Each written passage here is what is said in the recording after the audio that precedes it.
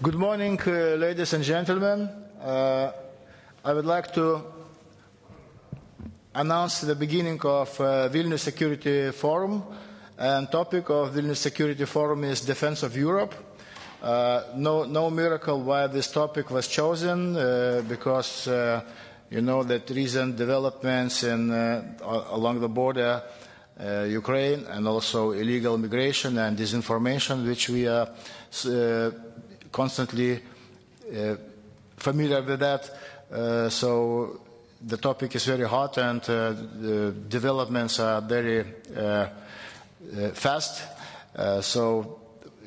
And this is, I just would like to mention that this is already 7th in row Vilnius Security Forum. We began in 2015, and so this forum became important expertise platform for the experts and the society and politicians. Now, as a welcoming remarks, I would like to invite Mr. Paulius Saudargas, Deputy Speaker of Seimas.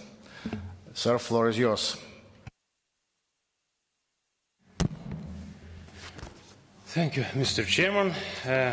Ladies and gentlemen, dear guests of the Vilnius Security Forum, I'm delighted to welcome you at the Seimas of the Republic of Lithuania, and particularly in this historical hall of the Act of March 11, where our state's independence was restored 32 years ago.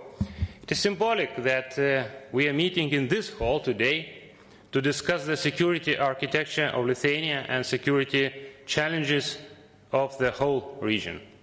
Having survived the Soviet occupation, Lithuania remains vigilant in the defense of freedom and democracy today. Our country will also continue to support, as it has done in the past, all efforts of its neighboring countries to live in freedom and build a democratic future. Aggression against Georgia in 2008 and against Ukraine in 2014 showed that Russia chooses to follow in the footsteps of its predecessor, the Soviet Union. Engaged in continued revanchism, Russia seeks to regain influence on the territories that had once been seized by the Soviet Union.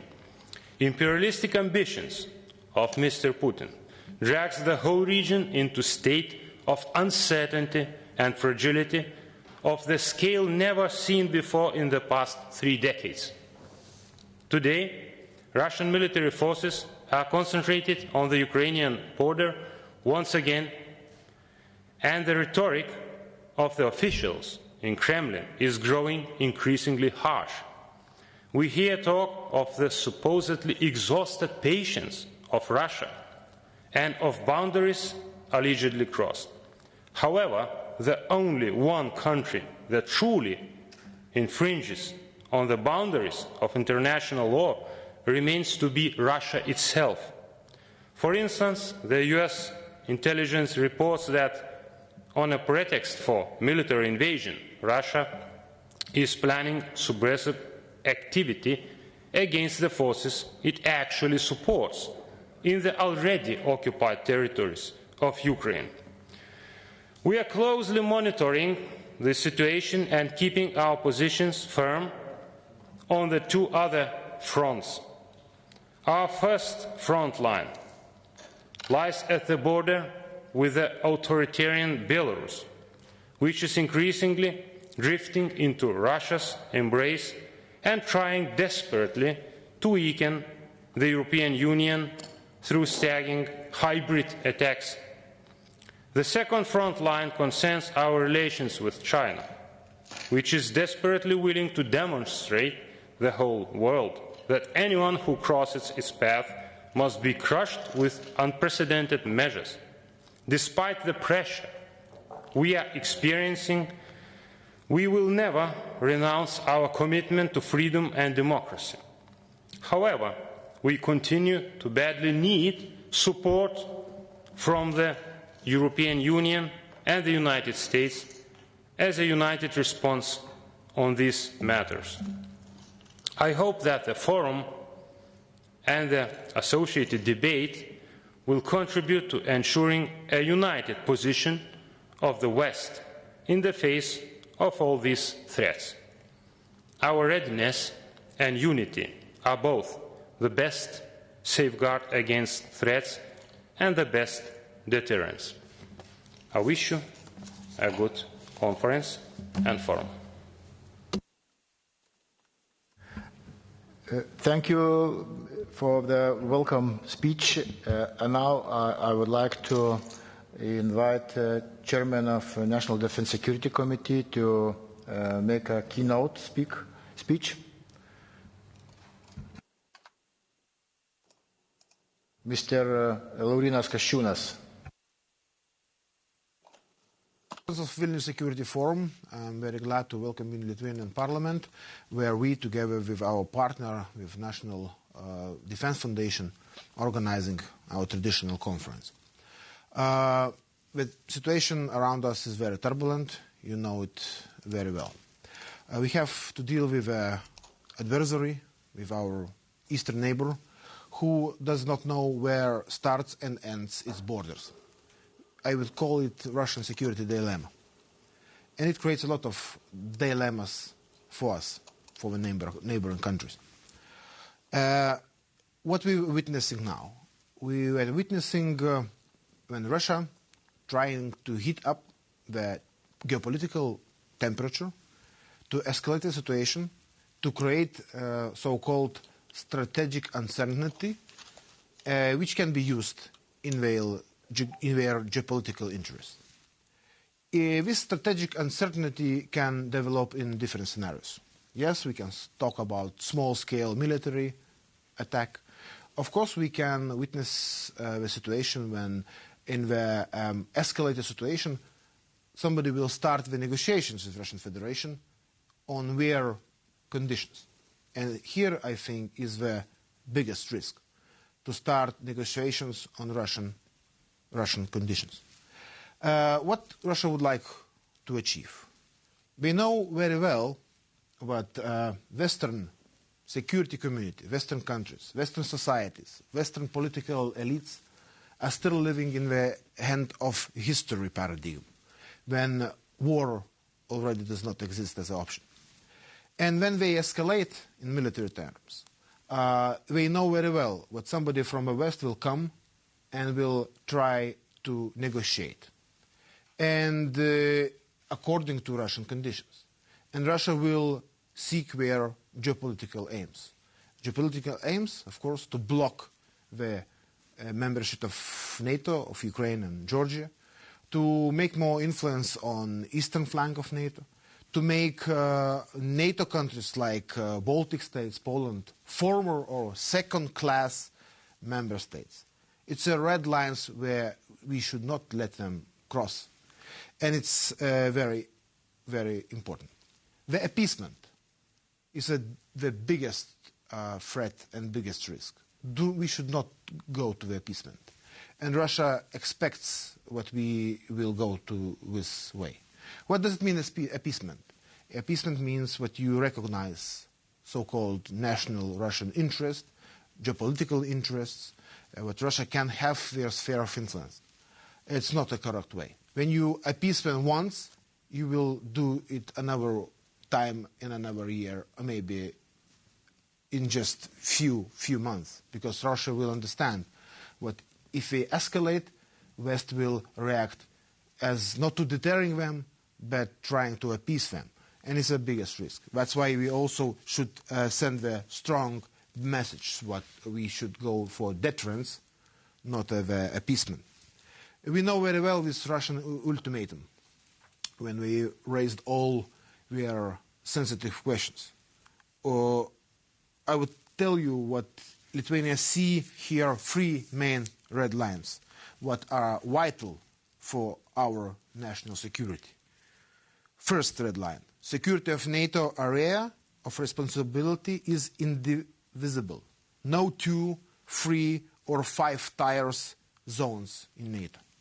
So as I said, do not negotiate with Russia on restrictions of NATO activities in the Baltic states. Do not create Baltic states as a second class member states, where deterrence is cheaper than to defense.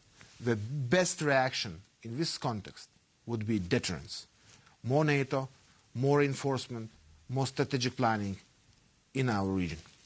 Second red line, open door policy for NATO membership should be maintained. No third country can have formal or informal veto power on Ukraine's, Georgians, and other nations' individual, independent decision where and how to link the future. So it's the biggest red line. And here I would say best words to Finland, Sweden, when they started in this context, when Russia raised the idea of blocking Ukrainian NATO membership, when they raised the ideas and opened once again the idea of joining NATO, it sent a big signal to Russia. If you want to veto Ukrainians, you will have Finnish or Swedish countries in the alliance, in the NATO. So I would say what I heard from Prime Minister of Finland, from President of Finland, it was top diplomacy. So best wishes and best words to you. And the third red line, which will be very hard to maintain, its independence of Belarus should be supported. And here I want to elaborate a little bit more.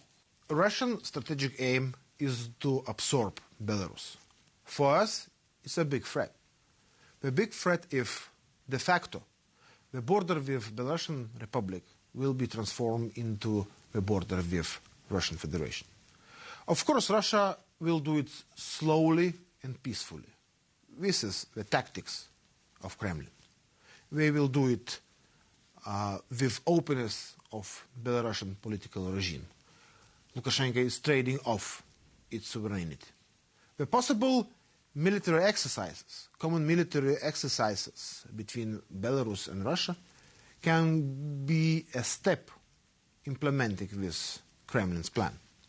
The deployment of new weaponry in Belarus from Russia Federation can be the new stage in absorbing, in military terms, Belarus. Of course, their integration in military terms is already very deep. But as I said before, it can be even strengthened. And if it will succeed for Russia, it should be understood that it's a geopolitical game changer. It will change geopolitical situation in the whole Eastern Europe. And especially it will affect our NATO eastern flank. Lithuania, in this scenario, together with other Baltic states, can be seen similar as a West Berlin in Cold War times. And Poland will be transformed in West Germany in Cold War times. And of course, it creates a new challenge for NATO. How to defend West Germany, new West Germany, how to defend Baltic states as a new West Berlin. And it should be seen on our strategic view, in our picture, as an important factor. So, wishing you best interesting discussions, exchange of views and your insights. I would say the main idea, maybe I would repeat that, but deterrence of Russia is a strategy which will work now, because deterrence is cheaper than to defense. We should not go to appeasement. It will be a tragic failure. Let's not do that. So have a good discussion. Thank you very much. Thank you to Mr. Laurynas Kasčiūnas.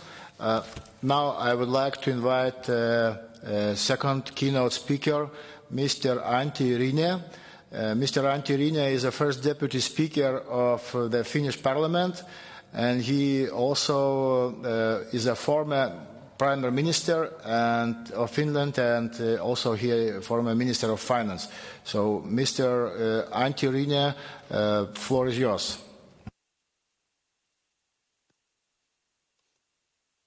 Thank you, Mr. Chair. Participants of Vilnius Security Forum 2022, ladies and gentlemen, I want to start by thanking the organizers for inviting me to speak at the time when the topic is extremely pressing. The seminar is being held while tension in Europe, even in our neighborhood of the Baltic region, are running exceptionally high. Indeed, they are higher than ever since the breakup of the Soviet Union. Over the past decades, superpower relations have gone through major changes. China's growing role and its tension with the United States are emphasized in the area of trade. The unequal effects of globalization on people's daily life have caused division and tension across the world and increased global instability. All this has polarized attitudes while undermining the multilateral cooperation that international institutions have worked to achieve and which is so important for small nations such as the Nordic and the Baltic countries. This is also the backdrop that we must keep in mind when evaluating the present security situation of our continent. For years, the actions taken by Russia, its aggressive occupation of the Crimean Peninsula in violation of the international law and treaties, the situation in eastern Ukraine and the concentration of Russian troops of the Ukrainian border has sparked and strongly increased tension, both globally and on our borders.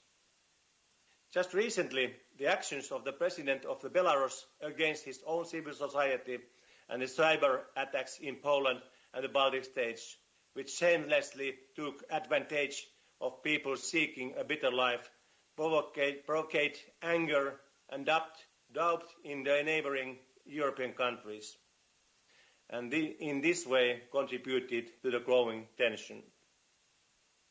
This growing tension has been felt throughout the Baltic and Nordic countries as well as the rest of Europe. They have sparked in a wide-ranging debate about Russians' intentions in particular, including the possibility of war in Ukraine.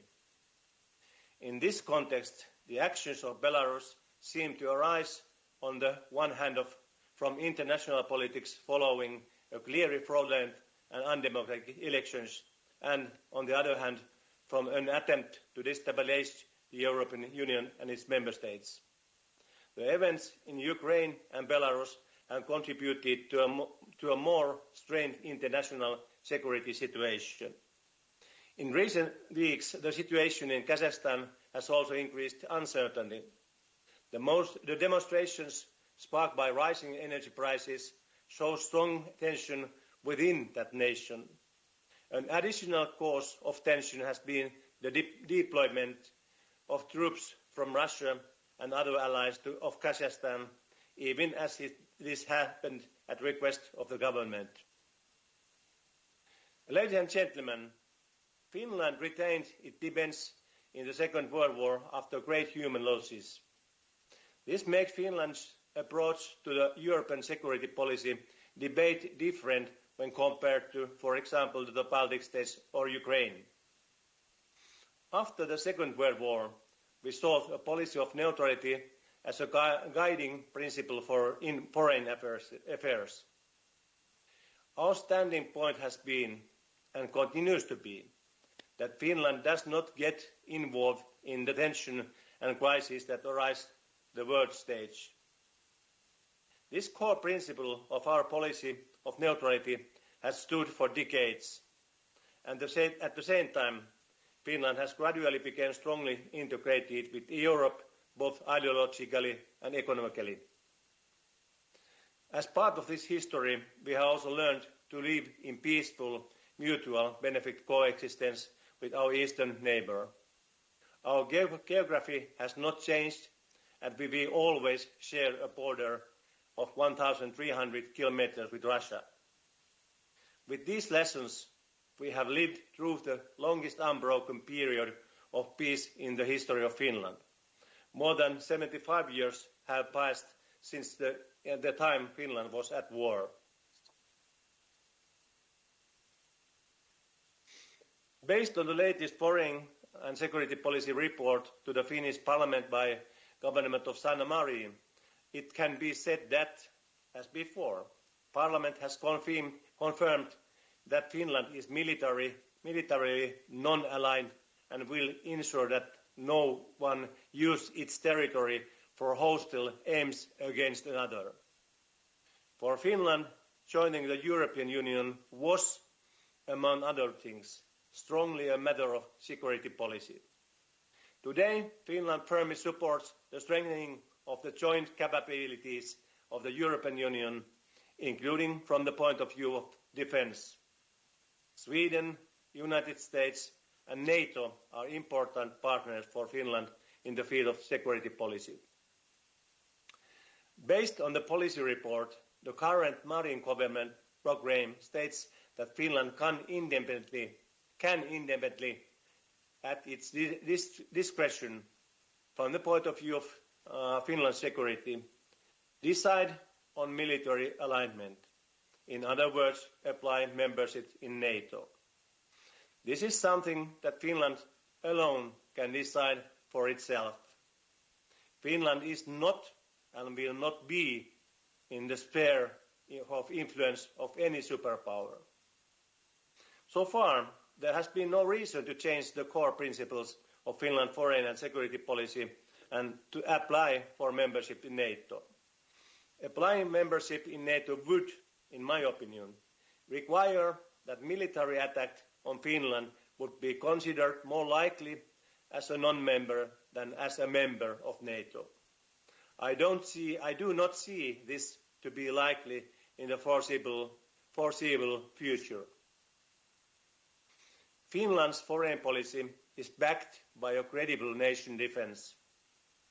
It is based on a comprehensive general conscription and a large reserve force that is kept operational through training with a core of professional soldiers. For decades, Finns have shown strong support for our foreign and security policy. Right now, as we are gathered in this seminar, the tension in our part of the world and elsewhere are featured heavily in the news in Finland, and the debate of military alignment has become more lively. Ladies and gentlemen, success in international relations to solve both easy and difficult challenges requires the ability to cooperate and to truly listen to others. Many times, a breakthrough in negotiations is found when we are able to understand mindset and motivations of each actor. I hope that the last week's discussions aimed at reducing tension and eliminating the threat of war in Ukraine will lead to deeper negotiations and ultimately to a solution that respects the sovereignty of all countries. The crisis in Ukraine has been ongoing for a decade now. The Maidan uprising began in November 2013 and ended in violence in February 2014. Everyone should take lessons from this and the spiral of violence that has continued since then. Now it's the time to do everything in our power to avoid war and the resulting destruction in Europe. Dear friends, this year marks on the 100th anniversary since the founding of the Soviet Union. It is without a doubt in the interest of Moscow, Brussels and Washington to learn from the severe past antagonism and the damages it has caused. Now is the time to seek common solutions that will reduce tension, not dig into the past to find pretexts for confrontation and antagonism. Throughout this history, the Baltic Sea region has united the east and west through trade and other contact. But it has also been a region that divides the unity of nations. The question we must ask is what lesson for today we can draw from the from our unique history. That history began over 800 years ago in the 13th century, where the great powers of the day, Poland, Denmark, Sweden, and Russia, ruled over the Baltics. The 4th day of April, we mark exactly 708 years since the Battle of Ice of Lake Peipus. In the battle, Alexander Nevsky's soldiers defeat the army of the Lebanon Order. This event had a significant impact on the later history of the entire Nordic and Baltic regions. Ladies and gentlemen, is it possible for us to learn from the past? For us Finns, borders, whether north, western, southern, and eastern, represent places for cooperation and contact between ordinary people in particular. Trade and cooperation between civil societies thrive along all our borders. In the past 100 years, disruptions to this life due to the potential and real disagreements between sovereign states have been few and far between. Ladies and gentlemen, the COVID-19 pandemic has shown that humanity can suddenly be faced with unknown threats that have serious and far-reaching consequences. Climate change is a reality. Extreme weather events affect us all in many different ways. Clean water and severe fruit shortage could, together with global warming, shake up the European way of life that we consider to stable and secure. Beyond the use of people as tools in cyber attacks, we may be faced by an influx of immigrants to Europe, much larger than the one seen in 2015, as Africa's overpopulated and young population flees regions that are becoming unlivable in search of food and water. These present and future threats will not be solved by an ever-increasing arms race, let alone by human killing each other in wars. Solving them will require cooperation and the ability to see things not just from our point of view, but from the point of view of others. Border wars and barbed wire won't stop the challenges I have described. We need bilateral and multilateral cooperation that respect all parties and the sovereignty of nation states.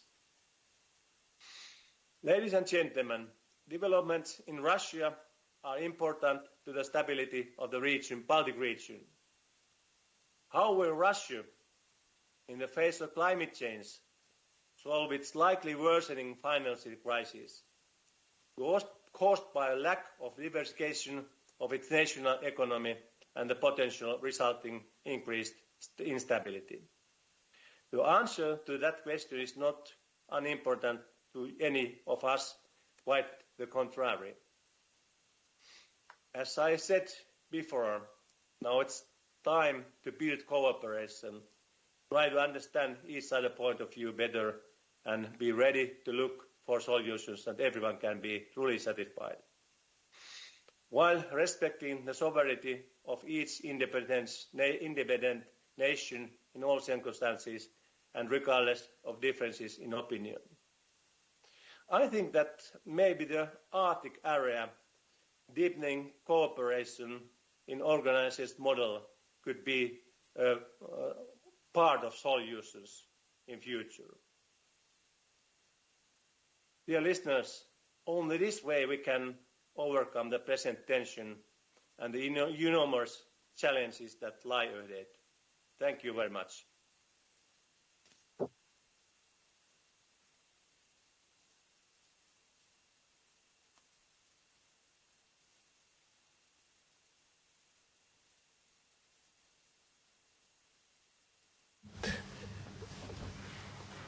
Thank you, Mr. Antti Rinne, for your incisive presentation and for keynotes. Now I would like to present first panel. The topic of this panel will be Ukraine and Russia. And moderator of this panel is Mr. Liudas Zdanavičius. He's a policy analyst at the Center of Defense Analysis, General Jonas Žemaitis Military Academy, Lithuania. So, Liudas, floor is yours.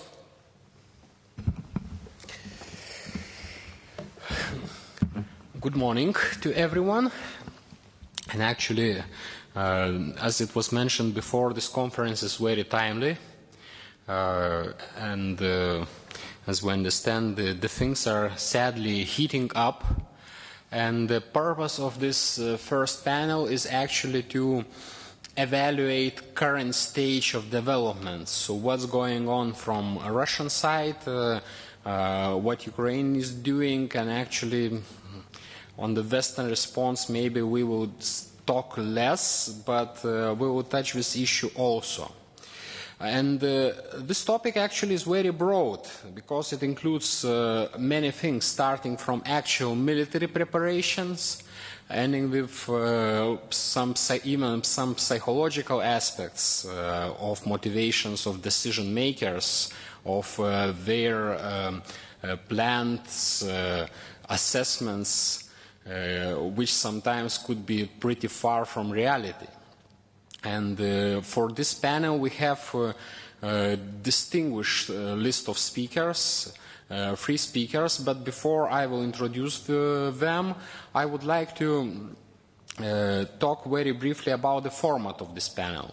So first, we will have short presentations, up to 15 minutes for each speaker. We have 3 speakers, so 45 minutes. Then we will catch up. We will have short follow-up based on the presentations. Maybe even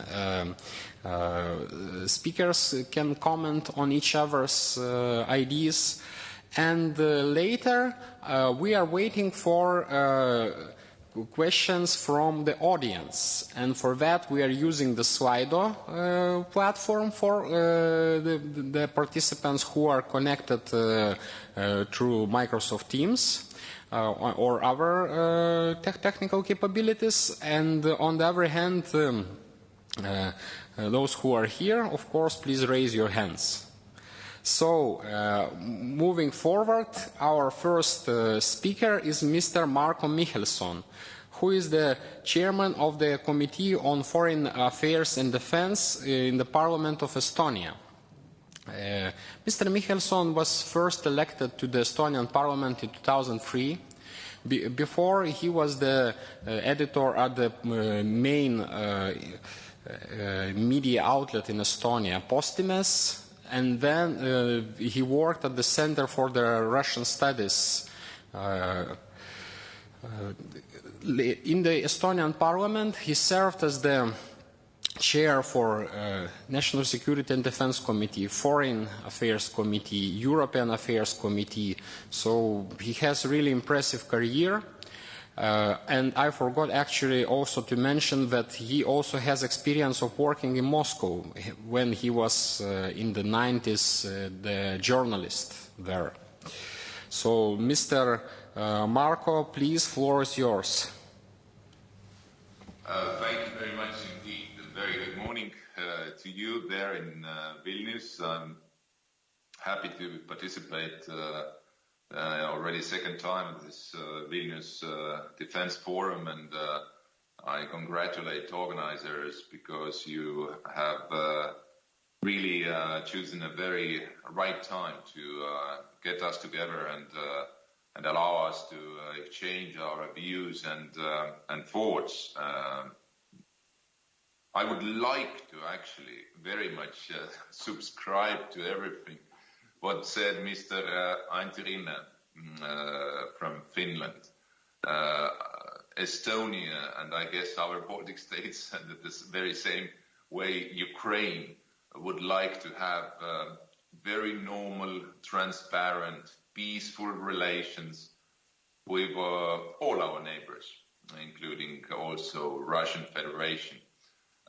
Throughout all these 30 years after breakup of Soviet Union or Soviet Empire, my country made always foreign policy choices in a way to, first and foremost, of course, to defend our national interest, national security, national sovereignty, but also we, throughout these 30 years, have always prioritized the possibility to build transparent and normal relations with Russia. But unfortunately, we are today, not because of our mistakes or wrong decisions, in a situation where we could call that we are living in the most dangerous time of our security, not since even the breakup of Soviet Union, but I could call that we are today in a slightly similar situation where Europe was in 1930s. And that resembles quite a bit what could happen. I am not saying that we are right now confronting the possibility that we could enter into global turmoil in a way of possibility of nightmare scenario of the world war, but definitely what is happening today is that this Russian hybrid aggression against democratic Europe, against the Western democracies, which actually was launched, do we want it or not, many years ago, and actually already since 1917, when Bolshevik Revolution, of better to call it coup d'etat in Russia, launched the strong confrontation and violent confrontation in many ways with a free world, with a free and democratic Europe. And unfortunately, ever since the very beginning of also Soviet Union, as it was reminded us by Mr. Rinne in 1922, the Russians and Soviets have launched very similar tactics and strategies against democracies on its borders, but not only. And this is one of the cornerstones, in my understanding, and we try to analyze where are the roots and why Russia is so aggressive, why they are presenting ultimatums like we see them doing against NATO or, again, Western democracies. This is not only about desire to rebuild empire, but it is also driven by its very long and deep-rooted antagonism against freedom, personal freedom, against democracies, and against actually the success of a Europe which has created historical landscape what we never have seen in Europe, so united and free since the end of Soviet Empire in late 1980s, early 1990s. Second point that I want to make is that to really understand where are we. Russia has been continuously on a war path since 1979, at least. If you recall the intervention in Afghanistan, which lasted around 10 years and actually was one of the key elements of dismemberment of kind of collapse of Russian Empire. And this is actually a very good point to to remember what really made Russian Empire or Soviet Empire to collapse. If we think about Afghanistan, it wasn't. There weren't sanctions. There weren't boycott of Moscow Olympics in 1980, but it was very thoroughly thought through strategy, partly undercover operations, including energy policy, when we think about the deal with Saudi Arabia in mid-80s, and also delivering defensive weaponry to Afghans in the middle of 80s, and the nickname Stinger is very much up to date as well if you think what is happening currently in Ukraine. So and then after Afghanistan, of course, there is a kind of fake narrative that Soviet Empire collapsed without the blood. Think about the minor conflicts, let's say the minor, but manufactured or used conflicts like Nagorno-Karabakh, Tbilisi, Vilnius, Moldova, Transnistria, but mainly I could recall 2 wars in Chechnya, mid-90s, 94 to 96, and then 99 to 04, 05. Sometimes we tend to forget and start to think where Russia started their aggression, and very often we hear Georgia and 2008, and we don't see that how actually the wars in Chechnya are very much connected to this, what is happening today. I myself, as a moderator said, was journalist in mid-90s, 94 to 97. I worked in Moscow. And as a young journalist, I covered war in Chechnya, traveled many times during those years to Grozny and other parts of Chechnya. And actually, I witnessed with my own eyes what it means when empire strikes back. Then there is no matter to have there as a potential enemies your own citizens, civilians. Tens of thousands of those perished in carpet bombings in Grozny and other parts of Chechnya. And unfortunately, this impunity, what grows from the conflict in Chechnya, and international impunity for Russia has led us to the situation where we are at the moment. Last couple of points I would like to make, and I know that my colleagues here in the panel, they are much more sort of into these details, what's happening currently within Ukraine or around it.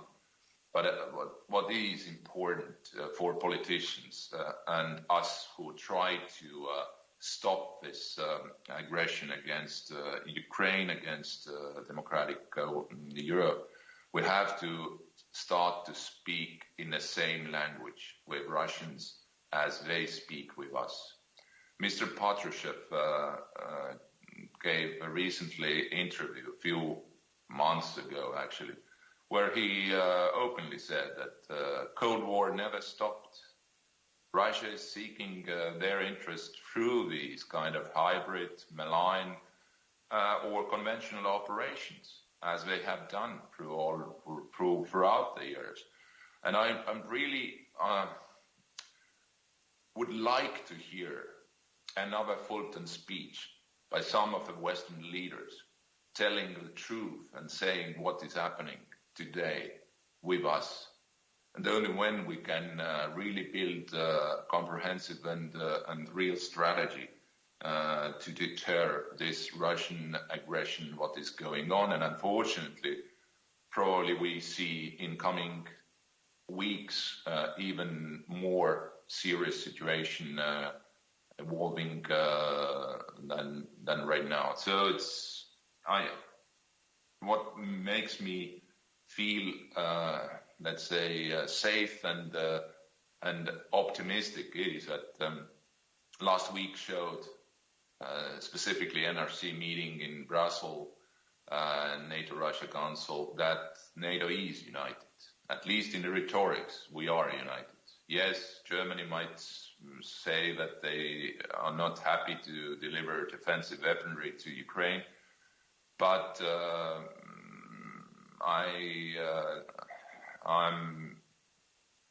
I believe that we have solid ground today, first time perhaps ever since breakup of Soviet Empire, that we can build more serious deterrence, both diplomatic and military deterrence against Russia. And last but not least, there are thoughts among think tankers, maybe even among some diplomats and politicians, that okay, let's give up Ukraine. Let's say that Crimea belongs to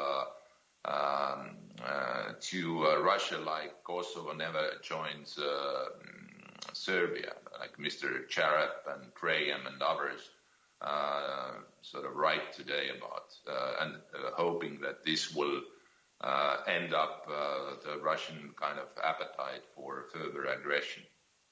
Full stop here. Definitely this could be a major strategic mistake if somebody could even think about that this could be a kind of solution. No, instead of that, we have to tell that those declarations NATO countries made in 2008 during Bucharest summit are rock solid, that Ukraine and Georgia will become members of NATO.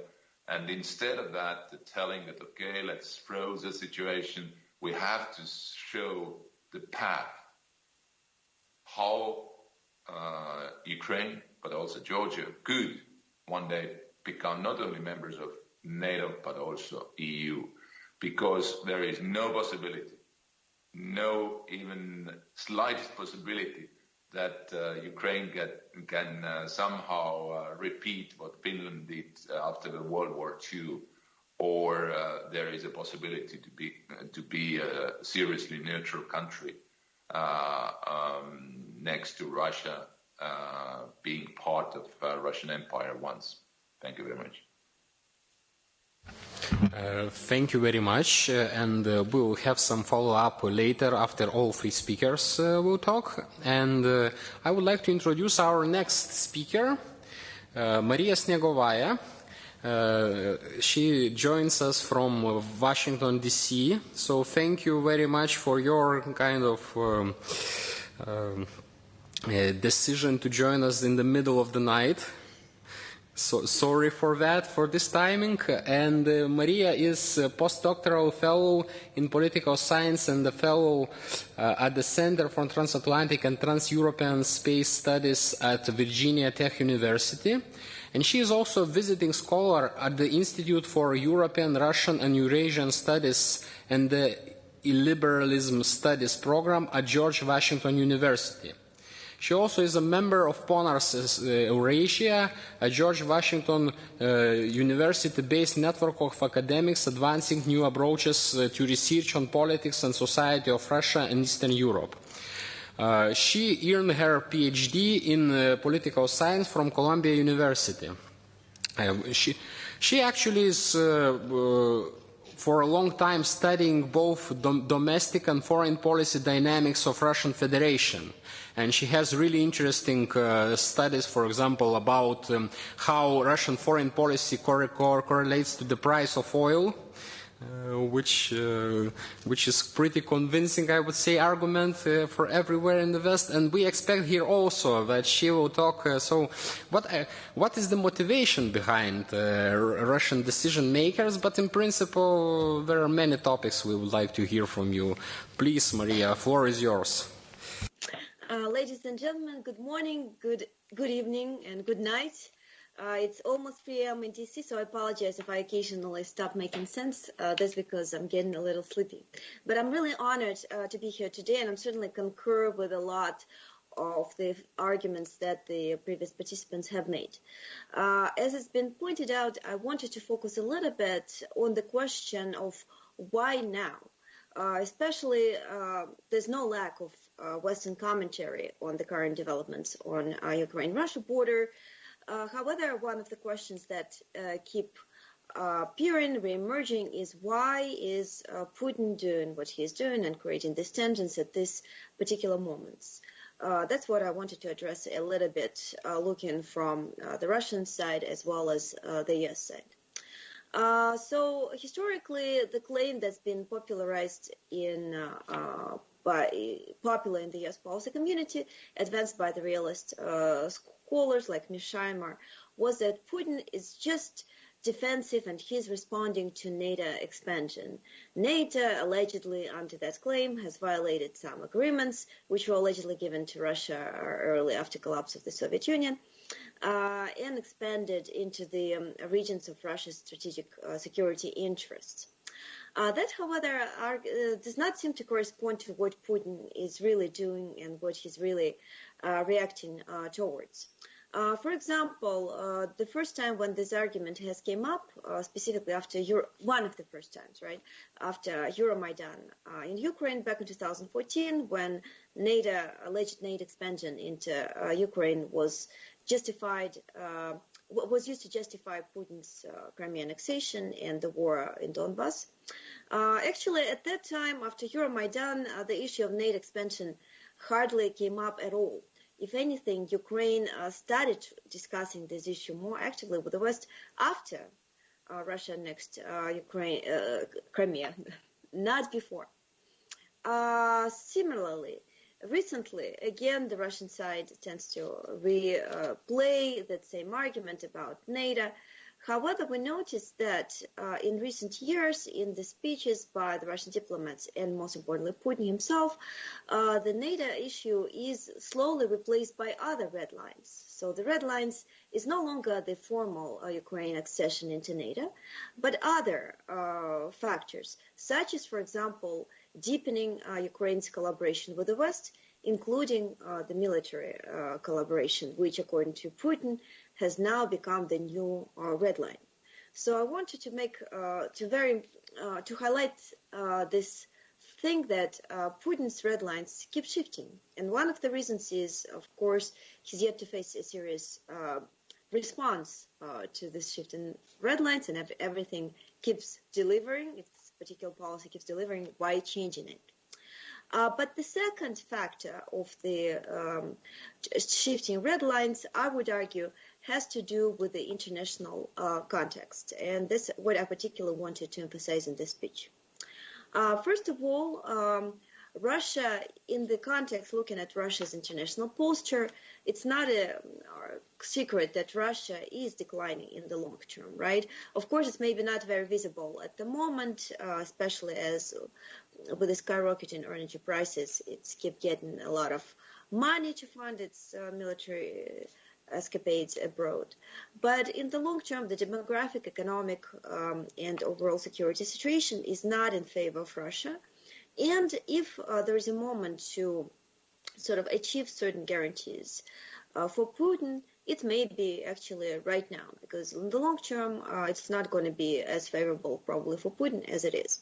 So from the standing point of actually a long-term unfavorable situation, especially as Europe hopefully advances with the Green Deal and transition to more environmentally friendly energy sources, which unfortunately we haven't witnessed as yet, and the EU dependence on Russia's energy sources actually has slightly increased since 2014, despite all the promises that we saw from the EU.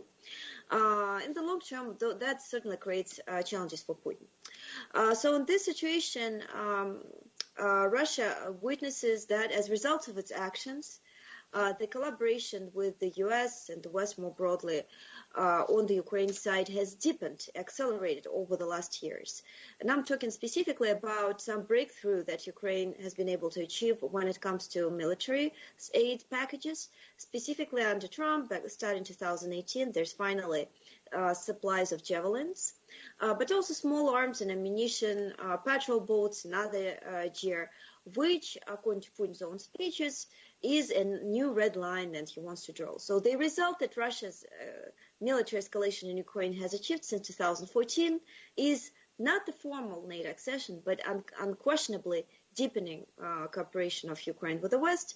We're talking not just about the military aid package, but also military training exercises that unravel specifically in the Western Ukraine and certainly improve Ukraine military posture. Another trigger, in my opinion, was the President Zelensky's backlash against Viktor Medvedchuk, who is considered the long-term sort of asset that Putin has in Ukraine. In February 2021, President Zelensky closed 3 channels unofficially belonging to Medvedchuk. Also, Ukraine government placed Medvedchuk on its sanctioned list.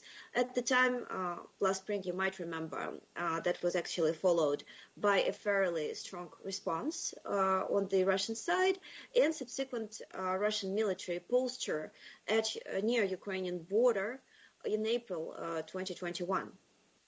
So overall, this development certainly look to the Kremlin as if Ukraine is getting bold and more assertive and certainly not giving in to its pressure, not delivering.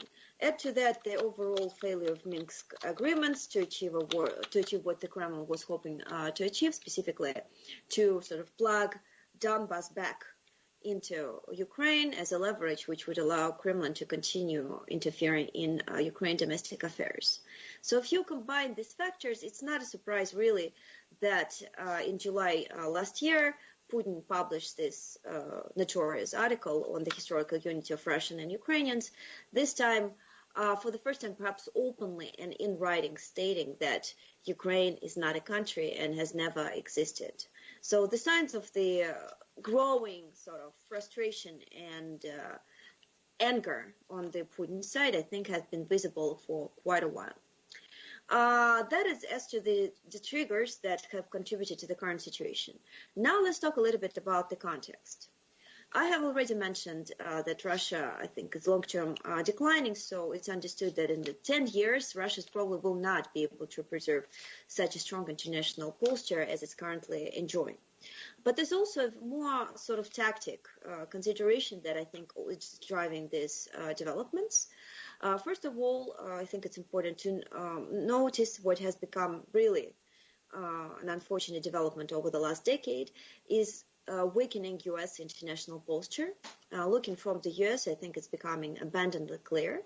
The most pronounced demonstration of this development is, of course, Afghanistan and the way it's been abandoned. I mean, perhaps the U.S. should have left Afghanistan, but certainly in a different manner, not the way it's been orchestrated.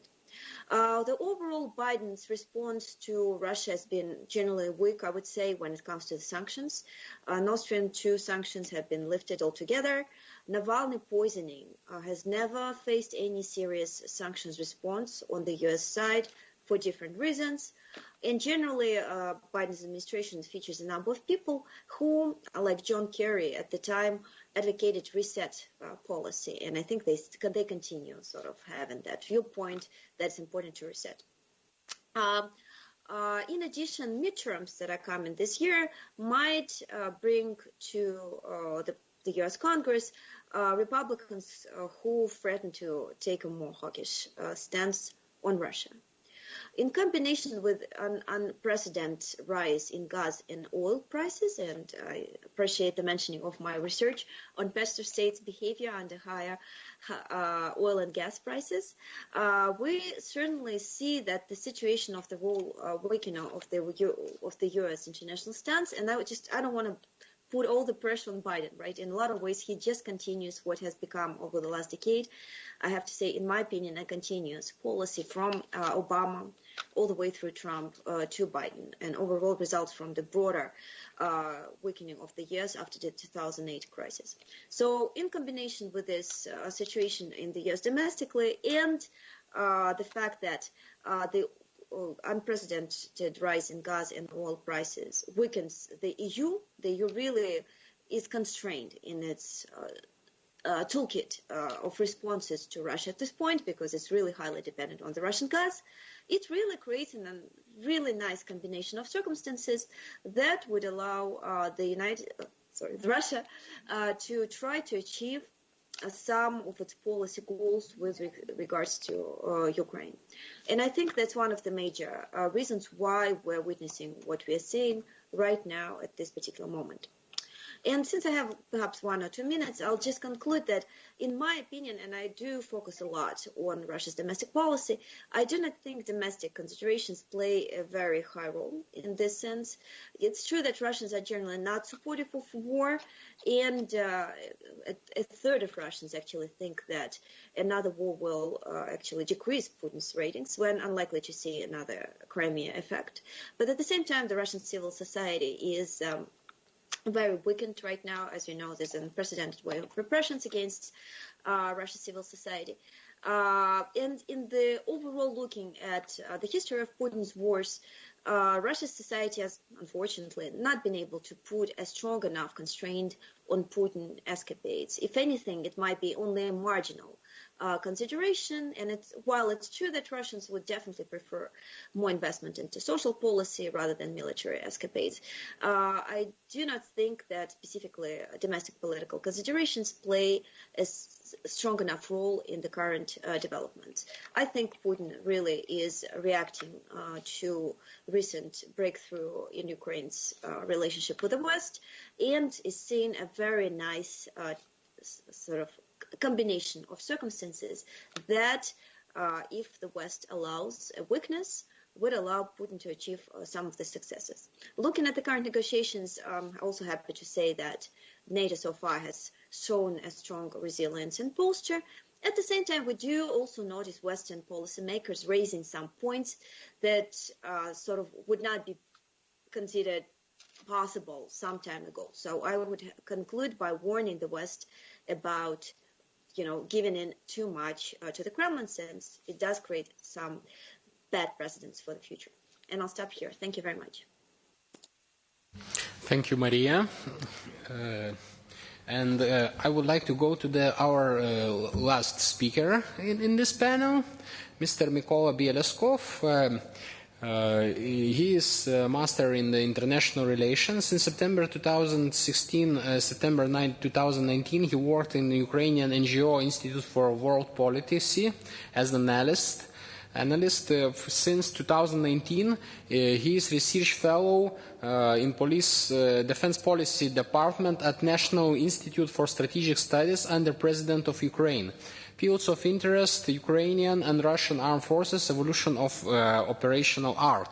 And he has already, I see, the PowerPoint presentation. So, Mykola, floor is yours. Thank you very much for an invitation and for opportunity. Hope you hear me properly, and I also can see my presentation.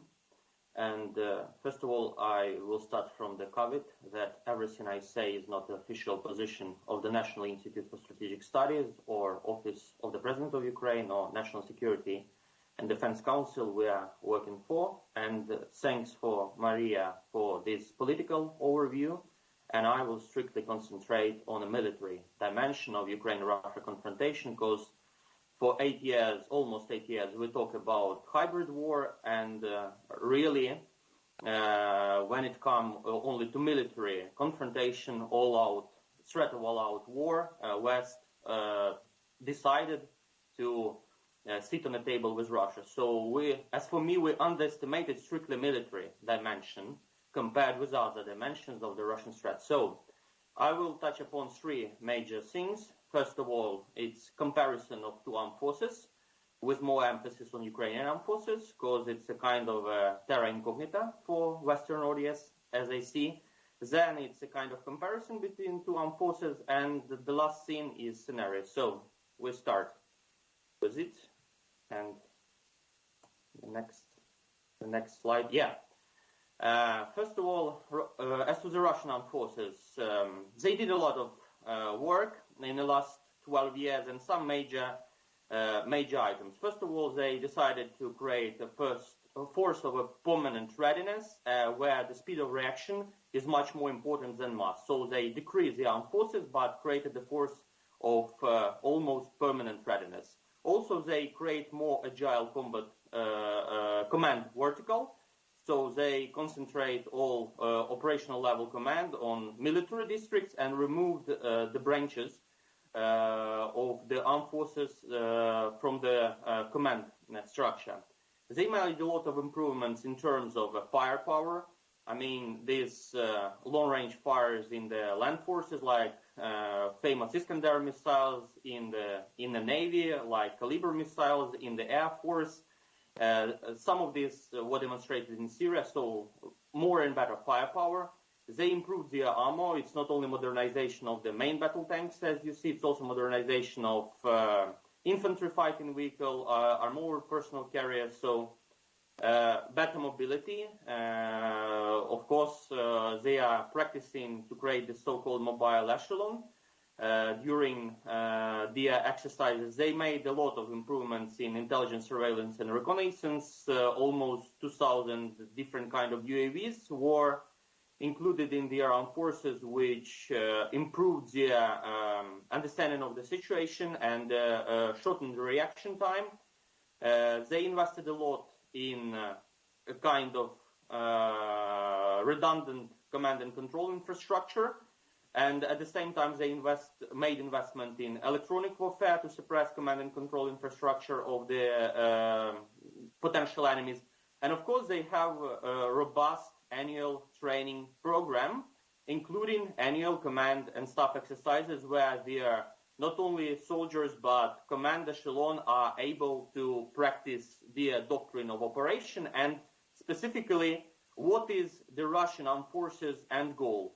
As for me, as I see from indicators, from their writings, from their developments, so Russian armed forces want to have both capability and capacity to conduct modern, deep operation based on ability to influence simultaneously enemy on the whole depth of its defense, both front line and the rear, and how they want to do it. So as I said, it's both conventional long-range fires and electronic warfare strikes on the whole depth of the enemy defense. It's paratroopers, landings, both operational, tactical, and tactical, to create active front in the enemy rear. Its ability of units like battalion and even company tactic groups to conduct battles autonomously with a loose connection with the main force, and of course its deep raids, flanking strikes, and combat in the rear. So to sum it up, with regards to Russia, we should not underestimate Russian armed forces. They indeed made a lot of strides, a lot of success in the last 12 years, and it's not a force that was engaged in a 2008 aggression with Georgia. They made a lot of things to improve its ability to wage high-intensity warfare. But at the same time, I want to a little bit more in detail talk about Ukrainian armed forces, because Ukrainian armed forces also did not spend in vain its last 8 years. Basically, we moved from non-existence or barely existence of armed forces to the active confrontation of Russia. So how we started war with Russia, for you to understand. So the fact, so how we started this whole situation. Defense spending is barely 1% of GDP. No brigade level and only 7 battalion level field tactical exercise in 2013. So both command echelon and troops were not able to practice combined arms warfare, real world combined arms warfare. Level of function equipment is very negative, only 43-45%. 92% of equipment is 20 plus years old with no efforts of modernization, and only 6 out of 120,000 troops were combat ready.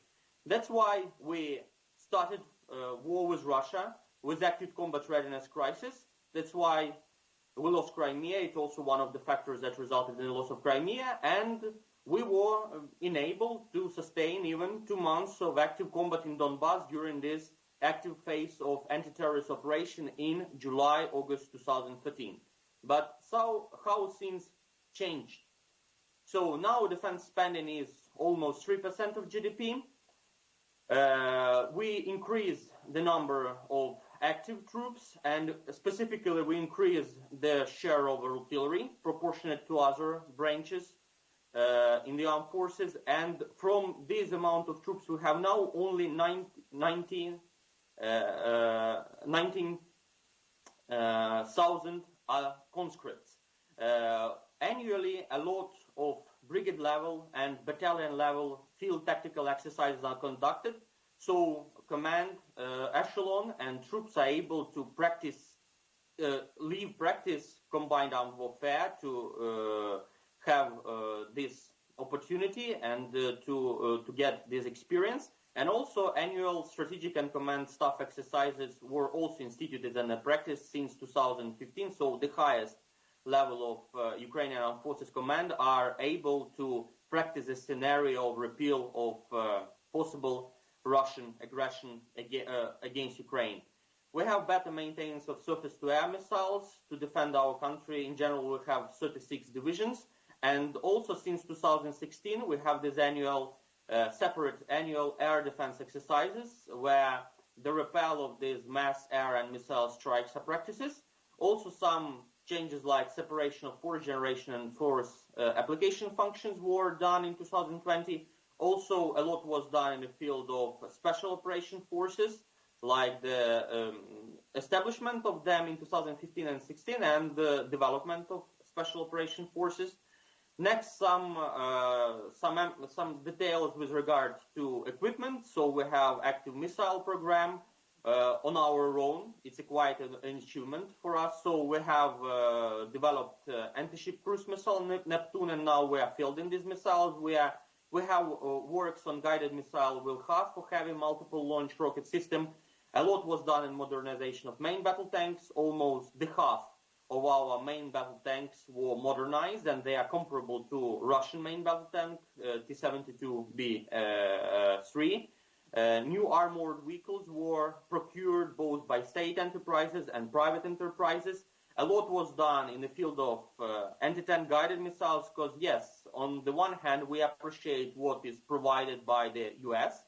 In general, we received 77 launch units and more than 500 Javelin missiles, but at the same time, Ukraine, on its own, was able to produce a couple of hundreds of the launch units of the national anti-tank guided missiles of Stugna P and Corsair types, and thousands of missiles. So we also do not spend time in vain. A lot was done also in intelligence, surveillance, and reconnaissance. We started war with cumbersome Soviet UAVs that were not able to provide data in real time, so they were useless basically. And now we have hundreds of tactical and operational tactical UAVs produced by Ukraine, like Leleka, Furia, PD-1, and also Turkish-built combat UAVs of Male class. We already have 12 units, 12 UAVs of Bayraktar TB2, and we plan to have 36 in general. So it would be the biggest fleet of Bayraktar TB2 outside of Turkey. A lot was done in terms of command and control and electronic warfare, and also a lot was done in terms of both modernizing and procuring brand new radar systems. More than 100 radar systems were either modernized or procured brand new, so Ukraine has the ability to monitor what's going on, not only in its airspace, but also near its airspace. So a kind of Russian mass air and missile attack would not come as a surprise for Ukraine. But of course we have problems. But who don't have a problems? And to be honest, we have a problems. We have a couple of problems.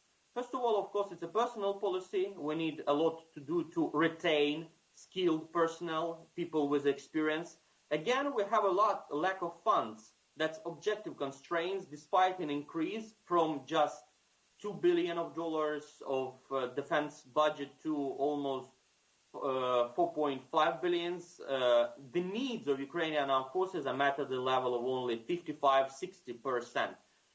And another problem is not the best utilization of funds. That's true. We need to improve utilization of funds. But at the same time, even if we imagine the situation that the last hryvnia of Ukrainian defense budget is spent in the most efficient way, it won't mean that we do not need Western assistance. We would still need Western assistance, Western support, and some kind of objective constraints, because we need both to sustain joint forces operation in Donbass and prepare for large-scale war with Russia, and sometimes these needs contradict one another. For instance, previous commander-in-chief of Ukrainian armed forces, he said it's either needs of the people on the front lines in Donbass or it's guided missiles. So for Ukraine, it's very difficult to finance and to sustain both joint forces operation in Donbass and to prepare at the same time for large-scale war with Russia. And another problem, we need to confront Russia both at land and at sea. As you know, Russia occupied Crimea, and it created a lot of problems for Ukraine. And to confront Russia at land and at sea, you need different types of systems. So we have a lot of debates in Ukraine whether to invest in land forces or air forces or maybe in naval forces. That's why I would say that Ukrainian armed forces are still in transition from the World War II templates of warfare, when mass and momentum were most important, to airland battle doctrine templates, where long-range fire and precision fire were are the most important one. And of course, we're still in process in better aligning ends, way, and means in state defense policy in a best way. But on the other hand, we can say that if Putin is so nervous, if he's so eager to get these kind of guarantees, also including with regards to the cooperation Ukraine have with Western in field of military, it means it's a good proof that Ukraine on the right trajectory, we're doing right things. And basically, I think Russians in general, they underestimated Ukrainian ability to recover from the losses we got in 2014-15 with active phase of the battle in Donbass.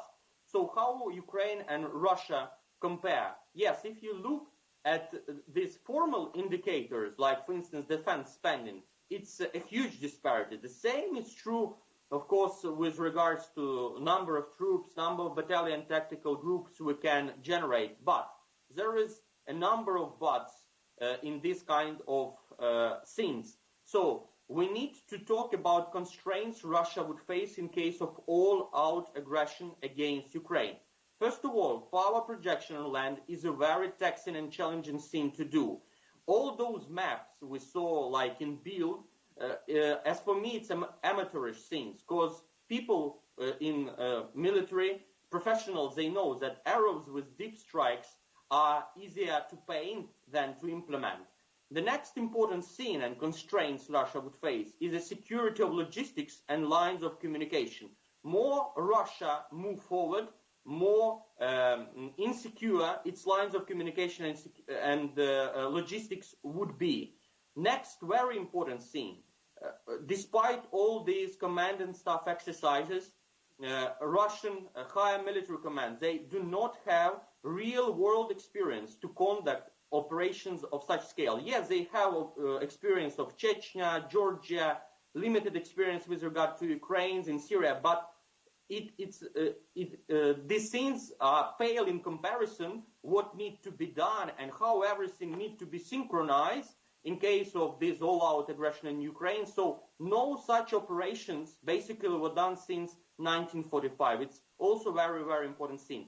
Another question, open question as for me, whether Russia has manpower to conduct all-out war and especially to take control of the territories. Because yes, they created this permanent readiness army, but they basically, it's rather small-scale army.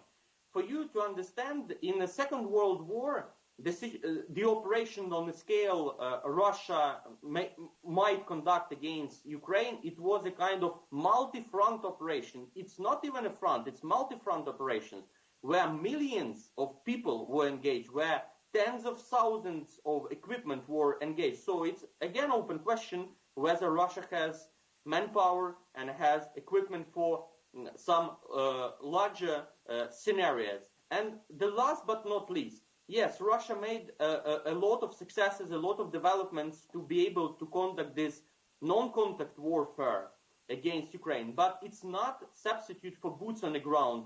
You need to have in order to be able to compel the enemy and to be able to exercise your will. So when Russia starts to put boots on the ground, Ukrainians will be able to make Russia pay a steep price for what they are doing. So the net result, there would be no blitzkrieg for Russia in Ukraine, despite all the things we hear from the Western media. Basically, I would say Western media, with its coverage that Russia is 10 feet tall and Ukraine is outgunned, they are basically playing Russia hand.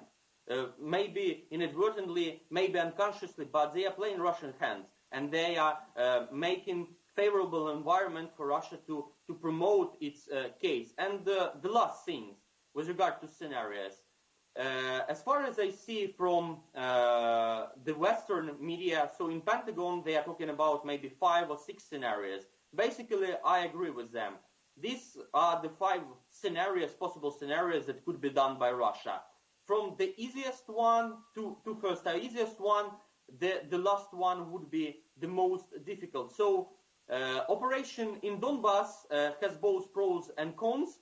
First of all, it would be much easier to do based on infrastructure Russia already created, and also they could again continue to say there is no Russian troops, so they could continue to use this cover of these puppet people's republics. But local operation would not have this kind of leverage over Ukraine's, and now as Ukraine forces are rebuilt, we are much ready to sustain this local operation. The same is true with regards to the bloc Ukrainian access to the Black Sea, because a lot was done to strengthen Ukrainian defense capabilities in the south. New formations were created. Joint Operations Command of Ukrainian Armed Forces, they are training troops for this scenario, so it won't be either a very easy thing for Russian armed forces to implement. A kind of a combination, it could be operation in Donbass and blocking Ukrainian access to the sea. It would be a much bigger scale operation, and it would allow to pin forces both in Donbass and in the south. And also it would be a kind of blow to Ukraine, because we depend much on the access to the Black Sea to import and export what we produce. The most plausible scenario, it could be occupation of the attempt to occupy the left bank of Ukraine, and plus a block access to the Black Sea. It would be a kind of large-scale operation. Of course, and it would require a lot of efforts, and it's open question whether Russia would be able to do it.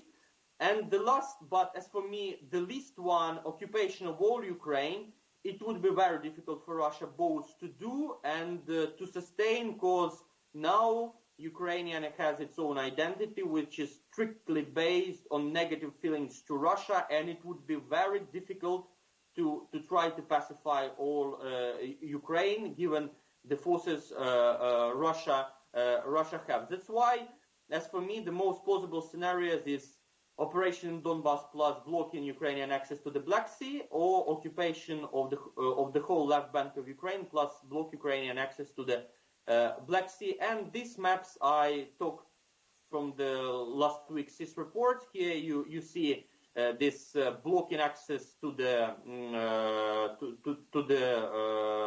Black Sea and both Sea of Azov. Of course, it would be a powerful blow to Ukraine, but in itself, it won't be enough, as for me, to make Ukraine do something Russia wants. Here you have this scenario of blocking access to the sea and both left bank of Ukraine, occupation, attempt to occupy, and the least possible option is to take all Ukraine. It would be very difficult to do and very difficult to sustain afterwards. So to sum it up, yes, Russia did a lot of jobs. They improved greatly compared with where they were in 2008. But Ukraine also didn't spend these 8 years in vain. Yes, we still have a lot of work to do. Yes, we are not that ideal, but who is ideal? But the end point, the net result, with Western assistance pointed Western assistance, both diplomatic and also the kind of assistance we saw from the UK, which provided anti-tank equipment. Ukraine would be able to make Russia pay steep price if Russia decide to do its most stupid thing to broaden the scope of aggression against Ukraine.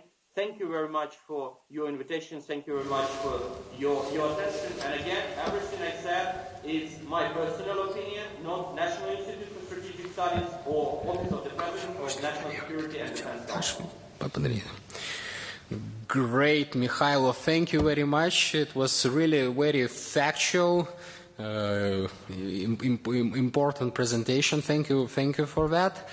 And now we can move to some questions. First, I will start with my questions to all the participants. Actually, what is the probability now that Russia will start, in your opinion? And what could serve as the final trigger? So, I don't know if, and maybe nobody knows, if they're actually discussing real conventional operation on any kind, but what is the probability in your opinion, and what could serve as a trigger then? Please. Maybe let's start with Marco. Yes, this is a good question. I think that we have to recognize that war is going on already for 8 years. This is something what we tend to forget. I have traveled to eastern Ukraine to front lines from July 2014. I was 2 weeks after Kramatorsk was liberated by Ukrainian forces there with Ukrainian that time soft operators. And last time I visited Mariupol area and front lines in August last year. And I have seen, actually, like Mikola said, with my own eyes, what has happened with Ukrainian armed forces, with their commanders and experience they have gained from this war. So it's I think that this is one of the most important deterrence measure right now. Why Russia still is thinking what to do, how to do. I agree with Maria and Mikola as well that there is a high probability because there are many reasons why Mr. Putin is sort of deadlocked by time. Because he sees that Ukraine is really kind of going away from Russia and Ukrainian capabilities to defend itself is higher with every day. It's much higher today than it was maybe a week or 2 weeks ago. And there is a strong readiness still from Western world to stand for Ukraine. So I argue that there is a kind of high probability for first and foremost malign operations, as Russians have carried out both cyber attacks, but also they would like to, of course, to use either terrorist attacks, force flag operations, but also to use this very unfortunate internal situation on the highest level of Ukrainian politics right now, where one president is fighting against another president, former president. It is very unfortunate timing, of course. What we see right now is happening in Kiev, and it plays into hands of Russian strategists. So Ukrainian colleagues must be very much aware that they have to stand nationally united today in front of all kind of possible scenarios. And last but not least, what can trigger? Everything can trigger. We don't need to speculate about that. This is the easiest question what can be solved. The much more serious question is that if they have a dream to conquer Kiev, then, like Mikola said, this is going to be a very difficult task. And I'm not sure that even Putin is ready to take this up yet. Maria? I have to say, looking from both the United States and Russia, I see quite opposite takes on this issue. So the U.S. analysts have been actually quite aware since November, I would say, especially military analysts highlighting these unusual ways in which this build-up is actually more threatening than even the one that we observed in late April 2021. By contrast, most Russia analysts looking from inside, they are more skeptical about the probability of any operation. They highlight these domestic constraints of Putin and also the threats associated to the risk of sanctions. Russia's economy is stagnating already. There is the highest level of deaths from coronavirus since the ones witnessed during the Second World War, just to show you how big the domestic catastrophe is when it comes to the mortality situation, which further worsens Russia's already pretty bad demographic situation.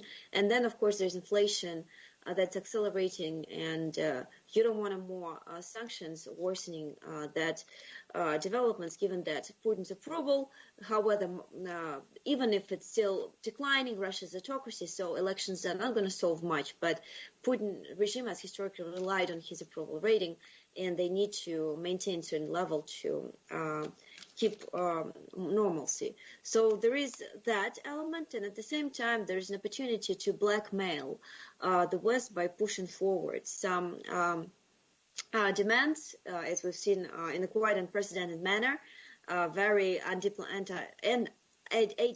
manner, I would say. And also, I think the Kremlin is facing this challenge of continuously creating threats, right? At some point, they will have to be credible for you for the threats to be able to deliver. And since the Kremlin is already doing it for the second time in a year, this military build-up threatening escalation, I think there's also this looming kind of need to prove credibility of the threats rather than just building them, creating them. Having said that, this sort of situation is a little bit out of fashion for Putin, I have to say, which also highlights it's more, also to the point that it's more of a threat rather than the real preparedness for escalation, because Russia under Putin usually strikes when everybody least expects it. Like think of 2014, nobody expected Crimea annexation at the time. Think Syria operation, fairly sudden as well. And even the using deployment of the troops to Kazakhstan also was done in somewhat sudden, abrupt manner. Second point I wanted to make is about Russia-China collaboration. Russia certainly has very high stakes in China and this collaboration, but recently Chinese leadership has been actually saying that nobody wants, making some points that suggest that they're not really happy about what's going on in the region. Something about nobody wants to repeat the painful Cold War experiences associated to military escalation and whatnot. And recently, Putin's spokesperson, Peskov, said that Putin will be explaining to Chinese leadership the situation on the ground, probably during the Olympic visit, which takes us to late February. Together with the ground in Ukraine, which, according to some military experts in the United States, has not frozen enough. Although, again, I'm not a military expert, so probably Mikola would be better fit to comment on that. Probably we have some time left until at least later February. And finally, looking at the statements by Russian diplomats, such as Ryabkov, who took part in recent negotiations with NATO, OSCE, and others, it's also clear that they do not have they do not appear to have a clear mandate from Putin. So when asked about the probability of the escalation, they actually are very evasive. So they say, yeah, we do not shy away from using all sorts of means, but they're not very open and direct about those, not sufficiently certified, say. Again, this is all just circumstantial evidence, but I think it all suggests that final decision is to be made by Putin. And he does not appear to have made that decision yet. I think there will be accumulation of circumstances in the next weeks that will push him towards one or another. And I think some of the considerations might be affected by, for example, the threat of severe enough sanctions on Russia. Mikhailo? Mykola, sorry, Mykola. Can you hear me? Yes, we hear you. Please, Mykola.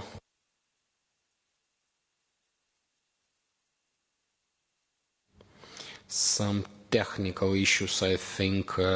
Anyone hears me? Yeah, I can hear you. Now you can hear me. Good. I'm sorry.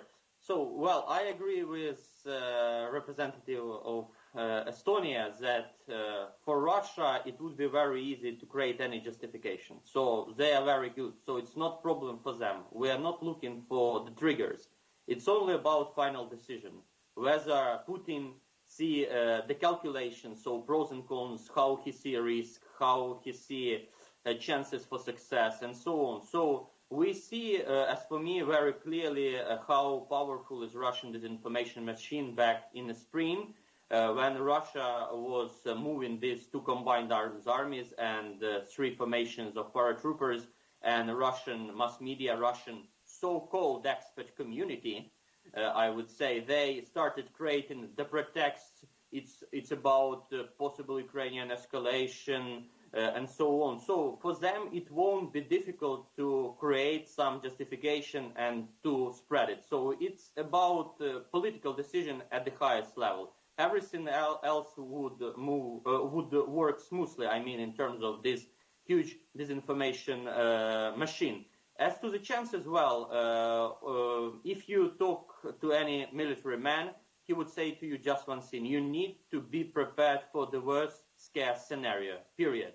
So that's the situation. So it's not about whether attack or not. We need to be as prepared as possible for all-out war, so there would be no all-out war. So it's how deterrence basically works. That's why we are asking now our government, I mean, for the assistance to be provided in advance, not afterwards. Afterwards, it's not the same thing. So that's the situation. As I see it, with regards to the chances, with regards some justification, some triggers. As for me, they laid informationally all the things necessary. I mean, they talked quite a lot over the last year how they could justify aggression, new round of aggression against Ukraine, because even now we have aggression. Even now, 7% of Ukrainian territory are being occupied. Great. I wanted to ask, China was mentioned. There is always the speech about this triangle, United States and the West in general, Russia, China. So Maria already mentioned some aspects, but others, what do you think? This aspect is important here for development of possible conflict, or it's kind of secondary one? Yeah, this is actually very, very important to follow what is happening both in Beijing and Moscow. And as Maria mentioned, yes, there is, as far as I understand, a plan for Putin to visit Beijing on 4th of February, which is opening ceremony of Beijing Winter Olympics. Of course, I don't want to make this kind of parallels, but if you go back to 2008 and 2014, both military aggressions against Georgia and Ukraine started at the time or around the Olympic Games. Anyway, it's not the issue at the moment, but we have to be vigilant. But the question is, I guess, where we have to be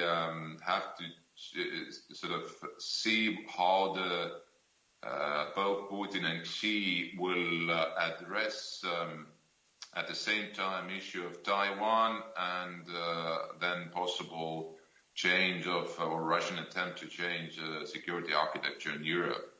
I can't exclude that they could come out with some sort of joint statement. At least I understand that Russians are very much looking forward to get Chinese backing. Don't forget, both are permanent members of Security Council as well. And recently, Estonia was 2 years as elected member of Security Council, and we witnessed quite a bit actually during the last couple of years how strongly Russia and China are working. They're working together. So I guess that Moscow is seeking China's backing on Ukraine, but it's not going to be easy one. And at least from recent history, we know that China is not eager to publicly, at least, to be part of any major international conflict. Mikola? I mostly agree with the assessment that Russia is trying to create an impression that they have Beijing backing in this situation. So this telephone conversation in December, this talks about to create some kind of parallel finance mechanism to avoid sanctions.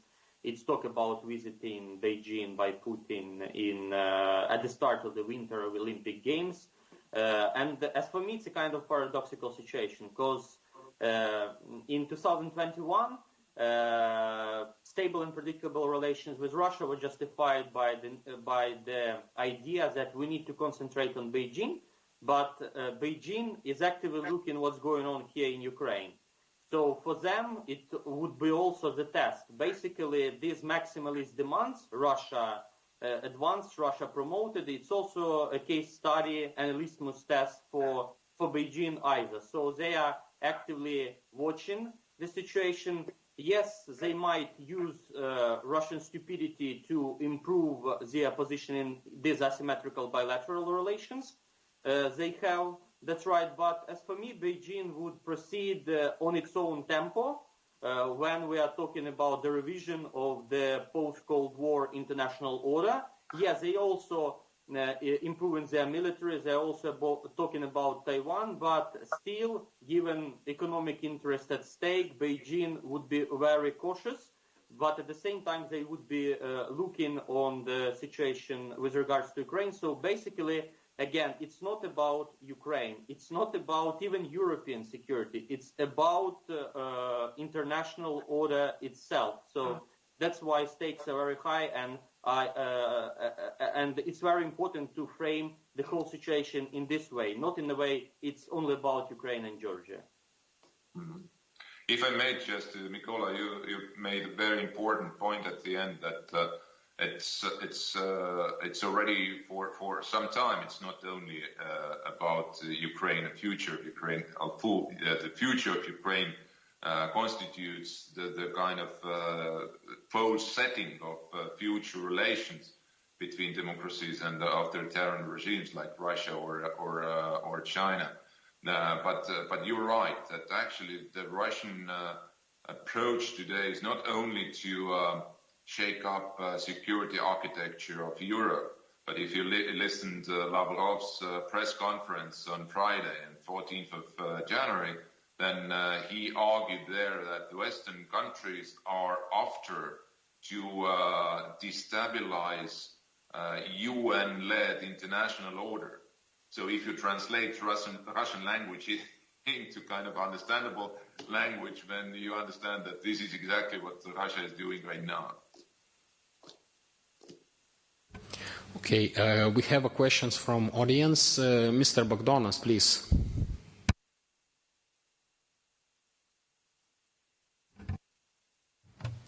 Yeah, good morning. Thank you. I'm Gintaras Bogdanas, a retired officer, colonel from Lithuanian Armed Forces. So thank you very much for interesting your insights, views shared. If moderator allows, I have 2 questions. Yeah. Okay, the first one. Will you agree that one of the main goals is of Putin is to get recognition, to return back on the table, like the situation of 2013, business unusual, at least from the perspective, from Moscow, Kremlin perspective, for domestic audience, first of all. And actually, if he is partially achieved, at least a small victory, again, from the Moscow perspective, by blackmailing, intimidating, setting uncertainty. That's my first question. Then I have a particular question to Mr. Mikola. I understand that in terms of size of Ukraine, comparing as Lithuania, you have big or huge resources, personal resources, in terms of building military reserve. So, but you mentioned that you said Ukrainian armed forces have 19,000 conscripts. How do you prepare, how do you train your reserve? My question also leads to another about the resiliency of Ukraine, mobilization of your personnel. I understand that is the one of the key issue, building the deterrence to make strong your defense. Thank you.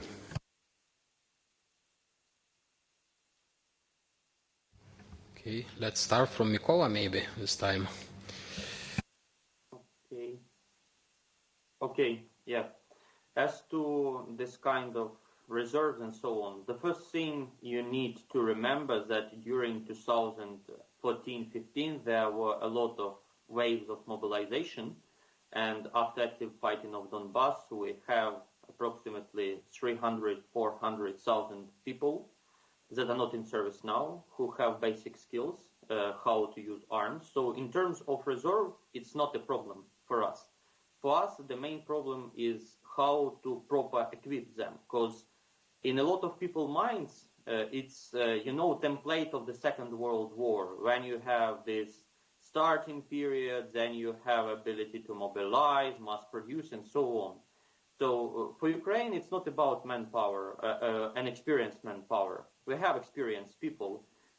For us, it's a problem how to best equip them and how to be able to make Russia to pay a steep price. That's why we are asking our Western partners to provide us with such things as anti-tank guided missiles, manpads, like means of mobility, and so on. So with regards to the manpower, it's not a problem. And again, it's a huge success of Ukraine that now we have only 19,000 of conscripts, because conscription, the Soviet model, is not that effective really, despite this argument that through conscription you gave reserve and so on. In practice, everything is not that good as it sounds on the paper. You need to have professionals, highly motivated, highly trained professionals, and so on. Another one important thing, in 2021, law on the basic of national resistance was adopted, and now we have this whole overall of both territorial defense system and resistance system on the territories that might be occupied. So it's not the problem how to organize, it's not the problem where to find the people with experience. It's first of all about equipment, necessary equipment that can be easily used, easily absorbed by our manpower and be used. So it's not this kind of problem, I mean, in terms of people with skills. There are hundreds of thousands of them. First of all, it's about equipment, right equipment at the right time, at the right place, because we won't have this, years that the USSR, for instance, have. They have years, basically, when they were attacked by Third Reich, to mobilize and so on. It's not the case in the modern operation. So that's why it's about, first of all, equipment, proper equipment on time, and not about people with experience, period. Thank you very much. Marco, maybe?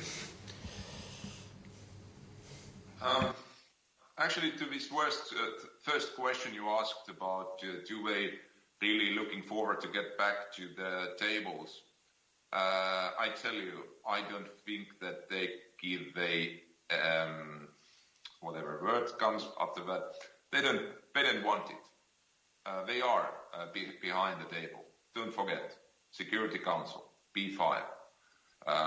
And they are happy to launch very unusual, hateful, manipulative diplomacy against not only its neighbors but the United States. Don't forget how they handled last week's meetings in Geneva and in Brussels and Vienna. So it's number one question for Russia is to really try to shake up general order of world order, diminish or dismantle leading positions of the United States, and try to conquer in some way positions in Europe, and only after that, after those ultimatums and after those crazy steps they might do, they would like to come back to the table, but in a way that they will say, or they dream about that, to tell everybody how the security order in Europe or in the world must be organized.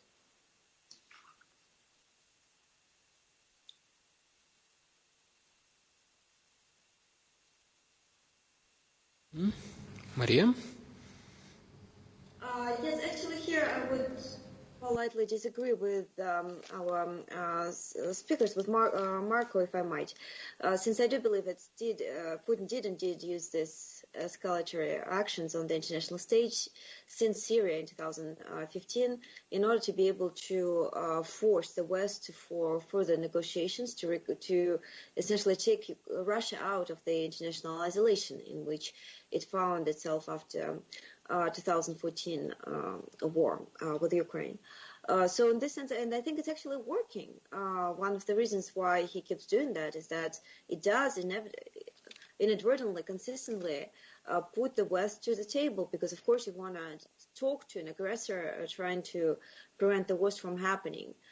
So this worked in 2015, this worked in April 2021, and it seems to be working again. As I said, some of the discussions that Russia is holding with the US and some of the guarantees about, for example, deployment of some of the weapons in Europe are quite unprecedented, at least in what has been stated, right? Biden, even in late December, said that he will discuss with NATO possibility of providing some guarantees to Russia. Luckily, these guarantees have not been provided yet, but the very possibility of the very fact that it's been mentioned by the US president, I think, is quite unprecedented, and it can be per se viewed as an achievement of the Kremlin policy.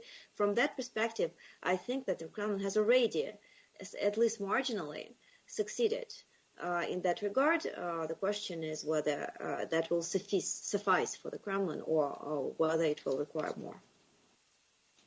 Mm-hmm. I see another question from Mr. Oman, and actually sad to say because it's very interesting panel, but it's the last question in this panel. Please, Mr. Oman. Yes, briefly introduce myself. Jonas Oman, I'm a volunteer supporting the Ukrainian armed forces since summer 2014. Just to give you an idea of the depth of our engagement from Lithuania, during the Donetsk airport fighting, the fighters were using our thermovision provided from Lithuania. Yes, that was one example. There are many questions, many remarks that I would like to say, but I'll try to keep it short. I was of course, very interesting about the analysis from Mr. Belasko about the situation with the Ukrainian armed forces. I was surprised that you didn't mention, in terms of the anti-UAV assets provided, for instance, by Lithuania, the Sky Vipers, one of the most effective measures, and it wasn't in your presentation. It gave me an idea of the perception of the analysis. And also, I was very surprised that you didn't mention the unaccounted for, unofficial, but extremely powerful force of the volunteer fighters, dobrovolцы. Tens of thousands of people who by now have their own weapons and would join in a fight, and you don't even mention it in your comment, because that was, as we all know, a very, very relevant factor during the fighting in 2014 and to some extent in 2015, and you didn't even mention it, so it surprised me a little. Another question is about what is the objective of all this. And I think I would like to mention, was clear for the first day of the Crimea intervention, that Putin has to go. We cannot continue with having such a dangerous leader in the European... And this fact that Putin has to go on the political, geopolitical level, it's never, it's being walked around and not being mentioned. Is there any hope for that this objective, which is, to me is obvious, this has to happen, Putin has to go, will it ever be, so to speak, put on the political agenda? And my second question refers to Germany. As we speak, Germany is blocking, for instance, Lithuanian defense key assets that were distant to Lithuania, that they have blocked it for 1.5 years now. I'm personally involved, so I know for sure about this. And Germany, with its very, I would say, strange geopolitical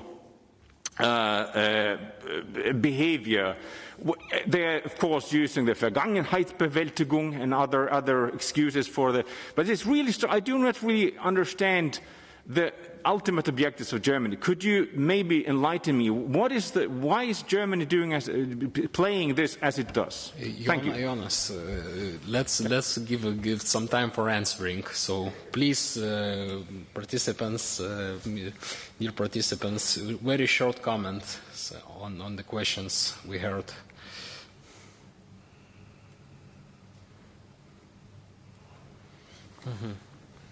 Mikola, maybe you start with volunteers. Well, first of all, you can't put everything in 15 minutes, as I say, first of all. And as for me, it was a bit of rude comment, again, because I just give a kind of outline, general outline. And yes, we appreciate every assistance we receive, because there are gaps. And yes, you are right, that we also get these systems to counter UAVs, and we appreciate every assistance we got. As to the volunteers, on the one hand, I agree with you, because in 2013 it was nation in arms. But we need to be balanced in our assessment, because when things started to move in clearly for high-intensity warfare, you need army. Volunteers, they do not have this kind of equipment, heavy equipment especially. So that's why army was a kind of a bedrock, including command and control, because only people of the army, they have proper experience to command the mass of troops. Volunteers, they play their role, but we can't say it was a kind of substitute. So everything was done in complex. I mean, volunteers, people in volunteer battalions of territorial defense, armed forces, other forces, because of course it was not only armed forces, it was National Guard, it was security forces, and so on. So everything worked in complex. And as things moved to the high intensity warfare, you need army. To counter tank, you need tank. To counter multiple launch rocket system, you need counter. You need also multiple launch rocket system, and so on. And as we are talking about high intensity warfare, threat of all-out war, armed forces would play its role. But of course, we are talking about nation in arms. So it will be in complex, but army would be a kind of bedrock, everything else would be around it, and it would play in complex. And again, I'm sorry, but it was a bit rude and a bit of emotional, a bit of personal. Marco, please. Yeah, if I may, quickly on the question about is Mr. Putin the reason we have problems? No, Mr. Putin is not the reason. He is a very dutiful officer of KGB or KGB's cooperation. So if you call what has to be done, KGB must be dismantled in Russia, then you'll see a bit different Russia perhaps, but it will take time because can you imagine this society unfortunately has been taught to be very confrontational with any idea of democracy for 100 years. And that's a key for us to remember. It's not only about one person. Thank you. Maria? I definitely concur that Russia's prevalence of security services in Russian top political elites is a problem, but sorry for shameful self-citation, but we also show with the colleague in the recent paper that it's much more than that. Unfortunately, Russia never underwent elite transition, and up to 60% of Russia's top 100 political elite at this particular moment have nomenclatura, the Soviet nomenclatura backgrounds. And if there was any influx of newcomers into Russian elites, those are coming from those security background. The newcomers are those with security background. So you have a perfect mix of Soviet nomenclatura people with FSB/KGB backgrounds, which is exactly what you want to have in the country with suffering from imperial syndrome and revisionist inclinations. It's an explosive mix, and I think, unfortunately, the problem lies deeper. Not that I'm a big fan of Putin, I'm just saying that's a structural issue, and unfortunately, the West will have to deal with Russia as it is for a while, as we understand now. It's not going to go away easy in the future. Some of the policy-making suggestions in the future definitely the West should invest in rebuilding institutions in the country when if the opportunity presents itself. Some kind of the Marshall Plan and some institutional building advices will be really helpful. However, as we see, even in Ukraine, the institution building actually agenda is facing a lot of trouble. So Russia is not going to be any easier when the moment presents itself. And of course, when it comes to Germany, Germany is highly linked to Russia, both economically, where the interests are dependent, but also in terms of politics. We know that Russia really heavily invests into buying off, corrupting politicians, and unfortunately Germany is no exception. That is also deepened with Germany's long-term complex associated to the Second World War and some sort of affinity to Russia.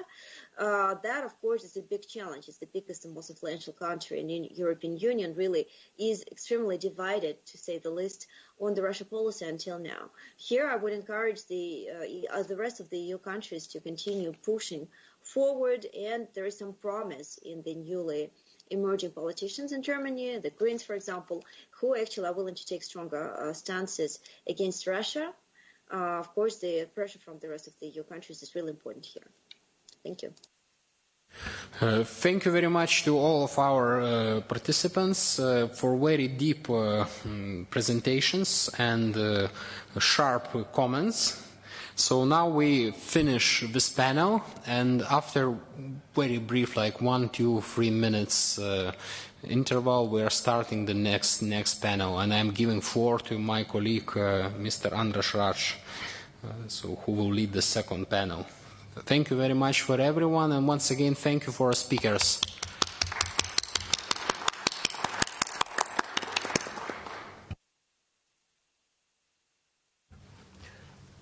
Okay, ladies and gentlemen, now I would like to introduce second panel of the forum. And the topic of this panel is most probable and dangerous course of action. And the moderator of this panel is Mr. Andres Rach. He's a senior fellow from German Council of Foreign Relations.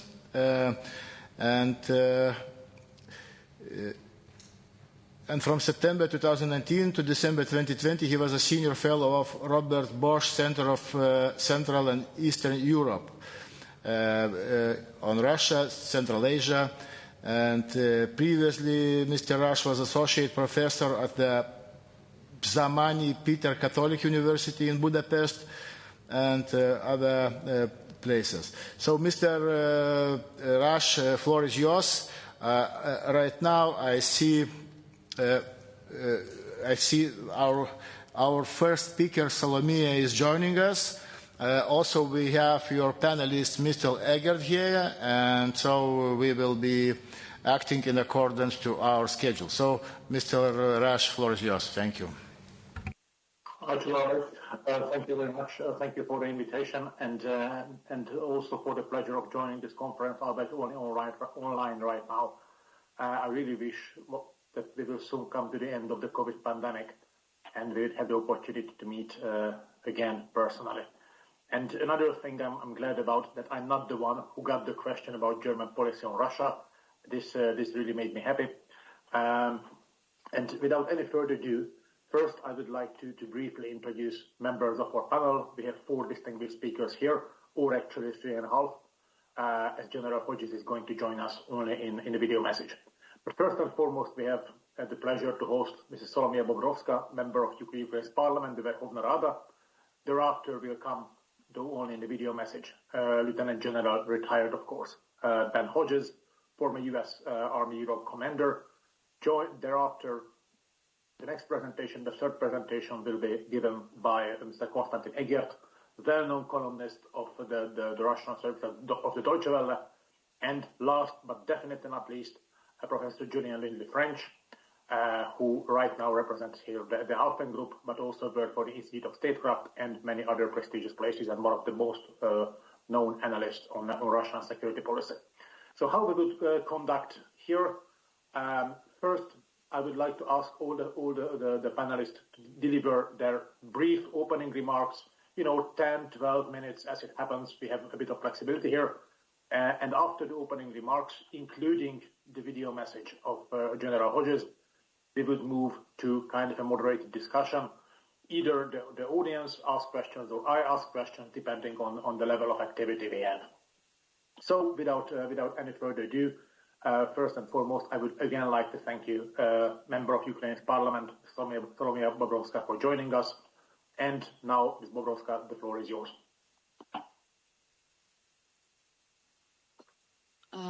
Hello, thank you so much for having me here. Unfortunately, it's only online, but not offline. I hope to see my Lithuanian colleagues soon next week in Kyiv. I know some of them are planning to come to have a business trip here. But I was listening carefully to the previous panel, and actually it was rather deep and wide discussion, what I heard, especially with all options and approaches which can happen if Russian invasion is still possible as a physical invasion to Ukraine. But just I want to share with my thoughts. I just came from the eastern line before the New Year. I spent there for 5 days after the Christmas before New Year, and I had lots of communications and discussions with the commander of the United Operations in the East, that the territory where the zone, Atto zone, as so-called, with lots of soldiers, officers who are serving there. And they were talking the same sentence. It's like we're living in a separate world. That's a different life. and we are no more, like, we are not connected to that's what's happening in media and international arena about all messages which going on to Ukraine, because we are working in ordinary regime. We are not like, we are ready, as we are ready for 8 years, but still nothing new has happening, especially since spring 2021.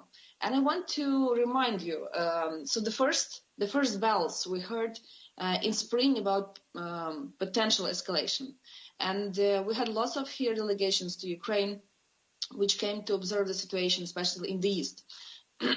But we have to remember that media suddenly kept silent since May, when they said that Russian troops were withdrawn from the Ukrainian borders. But only some of them said that they did this no more than for the 15% of the troops which were there. And we remember the Russian Belarus common trainings, the West 2021.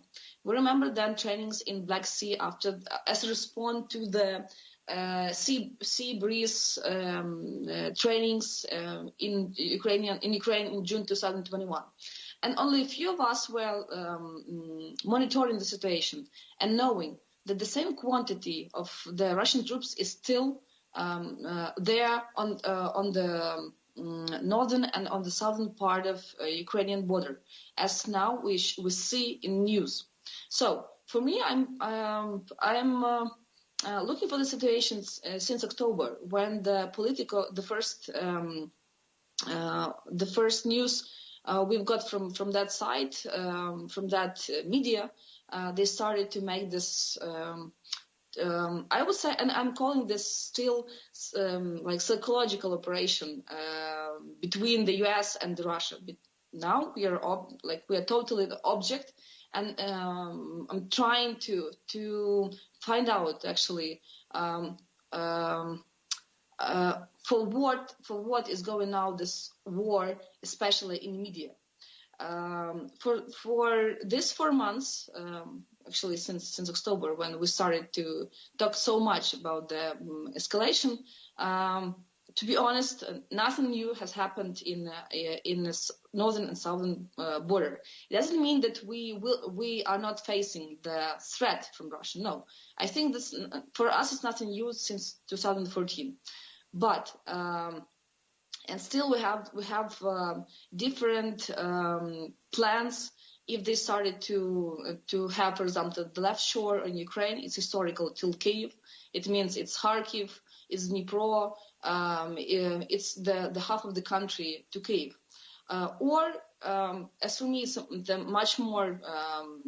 much more potentially can be once used is to get the Azov Sea and to cut the shore up till the Crimea in order to get the resources. First of all, it's water, and from my point of view, that's actually the option we can get. But I'm not sure we can get this in January or February.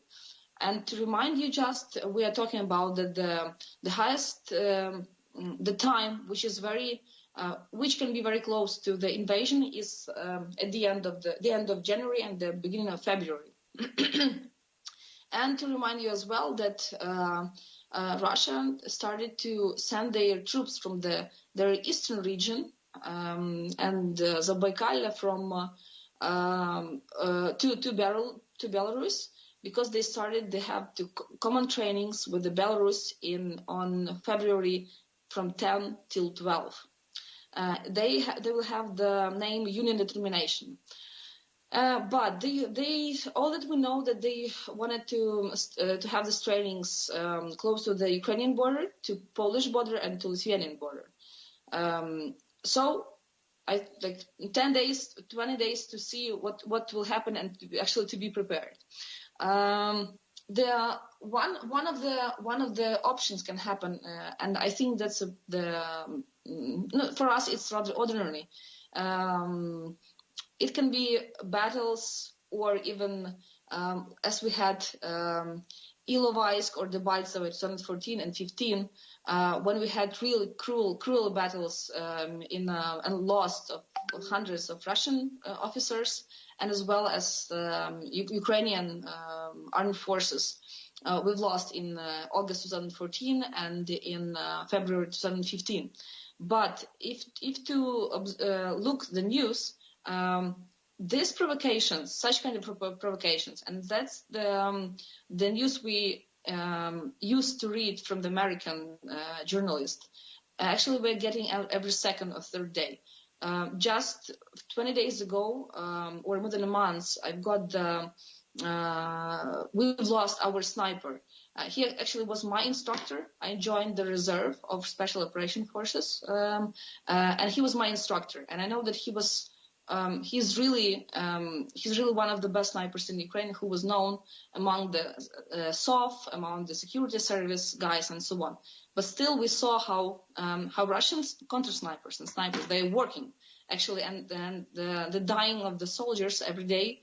I think I pretty much want to underline that's the part of their provocation, because they know that Ukrainian armed forces cannot respond, especially with hard weapon, to make this respond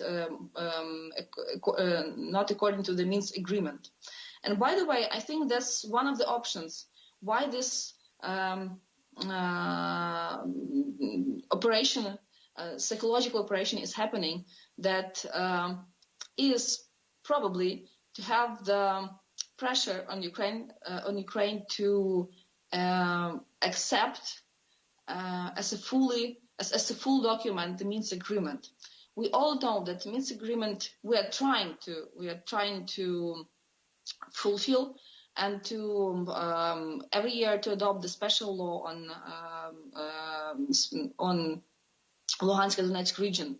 But I want to remind you that the special Steinmeier's formula, which was agreed 2 years ago, means that the control for the border we can get only after the elections, and the whole world understands we cannot hold the elections before that. We cannot control the border, on the border and then elections, because to have the uncontrolled elections with so much influence from the Russian troops, especially armed troops, that's totally impossible. That we cannot mention that it's under Ukraine controlled territory.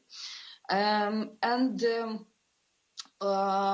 heard the questions in the first panel, and I think it's pretty much interesting to underline here about how we now ready to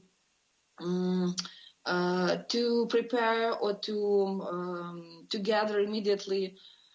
For example, the reserve and how they're training. I want to say that the reserve is training twice a year, every year. But one more time, all Ukrainian armed forces now work in ordinary regime. It means nothing additional movements are now added to their work. When in spring 2021, when I said about the first potential escalation, we saw how many headquarters started to work through the whole Ukraine, and now it's not, and that's why I'm saying this. It's a bit strange and confusional that the life in armed forces and now in this front line is totally different. That's from the panic, total panic, I would say, in the media and in the news. But from the political side, I think, and what finally Europe especially knows about Germany, how the Germany is still blocking actually lots of things.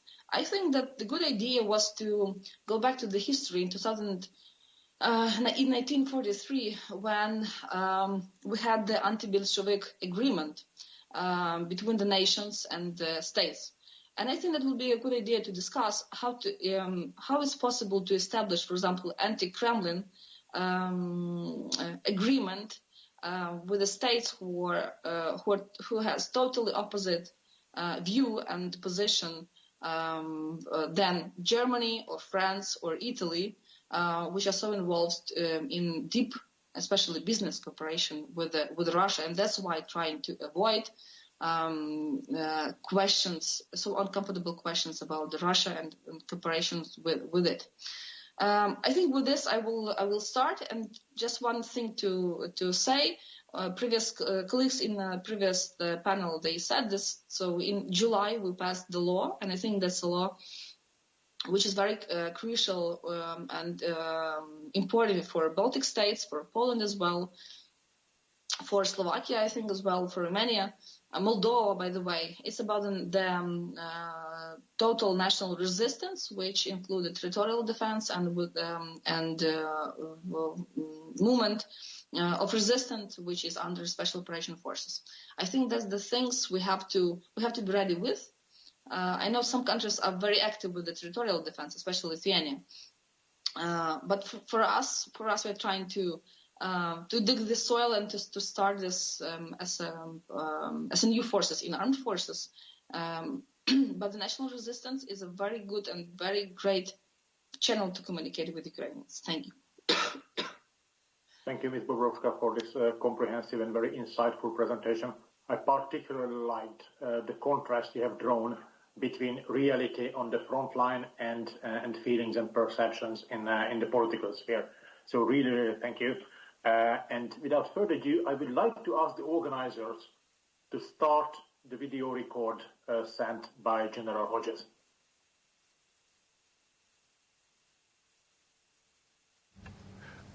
Prašom, paleiskite mūsų įrašą.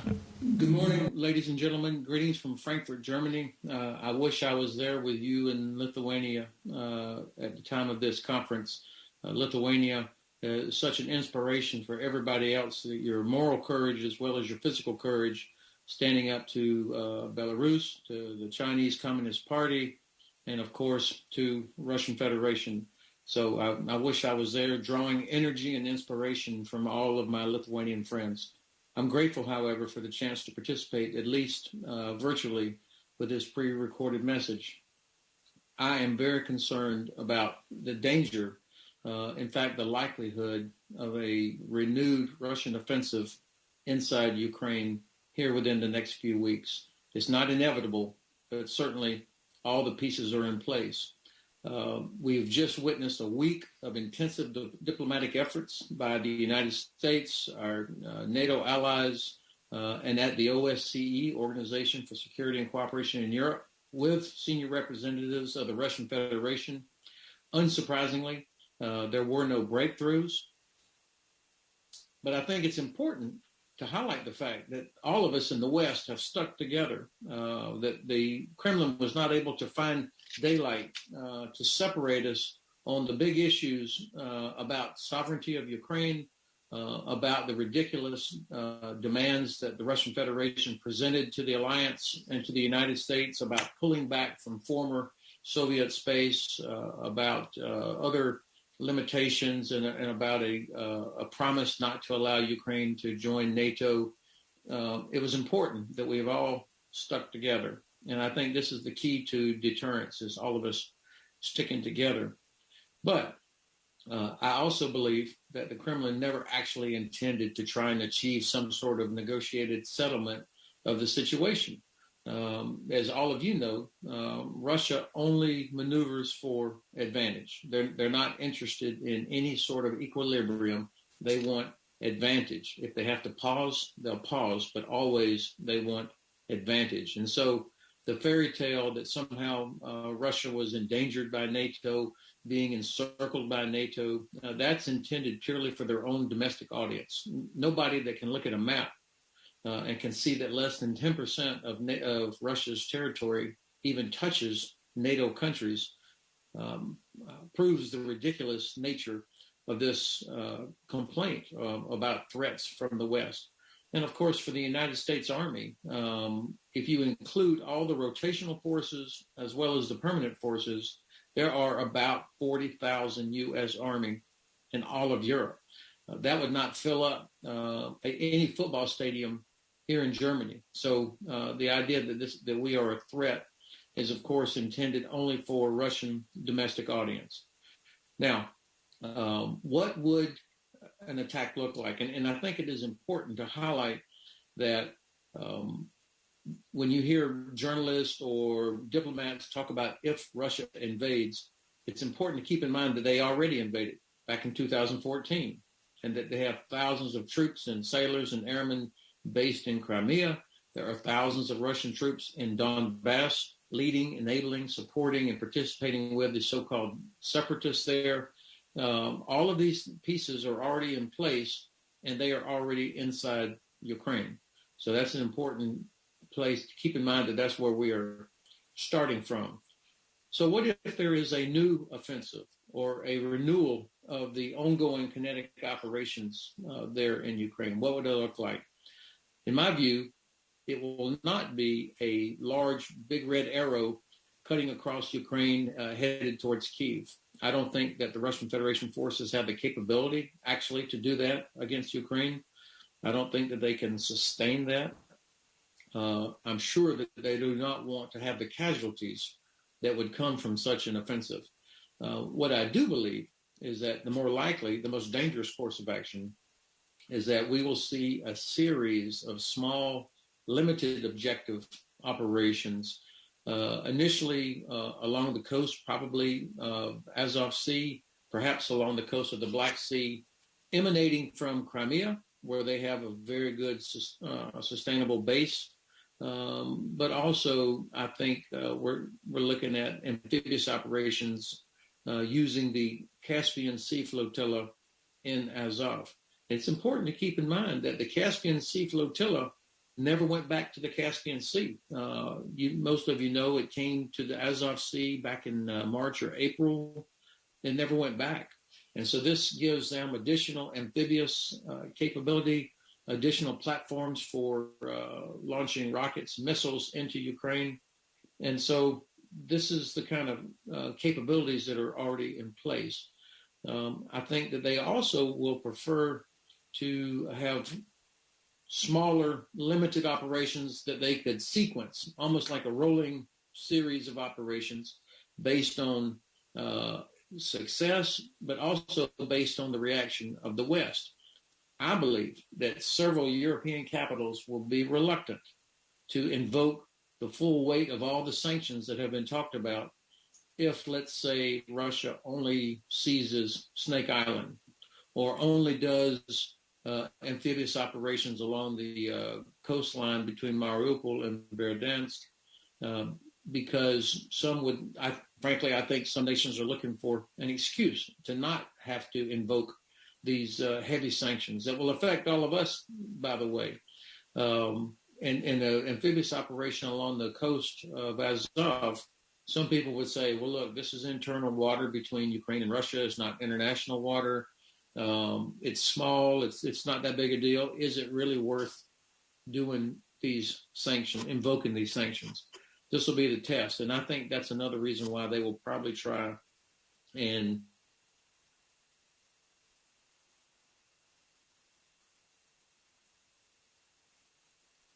something seems to run for sure. It will be encased in cyber operations aimed at Ukrainian government, neutralizing decision-making, and also probably disrupting transportation networks.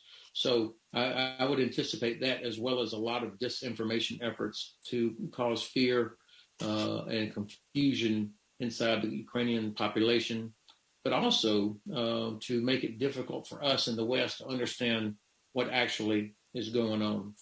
I would expect the Black Sea Fleet to launch cruise missiles at various targets to contribute to this neutralization of Ukrainian decision-making, not necessarily at Kyiv, but at other targets, more local targets, to make it difficult to understand what's actually happening. And then they'll push.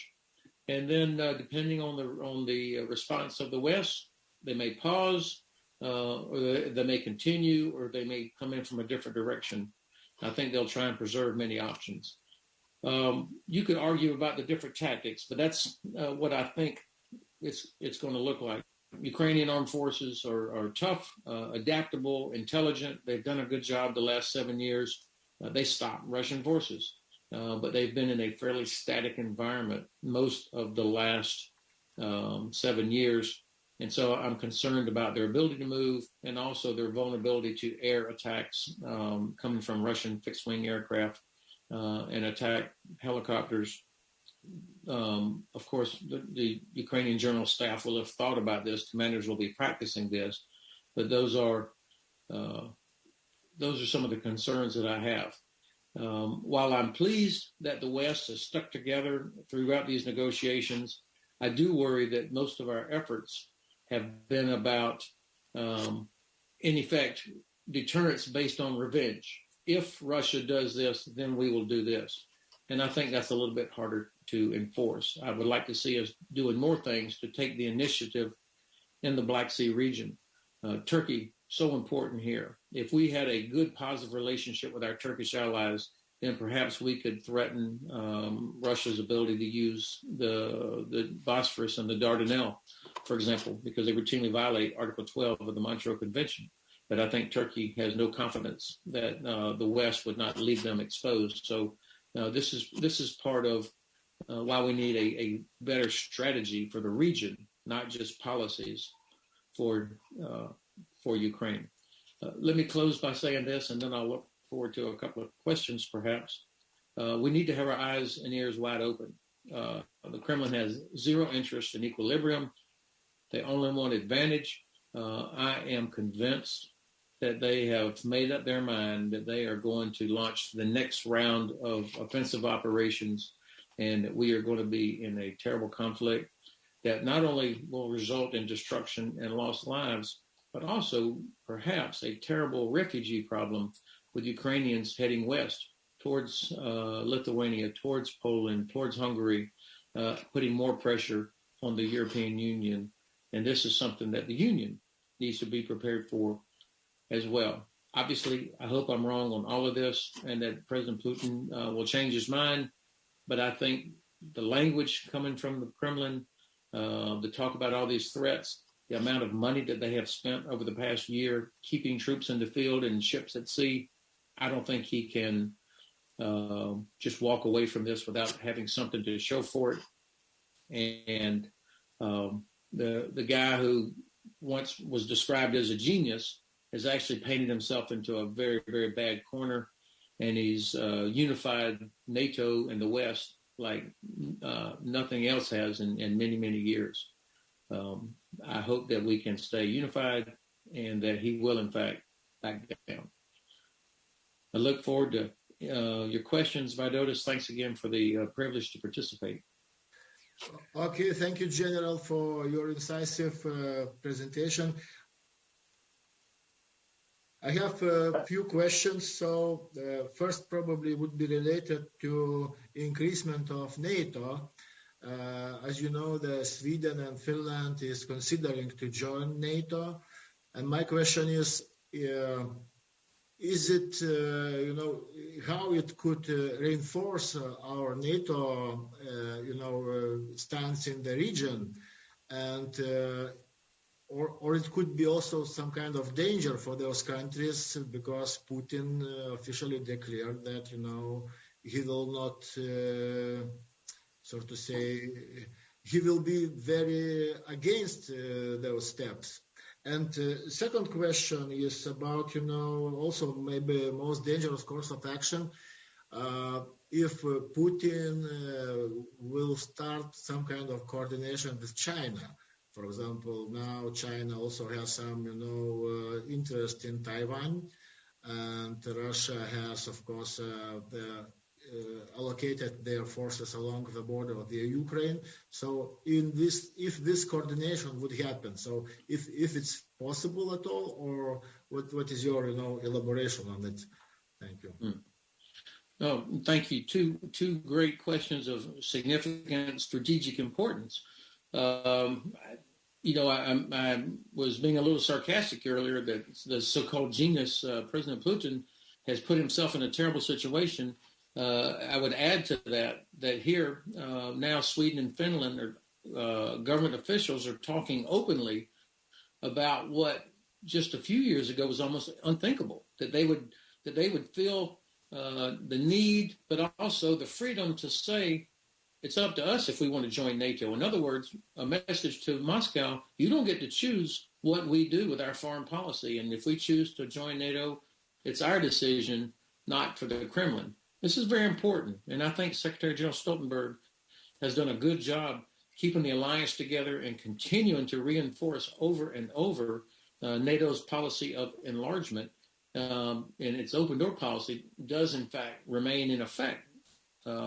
If Sweden and Finland chose to seek application to join NATO, of course they would be welcome.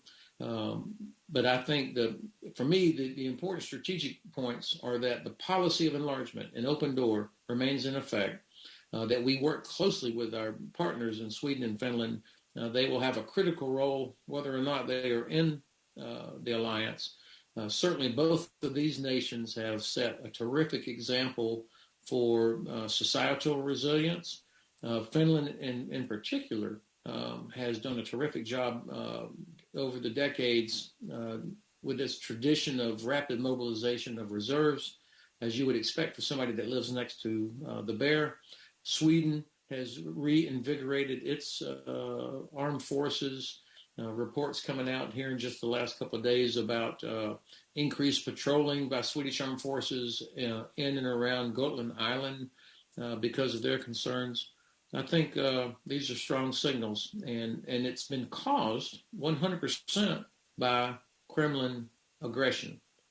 Now, your other question, again, a very good one. It's about China, the Chinese Communist Party leadership. Two aspects of this. Number one, we all want to know how much cooperation and collaboration is going on between Moscow and Beijing.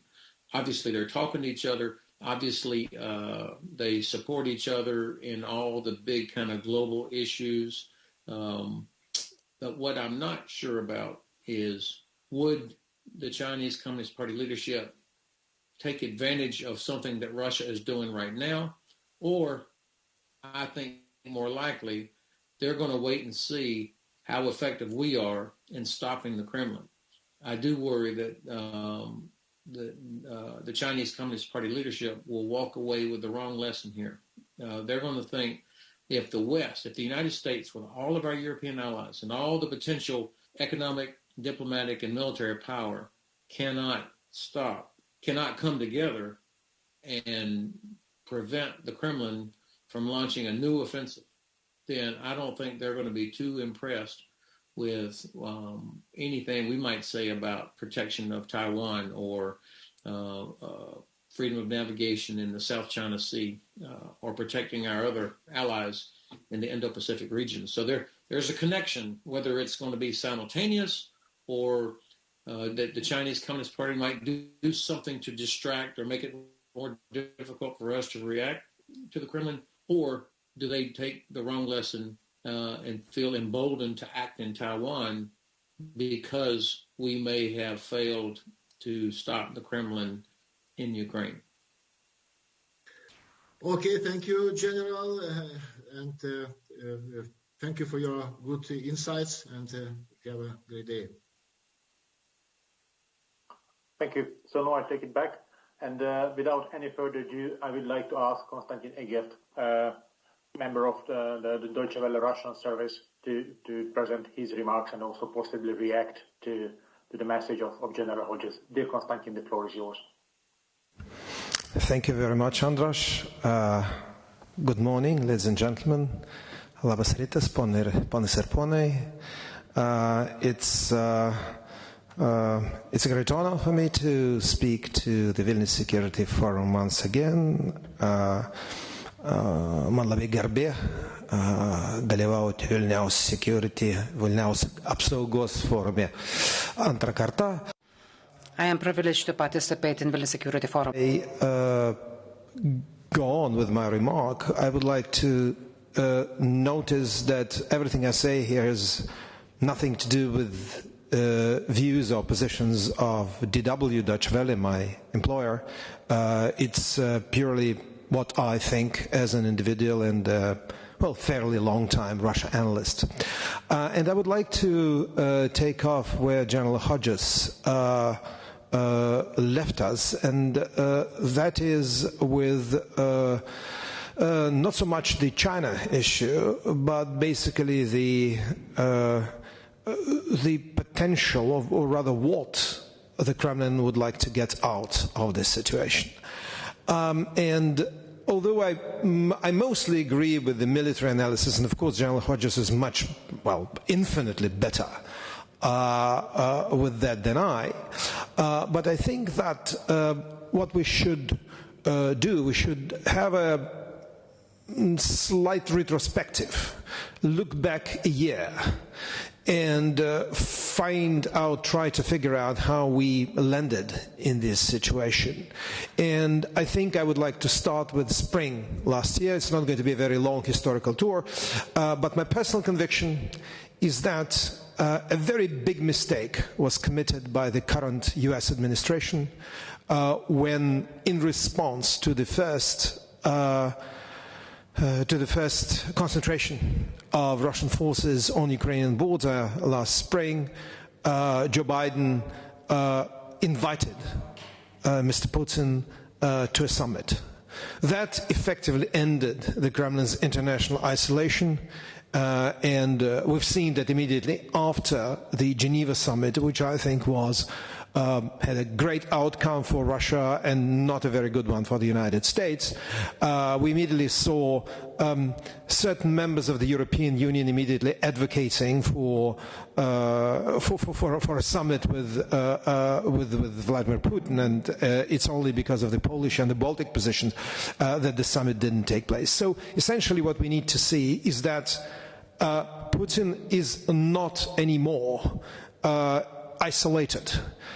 He's been created or recreated or re-invited to join the international polite society, by the way, as a number 2 figure, because he now only speaks to the President of the United States.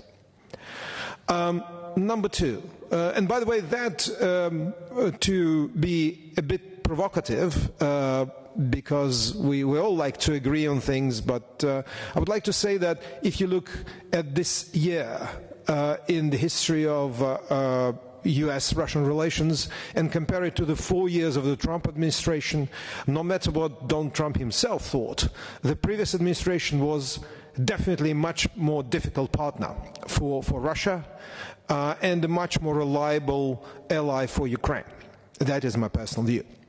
And I think that if it wasn't for this spring thaw, if I may, no concentration of Russian troops would have happened now.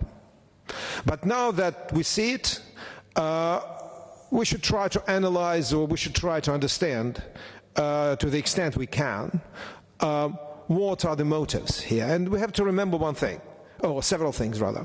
First of all, Putin does see Ukraine as a key issue, not only of his presidency. There is no presidency to speak of in the Western sense of the word. He will be in the Kremlin for as long as he wants, but of his historical legacy. And why it happened, we'll probably learn later, but it's very clear that he is absolutely consumed by the Ukrainian topic. And his article on the Kremlin website published in June about Russia, Ukraine, and how it's all one people and one history, demonstrates to us that this is really an important issue. If a P5 nuclear head of state in the middle of a pandemic finds a time to supervise writing 5,000, 7,000 word piece and then issue a video explainer to it, it does mean that it means something to him. Secondly, I suppose that it's very clear by now that the main goal of Mr. Putin and his entourage is survival of the regime, which is usually achieved at a cost, or rather using external enemies as a decoy to suppress domestic opposition and mobilize public opinion. So far, it is fairly successful, let's face it. Thirdly, if you talk about this long-term strategy, then we know that Putin uses unpredictability, disregard for international rules and human lives, as well as a certain degree of political opportunism to achieve his goals. And these goals may not be very well defined from the beginning. It doesn't mean, in my view, that when troops concentration started, he already said, okay, we're going to achieve A by 31st of January, B by 15th of February, and C by 30th of March. No. What happened, I think, is another trial of Western strength, because the first trial in spring last year, the Kremlin found pretty much successful. And I would disagree with General Hodges when he said that, NATO is united, the West is united. I think there is if you look from the, Kremlin point of view, there are a lot of cleavages. There is a lot of disunity. And this is already the result of this troop concentration. No matter what happens next, we see now for example, lack of Russia policy in Germany is laid bare to everyone by actually yesterday's visit to Moscow of Foreign Minister Baerbock. We now see that the Chancellor of Germany and his foreign minister do not see eye to eye on Russia. Secondly, sanctions. Well, we already know that although there is talk of sanctions, there are many opt-outs. Just one example which comes to mind immediately, Austria with Raiffeisenbank. It's on an opt-out already.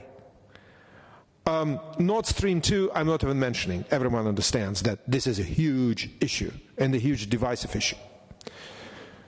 Thirdly, after this public equivocation by Jake Sullivan, by Tony Blinken on Nord Stream 2, on how to deal with Germany, it is very clear that in spite of all the attempts to show unity, there is even not yet a full unity on Russia in the US administration.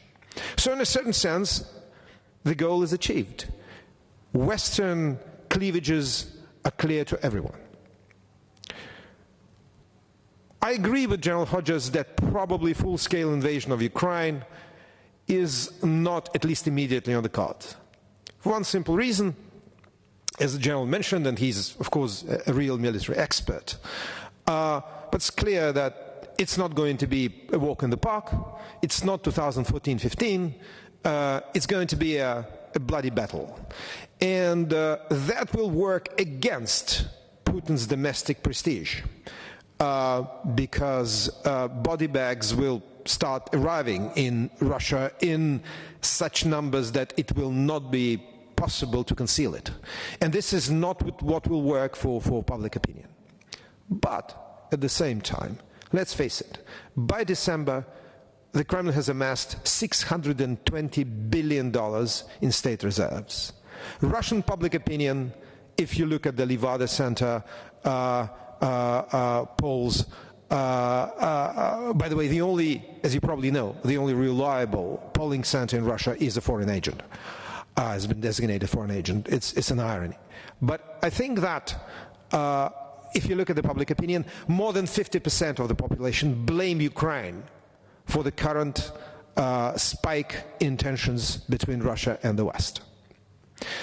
We also see that Ukrainian leadership is consumed by domestic infighting.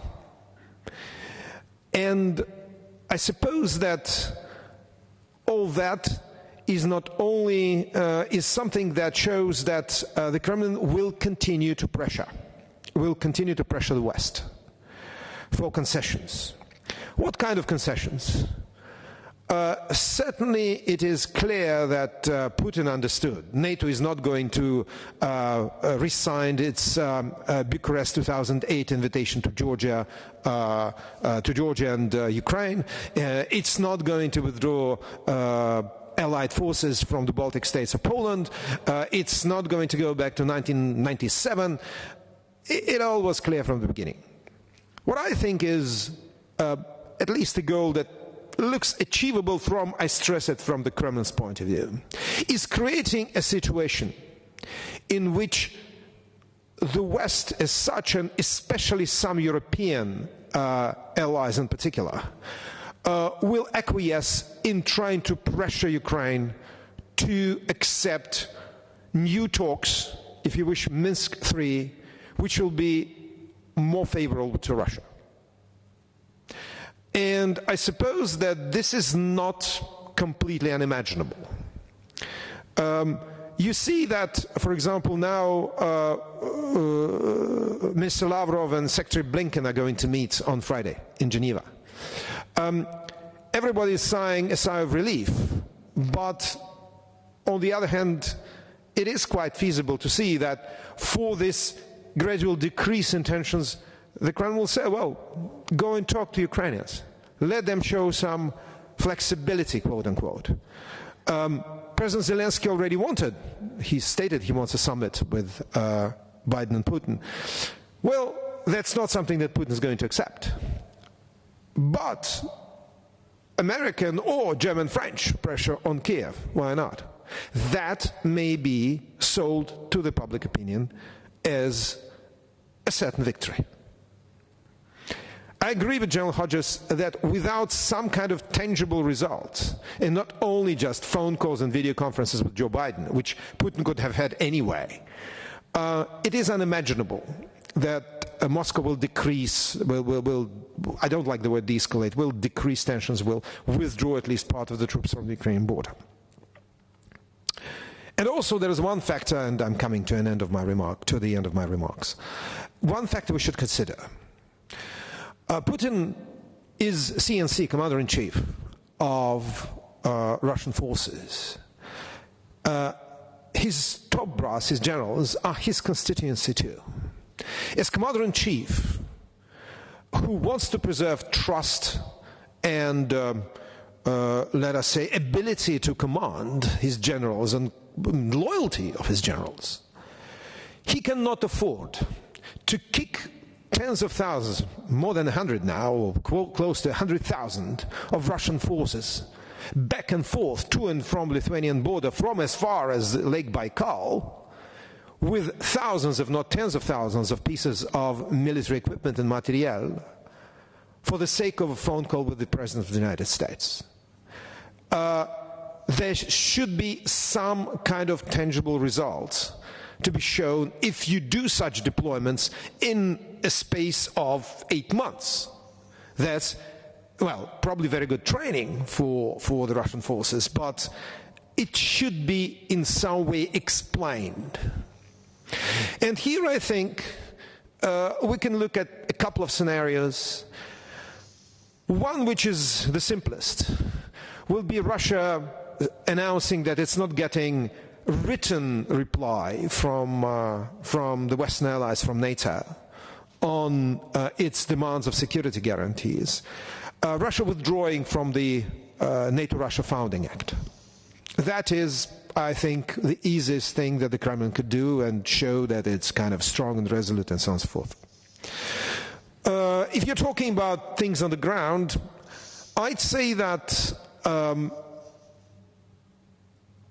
saying that the so-called republics of the Donbass should be protected on humanitarian grounds, and Russia now takes them under its military protection, i.e. legalizes its already existent military presence there.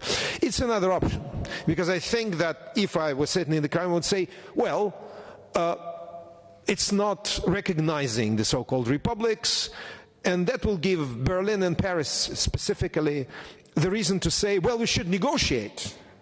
We should negotiate Russian withdrawal. And who said that Russia will not withdraw? It withdrew from Kazakhstan. Why not? Well, it may take a few years, but that could be another point of pressure on Kiev to introduce, let us say, Minsk III. I think that these are the, if Putin has to take it further, these are the two scenarios that I would probably say are the most feasible without completely blowing up the dance floor. And I suppose that we'll see how it materializes, whether it materializes or not, probably after, not only after Lavrov-Blinken talks, but also after the meeting between Olaf Scholz and Putin, which is probably going to happen within the next few weeks. What I would say, and that's the last phrase, I do not think that anything will happen before Putin meets Scholz, because for him it's a very important the most important Western contact today after President Joe Biden, and he will not spoil the possibility of once again kind of co-opting Germany by doing something rash. Thanks a million. Thank you very much. Again, I'm very happy that I need only to moderate and not to react to comments on German foreign policy. Last but not least, we have the pleasure and the honor to have Julian Lindley-French with us, long-term commentator and analyst on Russian security and defense policy, who had multiple affiliations previously. And I'm really glad to give Julian the floor, please.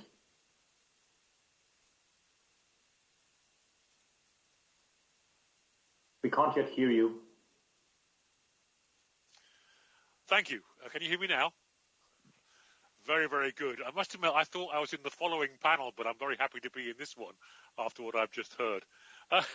Let me just approach this from a policy strategic angle, as though I was giving policy guidelines to ministers, given the current situation. I fully take the point I've just heard about the Schultz-Putin meeting. I think that's a very, very important meeting, and both sides are being careful not to damage the prospects for that meeting. So what I will do is I will consider first the most probable dangerous course of action, which I was given to consider from a politico-strategic perspective, and then I will consider the policy options that Allied leaders have over the short, medium, and the longer term. But I do want to emphasize at the beginning the rebuttal that Secretary of State for Defence of the UK, Ben Wallace, made yesterday or this week about Russian claims of being encircled by NATO, because there's clearly this linkage between Ukraine and where NATO is going, particularly with the strategic concept. First, NATO is indeed a defensive alliance. Second, all the free states of Europe joined the alliance freely, and that fundamental principle must be defended. And third, NATO is not encircling Russia, as is the claim.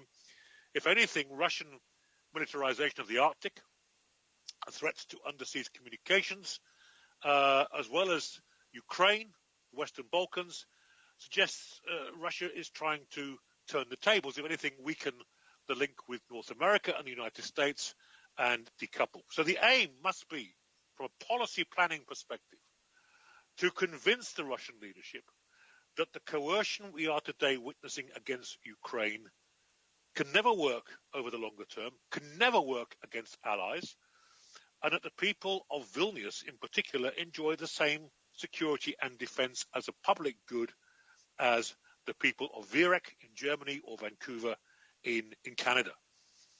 And I think supporting Ukraine right now is a demonstration of our resolve to enable Kiev to maintain the ability to make sovereign choice. That is what an independent state must do, and that's a principle that we are defending without wishing to go to war with Russia.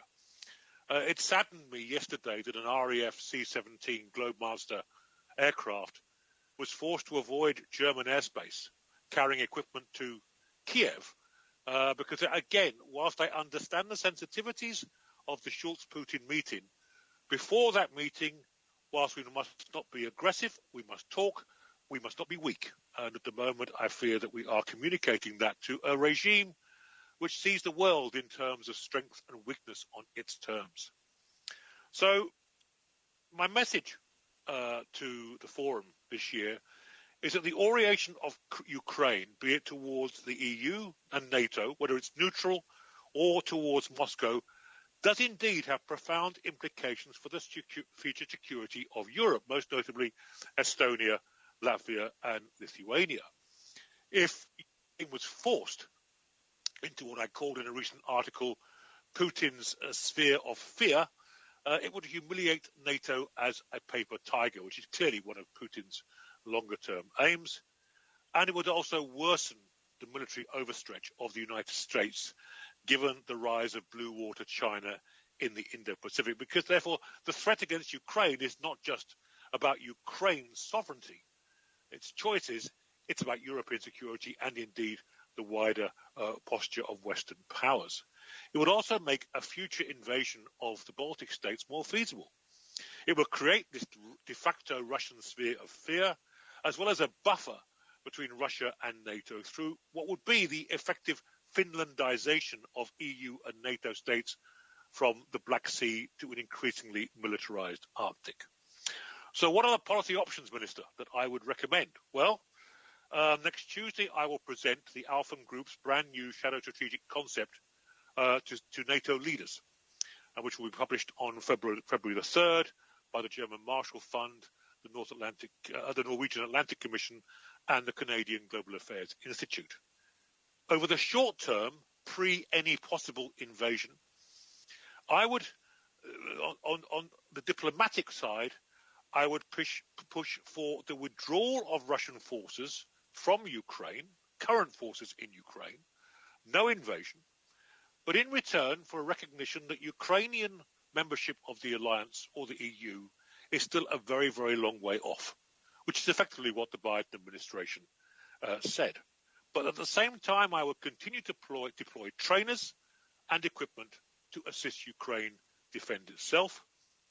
I would back a Ukrainian deterrence initiative, as Ambassador Alexander Vershbow, Sandy Vershbow, has proposed.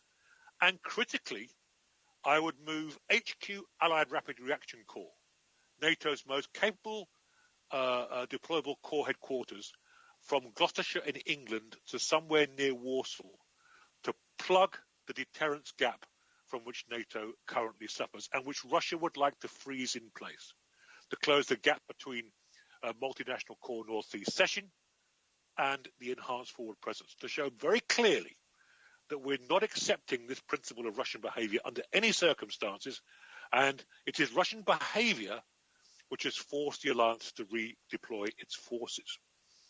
In the medium term, in the event of some kind of invasion, of course we would impose sanctions, including, and Germany must grip this, no Nord Stream 2, offset by imports of US gas. I think it's been disastrous, the energy policies, which have put many European states to rely on Russia, even though I accept that carbon emission targets are important. Carbon emission targets at the cost of being dependent on Russia is simply a price too high to pay. I would reinforce the NATO readiness initiative so we can move forces more quickly to wherever they are needed, as well as accelerate the notice to move ability of the bulk of allied forces. I would expand the concept of deterrence in the strategic concept across the hybrid, cyber, conventional and nuclear threat spectrum, because that is the nature of new threats the allies face. I would reinforce the resilience of allied societies against 5D warfare across the bandwidth of hybrid, cyber and hyper wars, deception, disruption, disinformation, destabilization and coercion through implied or actual Russian military action. Because one thing is clear from this deployment, this is part of Russia's strategic maskirovka as much as a genuine threat of complex strategic coercion using the implied force. Over the longer term, I would work towards a new European energy mix that reduced our reliance on Russian energy sources.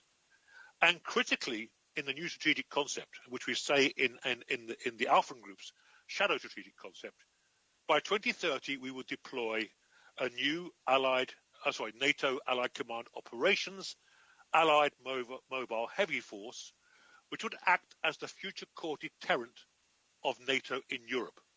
And that force would be predominantly European, easing the pressure on the United States. The United States would act as a guarantor of that force. I would consolidate all Allied response forces into a single pool of forces to act as a high-end first responder in all and any emergency. And that would act as a NATO future force from seabed to space and across the multiple domains of the future battle space: air, sea, land, cyberspace, information and knowledge. Why? Because Russia must learn that its actions have consequences. That doesn't mean that we're seeking war with Russia, but every time Russia behaves like this in the European neighborhood, there must be a consequence. Because Russia is testing our resolve. And if our resolve is failing, then I am afraid there'll be far more of this to come. This is just the beginning due to the complex nature of President Putin and the inner dynamics of the Kremlin and the people who control Russia. One final thought. Overnight, both and UK have suggested that Russian forces now have sufficient capability to launch an invasion. The US has suggested that Kiev could well be the target. That would surprise me. Given the experience of Grozny, urban warfare could be extremely messy. And to my mind, that would be a bridge too far for Russia right now. So I suspect that those forces are there to pin Ukrainian forces around Kiev, with the main objectives a line from the north of Ukraine down to Mariupol to consolidate Russia's existing grip on much of eastern Ukraine and to force effectively Ukraine to be a dismembered state stuck between the EU, NATO and Russia. But make no mistake, my final remark is this. Just look at a map, and I'm looking at a map right now of Central and Eastern Europe. Ukraine, if it's under Russian control, like Belarus, a puppet, reaches right into the very heart of free Europe, of NATO and indeed the EU. And that's clearly the intention, with profound implications for Black Sea security and indeed for Baltic security right up to the North Cape. It would have an effect of strategically destabilizing much of the EU and NATO's eastern flank. So the strategic implications cannot be underestimated of this, and there's clearly grand strategy at work.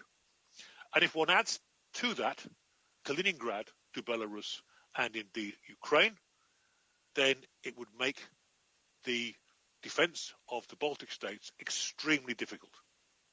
Now, as I've said, the citizens of our allies, our friends and allies in the Baltic states, deserve the same level of defense as a public good as I do, as any member or citizen of the alliance. If, in an emergency, another emergency, having seized much of the Ukraine, straightened its strategic defensive line, Putin was tempted to take the Baltic states, we would have to mount a rescue mission. And with due respect to my German partners, when I see the rhetoric coming out of Berlin, it makes me wonder whether the alliance would have the resolve to mount such a rescue. These are very, very dangerous times. We are entering a period of profound turbulence, and we simply have to get over the tendency, particularly in Western Europe, I must say, of trying to look at the world that Putin sees through their eyes, to keep telling themselves that he wouldn't do this really. He would. He has that ambition. He is a Russian nationalist with a profound sense of Russia's destiny.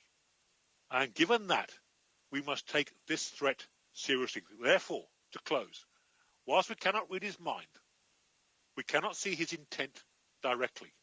All we can do is assess his military posture, his political actions, and indeed his statements. And they're very clear. This is an emergency, and we have to meet the threat of invasion and coercion firmly and collectively. Thank you. Thank you, Julian. Meanwhile, I just get a message from the organizers that we need to finish a bit earlier, so we need to put our discussion to an end by 25, so 10 minutes earlier than planned, which makes us the need to move to the question and answer section. So I would like to encourage everybody from the audience to start posing questions, raising hands, or commenting questions to the chat room. And meanwhile, I would be happy to misuse my position as a moderator, and that's the good part of being a moderator, right? And ask a few questions myself. You already elaborated quite a lot about the possible scenarios. So let's turn the question on the other side, upside down. Is there still any room left for multilateral diplomacy in diffusing the crisis, in trying to decrease the tensions? And this is a question to all of you, because we all know that the previous rounds, US-Russia, NATO-Russia, Russia-OSCE produced not much tangible results. So how do you see the possibility of multilateral diplomacy? Who would like to start? Julian, perhaps? Right. Thank you. Yeah, I will on that. Yeah, there always is, up until the last moment. We've adopted a policy of dual track for the last 35 years towards Russia, defense and dialogue. We've been consistent as an alliance in a posture of defense and dialogue. If Russia is willing to talk, then let's talk. But, the proposed treaty they tabled is utterly unacceptable. And that cannot be. It's either a treaty that is designed to humiliate NATO if it's accepted and confirm that somehow Russia is a superpower again and can talk to America over the heads of its European allies, which is a non-starter, or it's designed to fail and justify an invasion. So the terms of reference of that debate have to change for effective dialogue to come. And the only way we can, in my mind, force someone like Putin and the people around him to change is to speak softly but hold a big stick. And he's got to see that big stick. Thank you. Ms. Bobrovska, what are your thoughts on that, particularly in the light of President Zelensky's initiative to have a new round of meeting? What do you think? Thank you. I think, unfortunately, it was the failure to have the 2 years ago a direct meeting with tete-a-tete with Putin. I think we've got the failure because of the agreements they made after this meeting, unfortunately. And what we see the last 2 years, we didn't see any steps from the Russian side or from the proxy Russian organization side, which they were committed to do after their common meeting in December 2019, if I'm not mistaken. But now the point is with whom Putin is ready to sit to talk with Zelensky, whether with Biden or with the Great Britain or with Canada, or he will persist on. So my approach was to press on us to move forward with the Minsk 2. But Minsk 3, it's actually that's upgrade Minsk 2 will be for sure. So unfortunately, I think much more will depend on Putin, on his thought. But what I see now, how the US and the Western countries are so active with the pressing on Putin as well and trading on something. Maybe he will be ready to sit Biden, Zelensky, or he will never, from the position of the strength, he will never let Zelensky or any other president of Ukraine to sit in this round table to talk with. Only, for example, with Germany again, not with Great Britain, because he knows for sure that the whole last century, the history showed the attitude and the relations with Great Britain and Russia. This totally anti-Kremlin bloc of nations, not pro-Russian. Maybe he'll continue to say about France as well. That's why I appointed on these 3 countries, Italy as well, but they are not active in our negotiations. But still, I think he will not allow to go back to this Budapest Memorandum countries, United States and Great Britain, to talk with, because he's not for sure that 2 allies will be for sure totally against from the Russian. Thank you. am I the only one noticing that the European Union was not even mentioned so far? Neither Joseph Borrell. Konstantin, do you happen to have something to add on this, on the multilateral side? Very briefly, President Putin will never speak to President Zelensky as long as Viktor Medvedchuk is under house arrest. Number two, depends on what do you mean by multilateral diplomacy.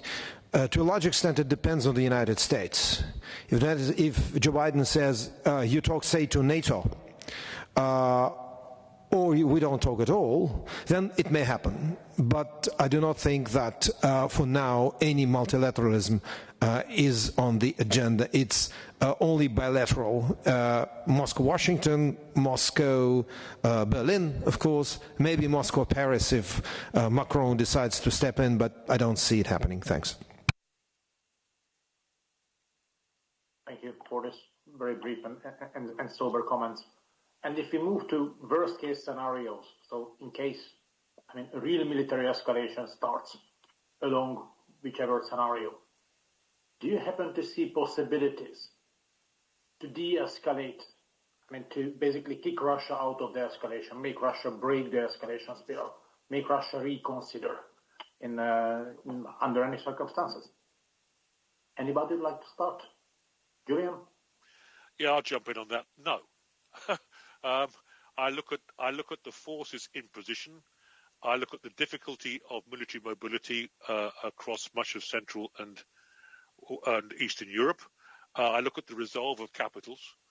I look at the available forces.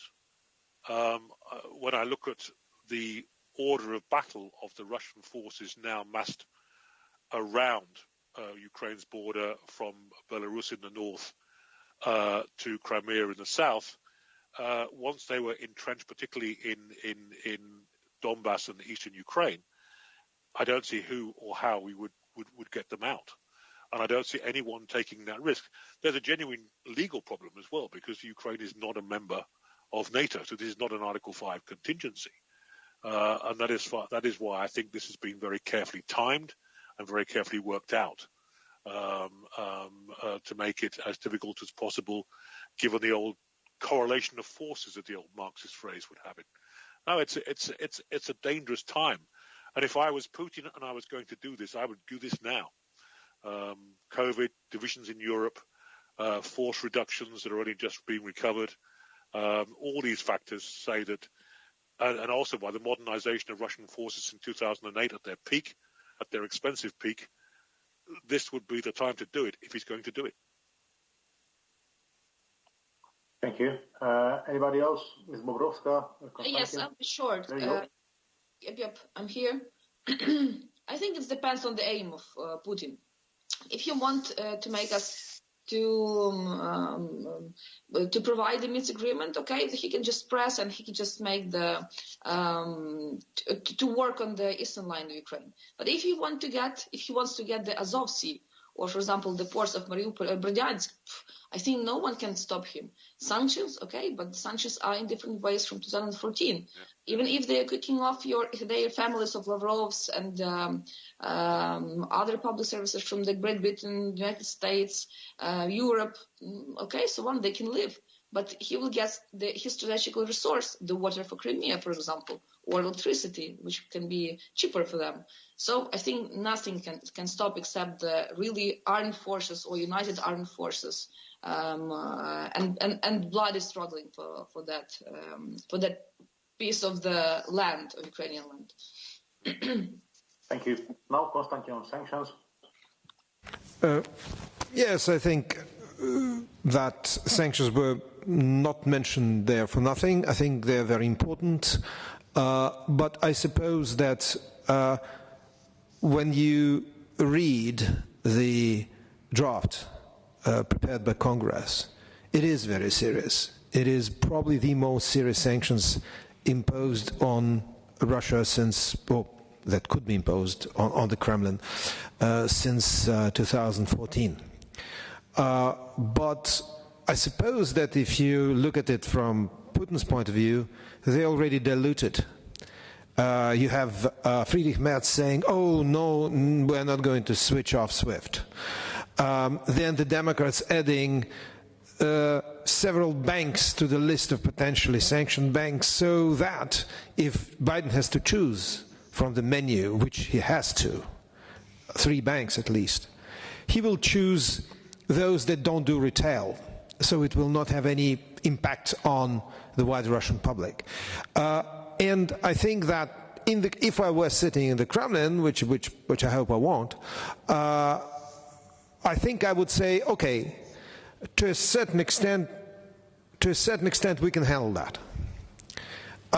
And I suppose that the history of sanctions of the last nearly 8 years now taught people in the Kremlin that this is manageable, especially if you have more than $600 billion in your chest. Thanks.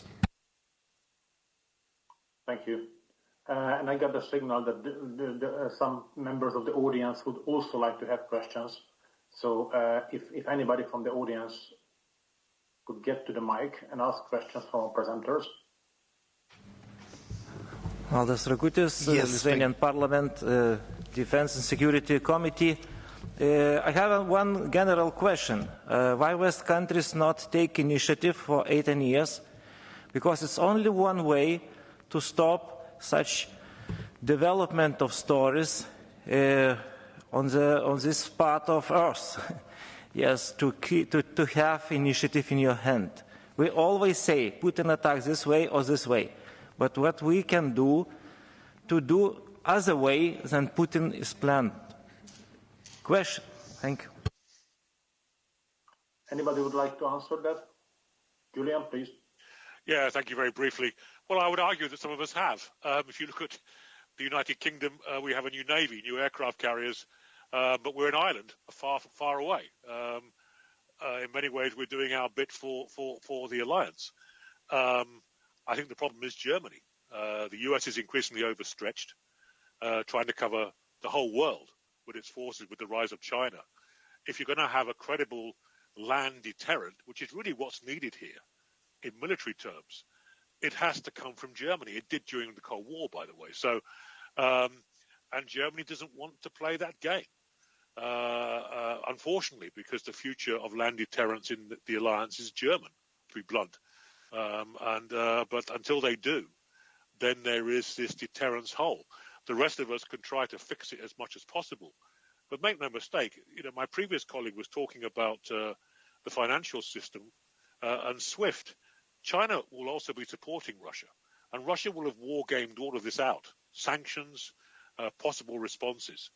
And they will have understood that for 18, 20 years we should have done far more, and people like me have been calling for it. But we've been ignored by and large, and now we're beginning to pay the consequences of that failure of strategic leadership by much of Europe's leaders. Thank you. Colonel Magnonis is indicating that we have one more question from the audience. Andrzej Dudziński, Deputy Chief of Mission at the Polish Embassy in Vilnius. My question goes to Konstantin.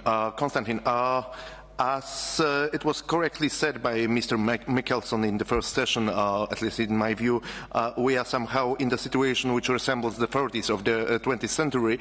And as in Central and Eastern Europe we have experience with secret protocols of late 30s, do you see a potential that Germany, which is already talking, oh, Nord Stream is something which so Chancellor Scholz is already refraining from the line made by Chancellor Merkel in summer last year, and France is just about to have presidential elections, so they are not really in a position to show muscles towards Moscow.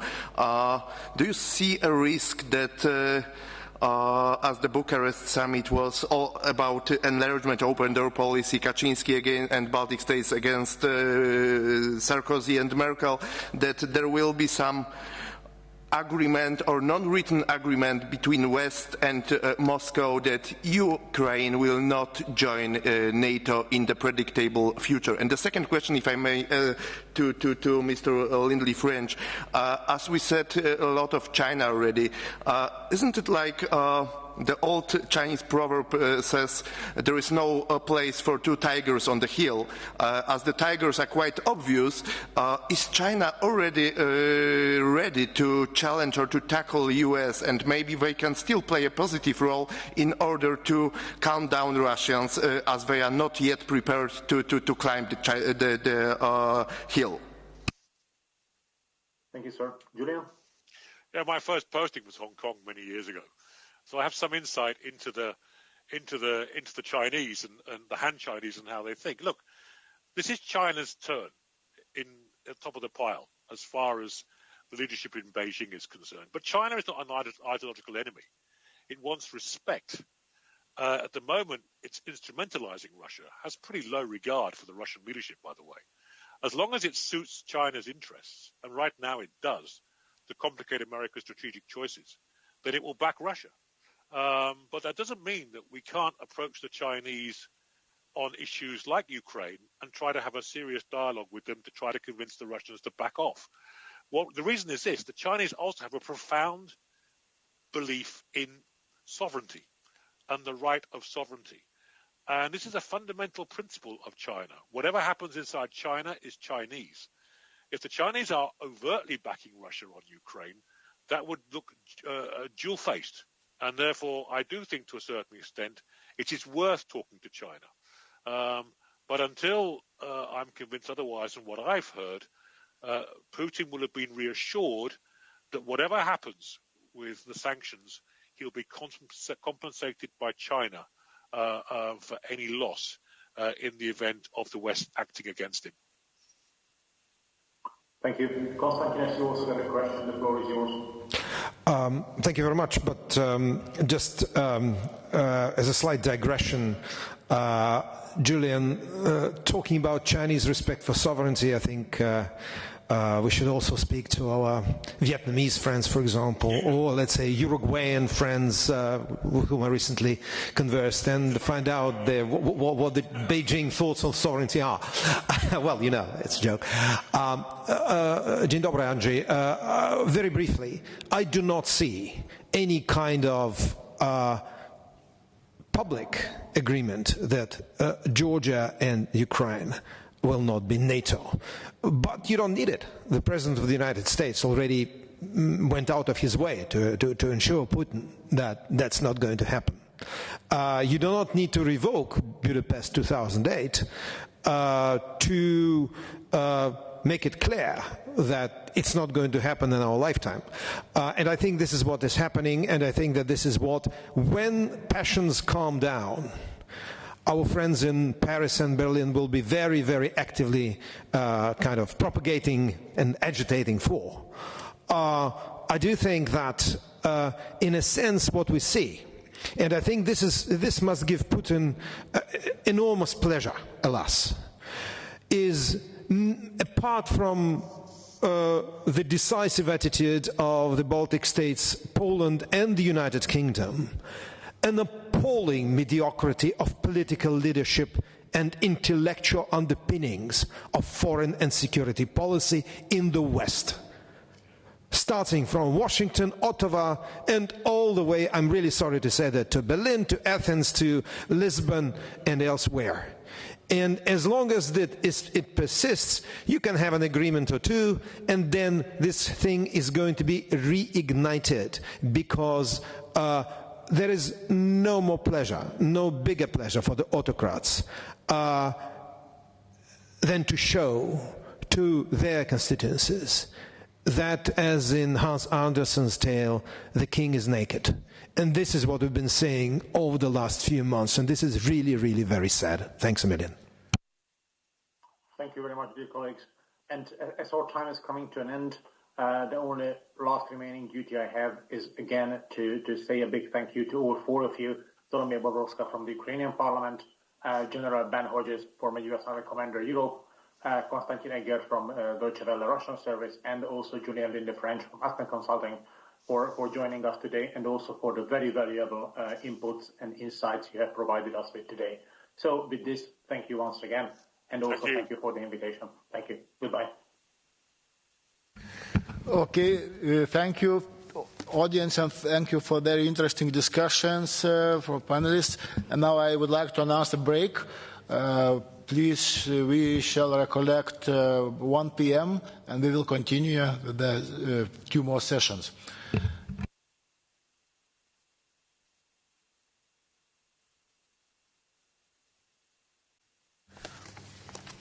Okay, ladies and gentlemen, let me begin our 3rd session.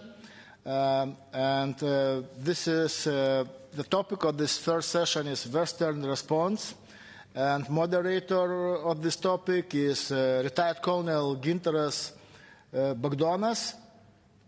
And Gintaras Bagdonas is right now he is an advisor at the Ministry of National Defense of Lithuania.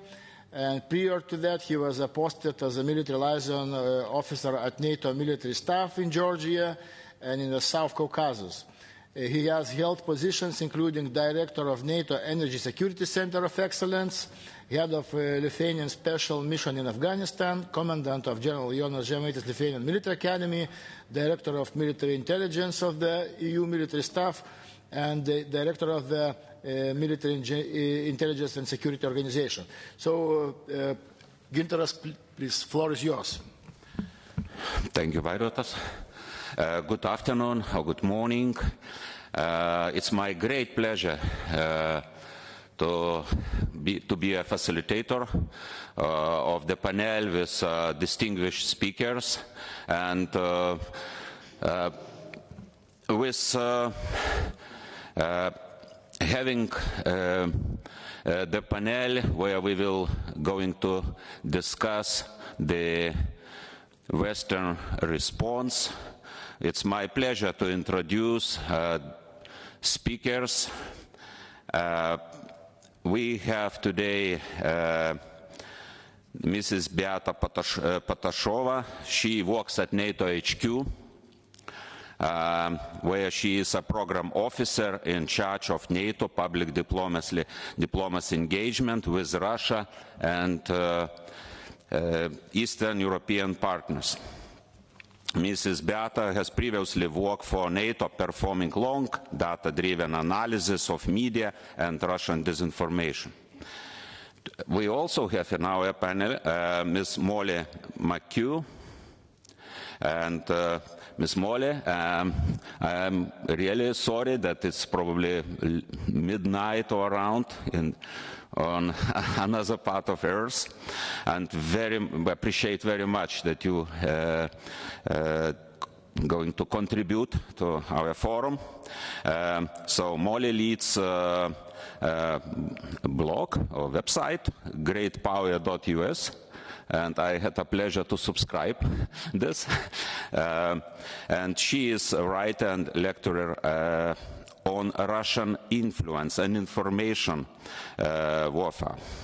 She has also great experience on irregular warfare, hybrid influence. She published a number of articles in different media like Politico, Wired, Washington Post. So, and not last but least, we have Brigadier General retired Dr. Rainer Meyer Sumfelde. So, General has an outstanding service records. He is very experienced officer and researcher, having over 40 years, if I counted correctly, General, service in German Bundeswehr, from the grounds, from tactical level, and on until strategic defense, including national and international environment. General Myers-Zumfelde was a representative of NATO Defense Policy and Planning Committee. He completed assignments in ICT and the NATO establishments. So, now coming to our panel. Having very tense and turbulent situation in Europe and beyond, as it was discussed in previous panels, the security situation in Europe after the Second World War, most likely, has not been so tense. And coming to the topic of our panel on the response of Western countries, as a facilitator of the panel, I'd like to give a bigger picture on the topic, providing you with one question. So, do we have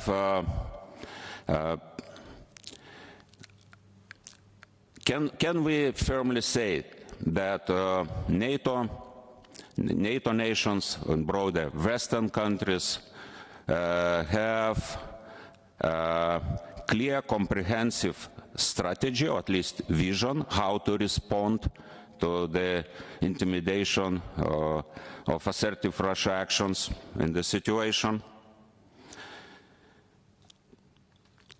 If we agree that one of the main Putin's goals is to force the NATO to commit its suicide, referring to the Kremlin's demand of 17 December last year, or at least to weaken the transatlantic bonds, can we say that Western countries are strong enough, united, and having a plan how to tackle with Russia? So, let's start our panel.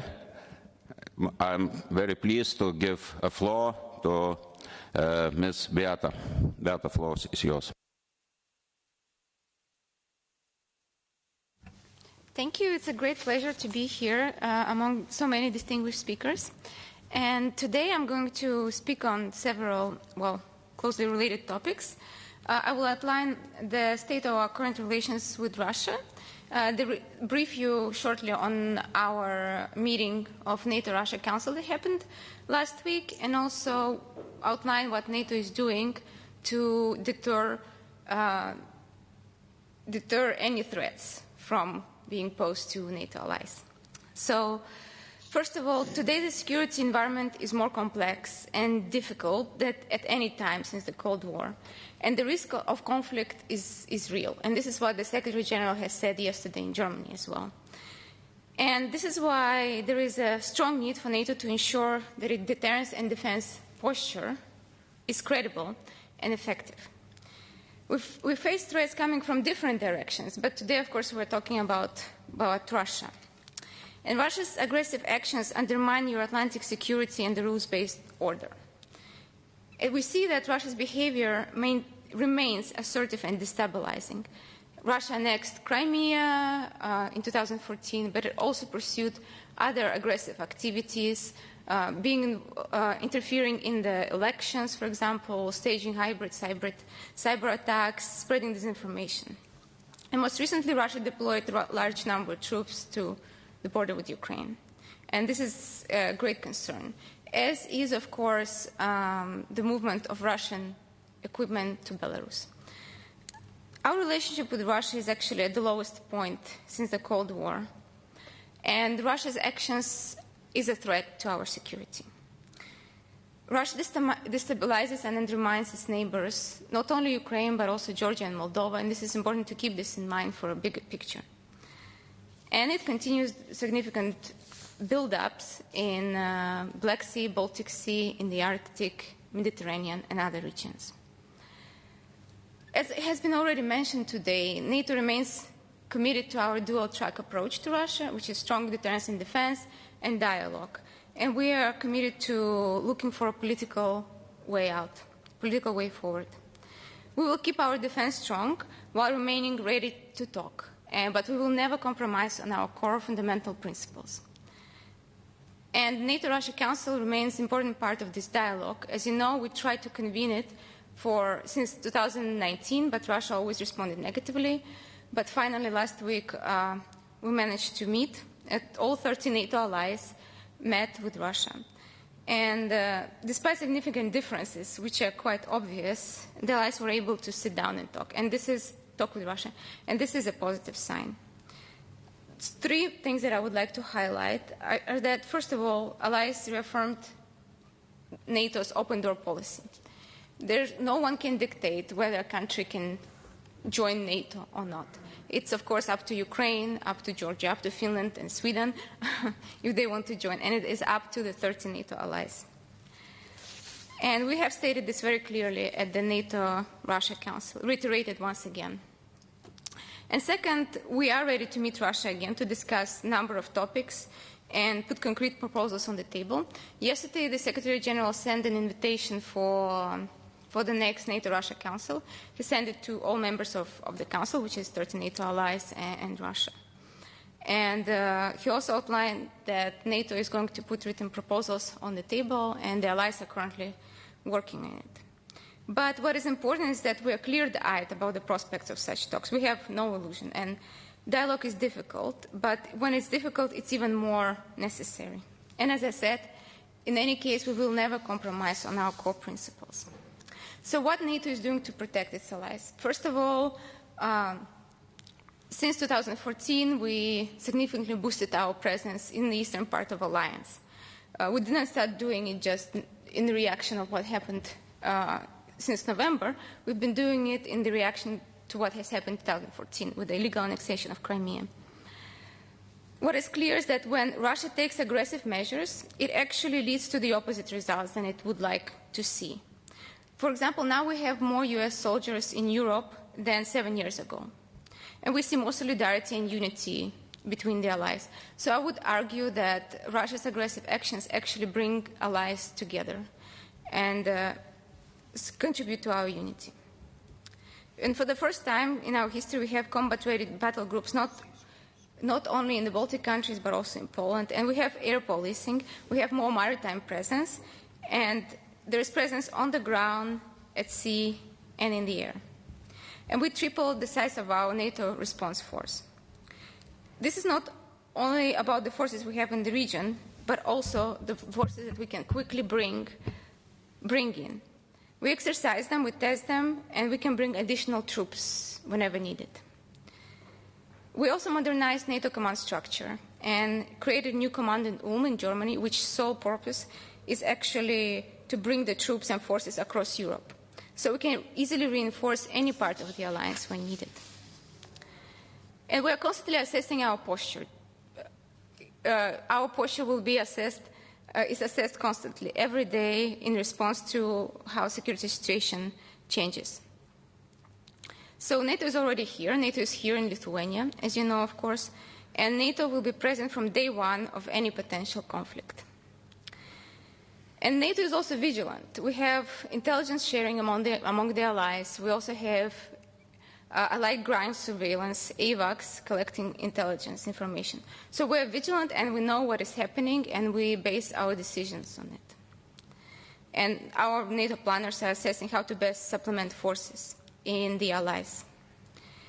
Of course, if Russia once again uses force against Ukraine, we will step up again. And exactly how and what kind of capabilities and when we're going to use is something we have to decide together with the allies in light of what actually happens. So if the response will probably be different depending if Russia decides to de-escalate or if it launches a full-scale invasion into Ukraine or false flag operations or any other things. So it will depend on what happens. NATO has significant capabilities. We have troops and forces, and we have the readiness. And what is important, we also have plans to defend all our allies. And we are collectively investing more in the defense, which is an important aspect that should not be forgotten. And of course, Lithuania is doing its part in investing in defense spending. So collective defense is at the heart of the alliance, and it is set out in the Washington Treaty. NATO's greatest responsibility is to protect the populations and defend allied territory against any attack. And we will always make sure that we do everything so that there is no room for misunderstanding, miscalculation. And Mr. Kashunas in the beginning mentioned that the Baltic countries and Poland are sort of becoming new Western Germany. But I would like also to remind that NATO deterrence has never failed in more than 70 years. And including when NATO had to defend Western Germany, it did not fail. And there should be no doubts that NATO will defend all its allies against any aggression. Thank you. Thank you very much, Ms. Beata. Thank you. And now I would ask Ms. Molly McHugh, and additionally to our topic of this panel, I would ask you also to elaborate on the ongoing battles, let's say, in the information domain between Western countries, broader United States, and Russia. How we are good or bad responding the Russian threats. The floor is yours, Molly. Thank you very much for your kind introduction today and for the invitation to be here with everyone. I apologize for the very dark lighting, but it is very early here in Washington still, so I'm doing the best that I can.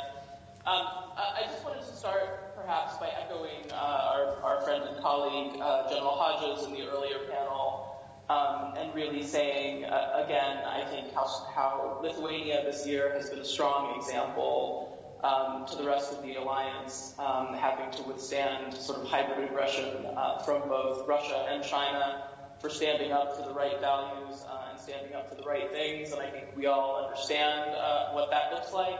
But I think the example you're providing to the rest of the alliance at a time when there's a lot of question about how we muster the will to do what we know we need to do is very important, and I just wanted to note that today as we go into the rest of the panel. I think General Hodges also sort of rightly said that Russian action will be designed to break the Western response, to break the unity within the alliance, to test the lines where we believe there is clarity or not. And I think we always know this and sort of understand it, but maybe are not as prepared as we should be for what that's going to look like. I think we need to be very focused right now on sort of three parts of what we're looking at. First is what we will do for Ukraine. Second is what we will do for ourselves. And third is how we will make Russia pay. And I think we need to delineate those fairly clearly and as separate lines of action. Because if it's not Ukraine, it will be something. It will be the Baltics, it will be further activities in the Mediterranean, it will be further activities in the Black Sea, it will be the expansion into Africa that we see from Russia and its mercenaries. There will be something, there will be a next test, and every time we get to a crisis point and reinvent the wheel in terms of how we will make Russia pay, we're wasting time and we're wasting our own sort of unity and cohesion in having to retackle this problem set. And I think we need to be very clear about that. I think there's also this issue, which some of our previous speakers have mentioned as well, of the desire to microanalyze what Putin is thinking about something instead of looking at actions and outcomes. And I think if you look at the outcomes of what has happened this past year, the shifting lines, even if we're looking at Belarus and Kazakhstan, Armenia, the changes in the political circumstances and the closeness to Moscow in some of these places I think we need to accept that there's a broader strategic play underway than the one that we're currently looking at, which is this very narrow focus on what's happening at the border of Ukraine.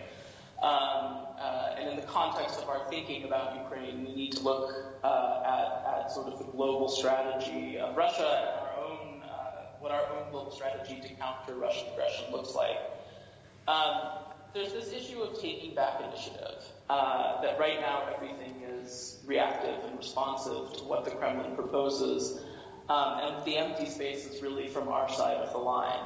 And I think it's very important that we stop letting that be the case. I think, Putin wants to set the terms of what the new European security architecture is going to look like. No, we need to do that. We need to have those discussions amongst ourselves. And I think we need to have those discussions amongst ourselves honestly.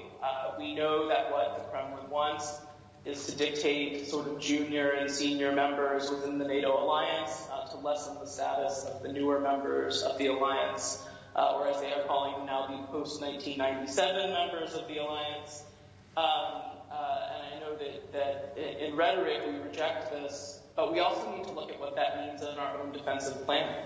We know what we're asking of the Baltic states in our defensive planning, and that's essentially total mobilization of society, planning for resilience, planning of civilian defense and reserves, strong reserve contingents for the military and readiness in the army.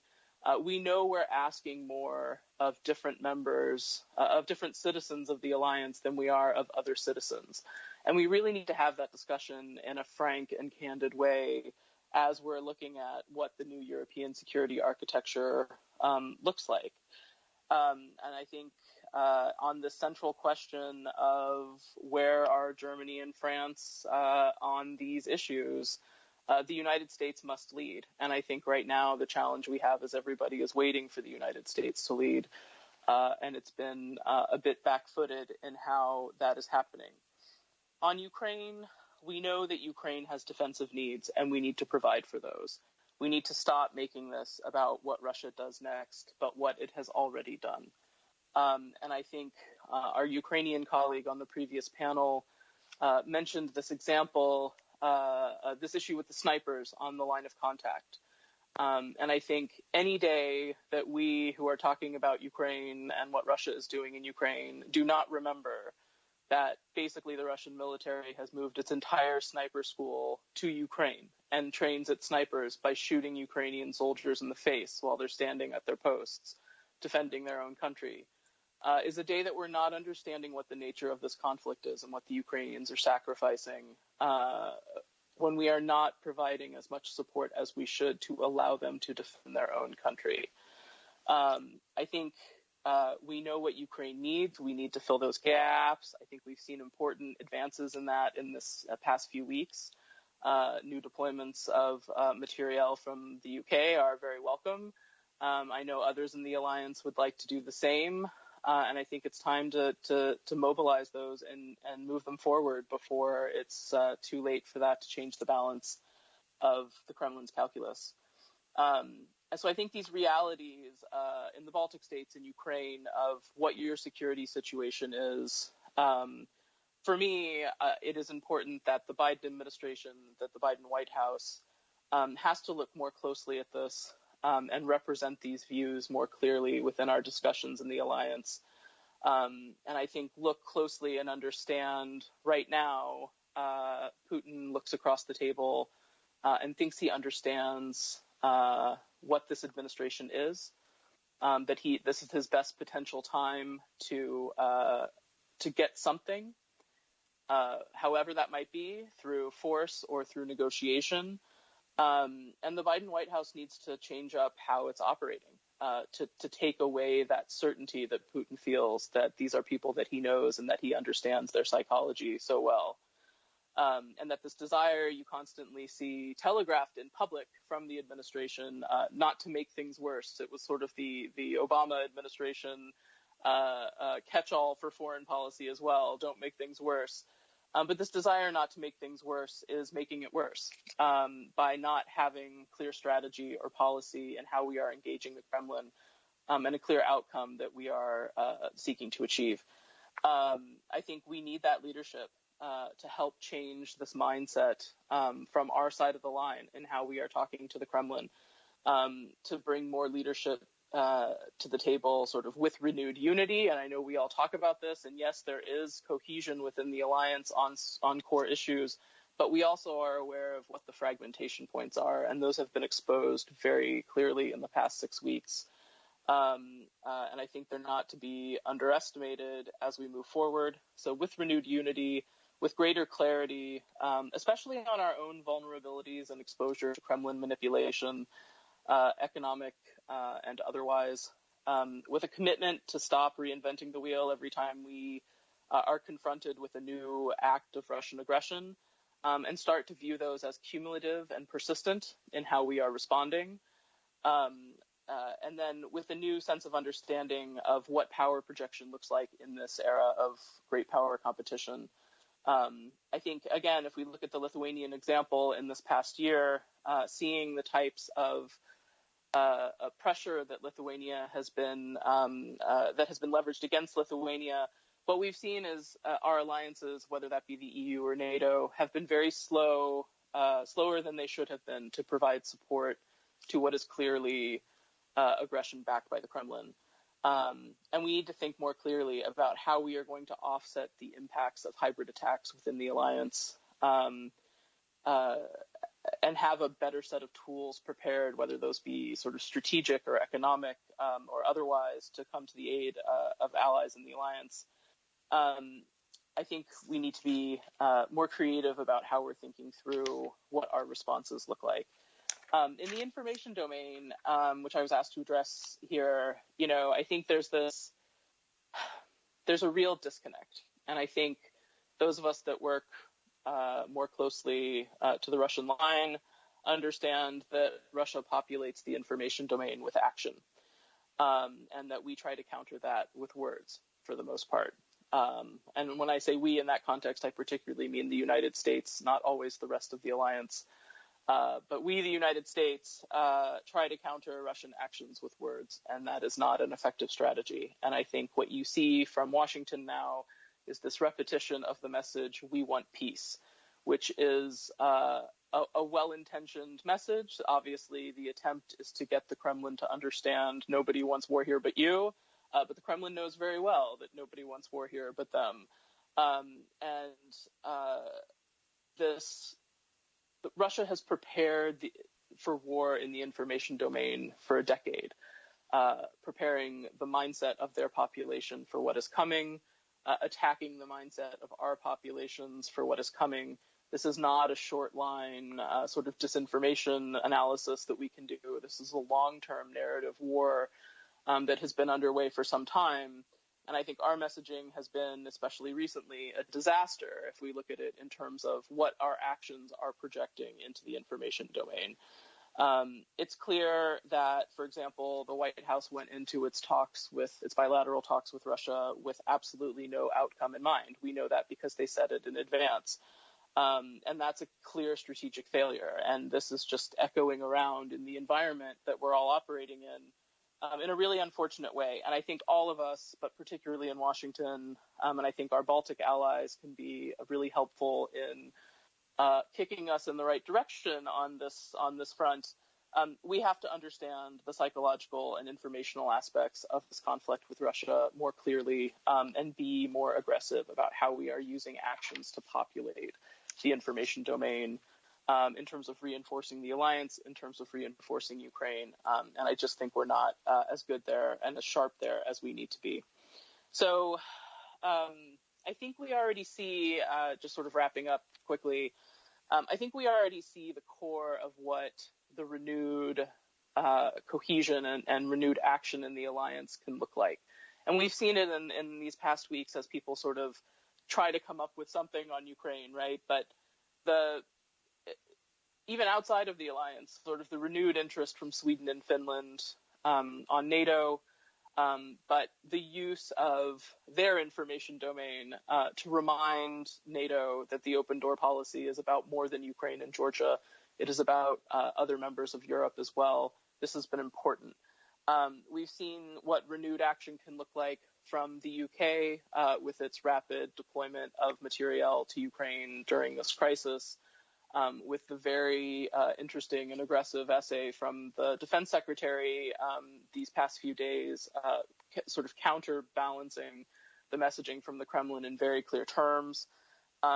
Obviously, from the Baltic states, from Lithuania, Latvia, and Estonia, the consistent support for Ukraine these past years, including personnel, training, material when possible, the offers of additional weapons to be sent to Ukraine if the alliance can get that approved.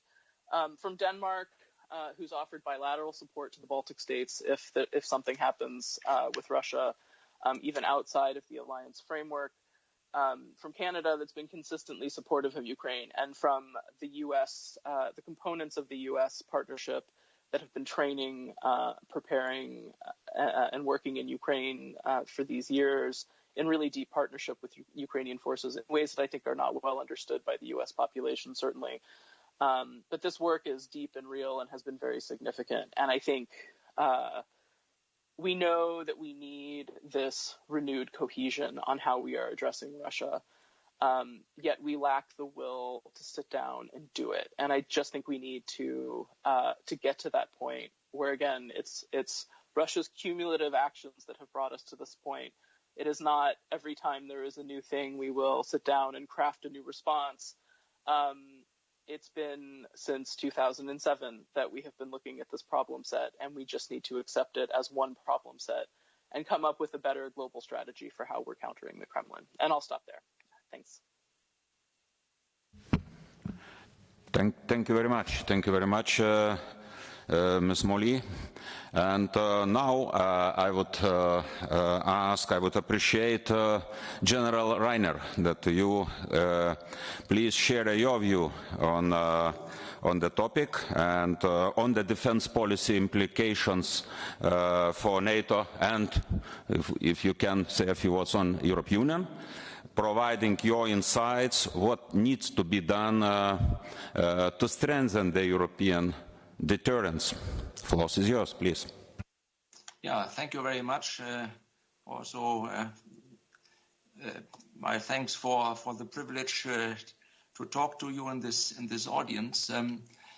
I just start with the remark that, of course, I speak as an individual and not for the German government or for Germany, although my background has been so far, of course, my years in the NATO headquarters from 1998 to 2002, in the years when we had the early stage of the NATO-Russia cooperation, founding act and all that, and also the open door policy under implementation. And the second round from 2013 on until 2017, where I was on the Defense Policy and Planning Committee, the German representative, who contributed to the concepts and the strengthened deterrence and defense posture in preparation of the three summits, Wales 2014, Warsaw 2016, and then Brussels 2018. So now in my private capacity, I must say, from a German point of view, it's first important to remember what Germany can play as a role. We are not a nuclear superpower like Russia or the United States. We are not a P5 nation in the United Nations Security Council like France and China and the UK, of course. We are not even, concerning the Ukraine, a guarantor, as it is Russia and the United States and France and the UK. We are, in that capacity concerning Ukraine, just a European nation which is interested that all the legal frameworks and the political frameworks we have established after the end of the Cold War apply, and that the international rules-based order is maintained concerning the sovereignty, the full sovereignty of all European member states based on the Charter of Helsinki and all the contracts, Paris and so on and so forth. So we play an important role as the second largest contributor to NATO, which is key for European security. And we are the biggest contributor to the European Union, which is key for prosperity and to a little extent, I would say, under 42.7, also for security and a bit of defense. So our role is limited. And the topic of our conference today is defense of Europe and not exclusively how to cope with the situation in the Ukraine. So I focus a bit more on that broader scope. What we face currently is five bigger pictures. Number one, it's the Russian aggression against the Ukraine in the current version with a real Russian threat. So we can remove question marks whether or not it's Russia as it was in 2014. It's now very clear. Secondly, we face a really ridiculous ultimatum and requests and demands from Russia to NATO, which my friend Lindley French has already clearly qualified.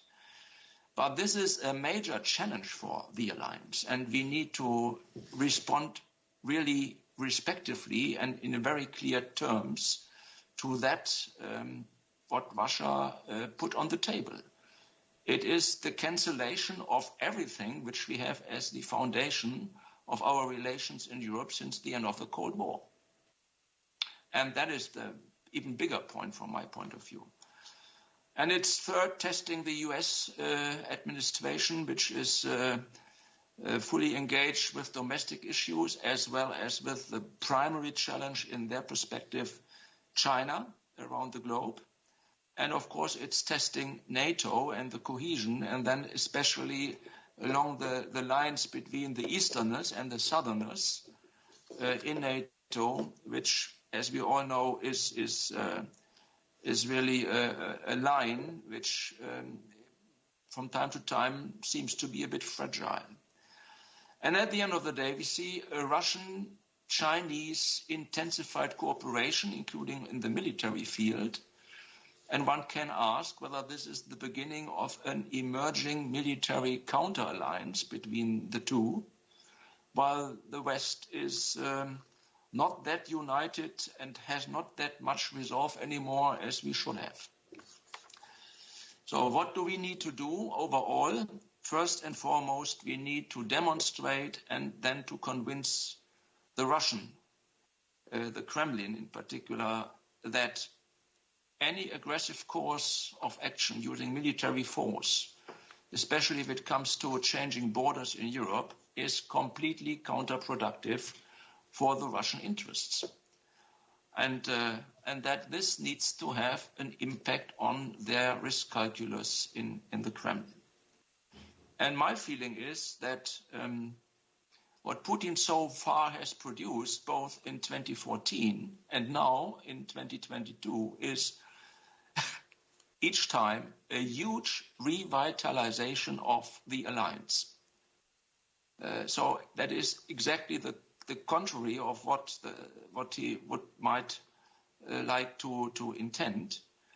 But what I see is we are united at 13, as already said by the Secretary General earlier this week, now again. We stand firm on our principles. There is no idea at all to take an appeasement approach between European great powers and Russia at the expense of third parties in between. And the last nation in Europe which would go in that direction would be Germany, since for historical reasons that would be a repetition of what Hitler and Stalin did in 1939. And that will not happen again with a German contribution to that. So my recommendation, what we now need to do in reaction to all that vis-à-vis Russia, is simply put in a British phrase, stay calm and carry on. And I mean with that we both in the Ukraine case and in the challenge for NATO as an organization. We need to stay calm and carry on with what we have already done for the recent years. In the Ukraine, it means, from the German perspective, we need to apply all diplomatic and political efforts which we can at all channels, bilaterally between the US and Russia, at the superpower level and the guarantor level, multilateral in the respective frameworks, and that includes then the Normandy format, and in that the Germans will stand ready to play their role if this is desired from the two parties concerned here. And then we need to go to credible sanctions. And that is, of course, Nord Stream 2 as the contribution, the major contribution Germany can contribute. And that goes then broader. It implies then the entire issue of energy supply in Europe.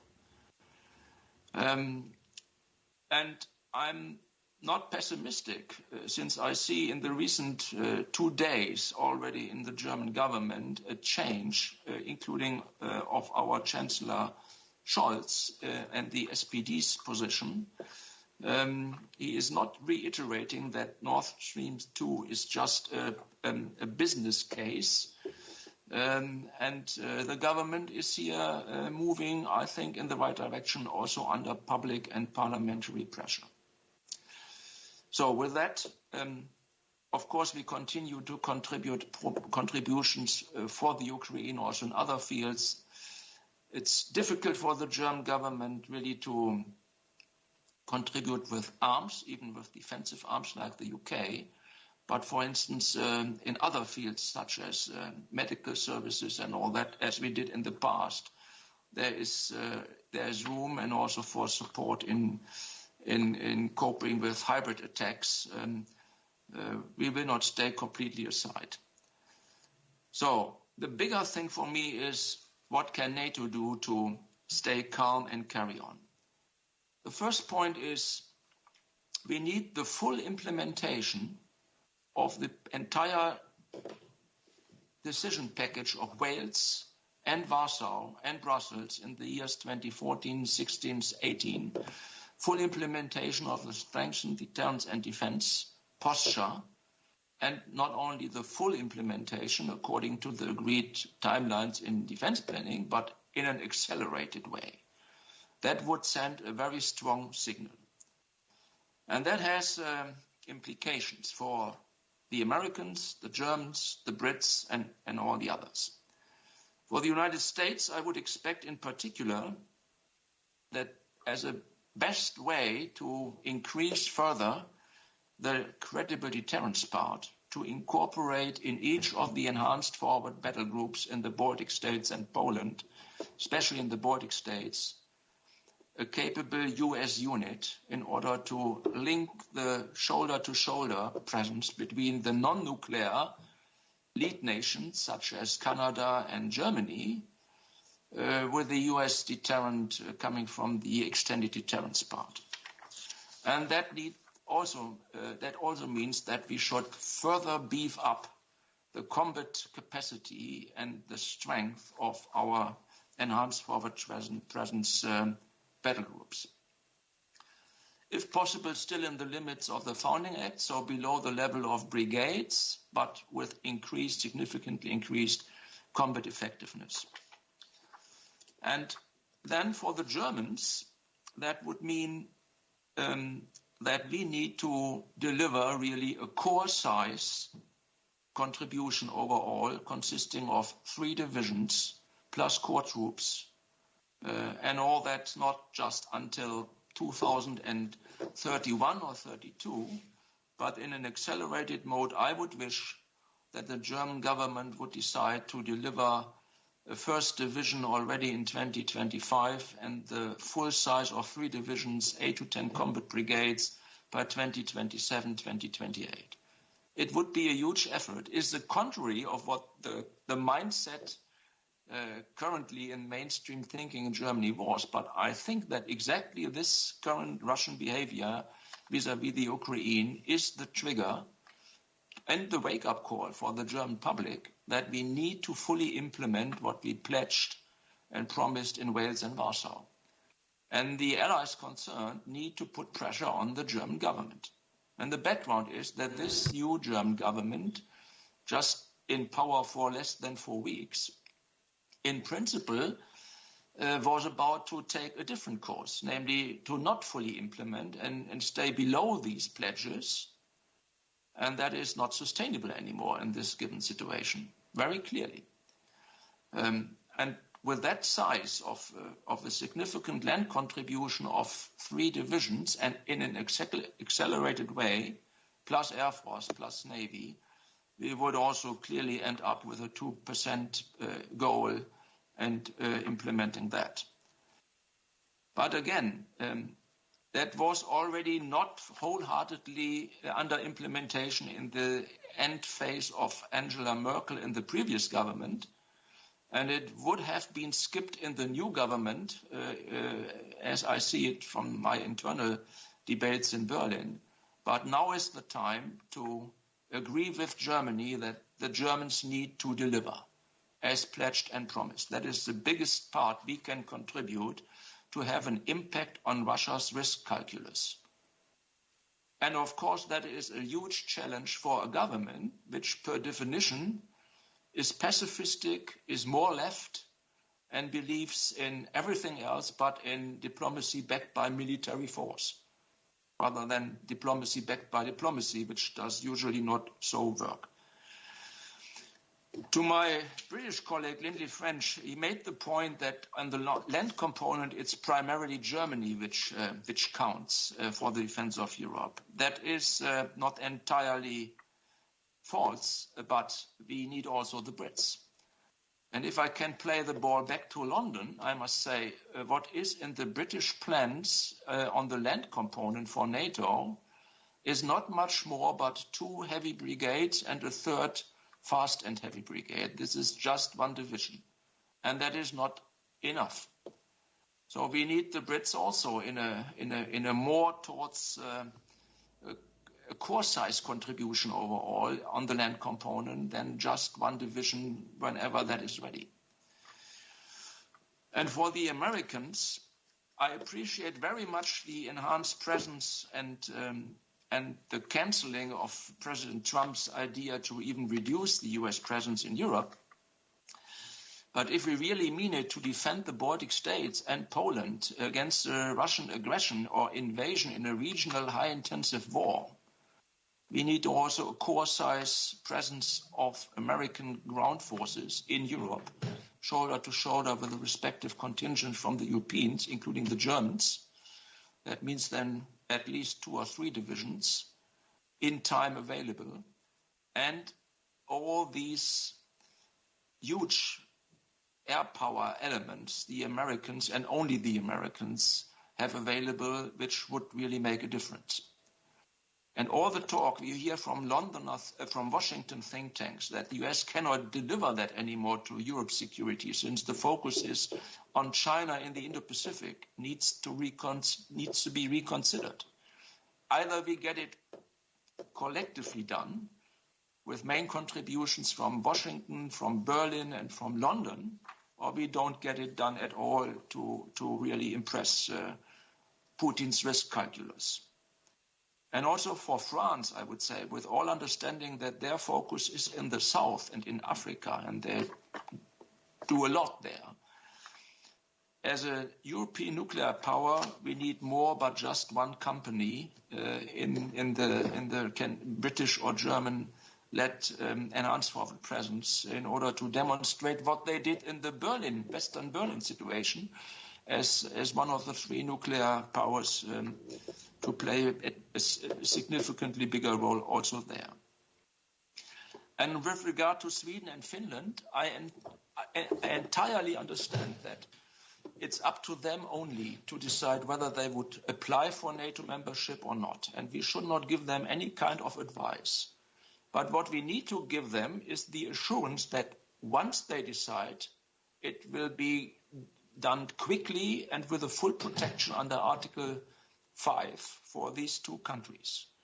And everything which paves the way for that, the enhanced opportunity arrangements we have had in place since 2015, should be increased, intensified, so that we treat them in NATO as a partner, like as an ally, I would say, in operational terms. And that would also help to strengthen the security in the Baltic region very much. And last point, NATO-EU. We need to develop this as a supporting relationship in both ways. We need the European Union as much for collective defense as we need them for European crisis management initiatives in Europe's periphery. Since for collective defense, we need the European Union's capacity to build resilience or to help EU nations to build resilience and military mobility and everything which comes from that. And we must also make crystal clear to China that we will not allow Chinese firms on direction by Beijing to support Russian hybrid campaigns against NATO or the EU in Europe. And this is much broader than just UAV and 5G or so. But this is the tip of the iceberg. And I think clear language here to Beijing would also make an impact on their calculus, to what degree they would gang up together with Russia against the West.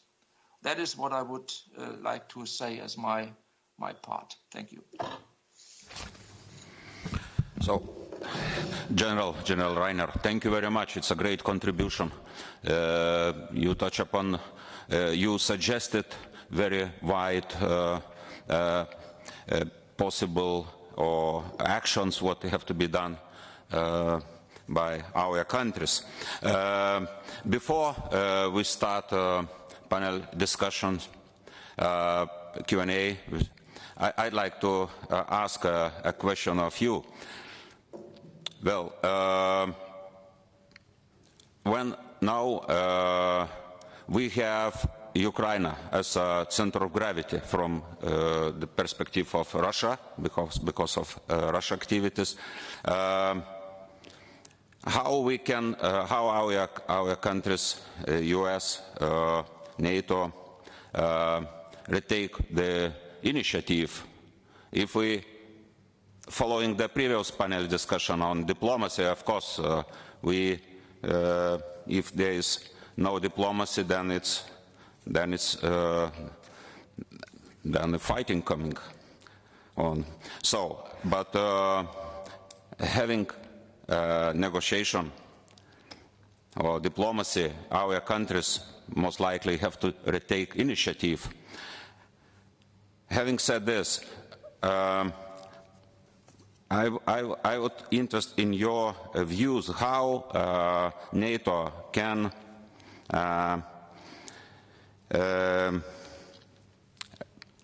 fix or can carry on the plan of Ukrainian and Georgian membership. And I understand that it's difficult right now, but we have to come up with very clear plan how we implement the commitments done in Bucharest 2008 with regard to those countries. Please. Whom do you ask? Yeah. Me. Yeah, I would appreciate your answer and probably from NATO HQ. Thank you. Good. Then I would just be frank from my personal perspective. I was in Bucharest 2008 as part of the accompanying summit event, not part of the German delegation, but of that co-summit event, when the US President George W. Bush came into our audience and declared in a public speech that we had just decided as heads of state and government that Ukraine and Georgia will be member of NATO. We were completely surprised. Nobody had told us. Then we got into contact with a delegation in the real summit and got the truth that they were surprised as well. So what happened in Bucharest was at that time that the American delegation came up with a decision proposal which was poorly prepared in the weeks before the summit, had not got consensus around NATO, and during the summit they pushed it through as an element of the communique. And that was the worst kind of start you could imagine in NATO. NATO is a body of 30 nations, meanwhile, at that time it was less, where you need unanimity in decision-making. Everybody needs to agree formally. And then it is a wholeheartedly agreed consensus, which is then implemented through mechanisms and processes. And that has led to the situation that, yes, in the Bucharest communique, there is this pledge. They will be a member of NATO, full stop, not some time or so. But since then, no activities had been undertaken in NATO at all to follow up with the membership action plan and all that course, which we had in all the other aspirant countries before. And there is no consensus in NATO. It's not just Germany, it's also France. It was, in that case, in Bucharest, that we were the front runners of making the concerns public. And our German concerns at that time were that we wanted a smooth open door process. An open door process where we got in 3 waves. First Poland and Hungary and the Czech Republic, and then the Baltic states, and then others, step by step, in a way into NATO, which was acceptable for Russia. And we did not want to lose Russia entirely. And that worked quite well until 2006. And on the issue of pulling the Ukraine in without having consensus in NATO, and that under the headline of open door policy, and with some very unfriendly statements in Bucharest to the Russian audience, Gazprom and all that. That was the one bridge too far for the Russians to agree. And from our point of view, it is important that the aspirant country wants it with full public backing of their society. I guess this may be the case, meanwhile, in the Ukraine. There must secondly be consensus in NATO of the members that they accept that membership plea. And the number 3 condition is that it contributes to security in Europe. And from the point of view of the German government at that time, the third part, the contribution to security of Europe, with a given Russian view of all that, was not the case. One step too far, so to speak.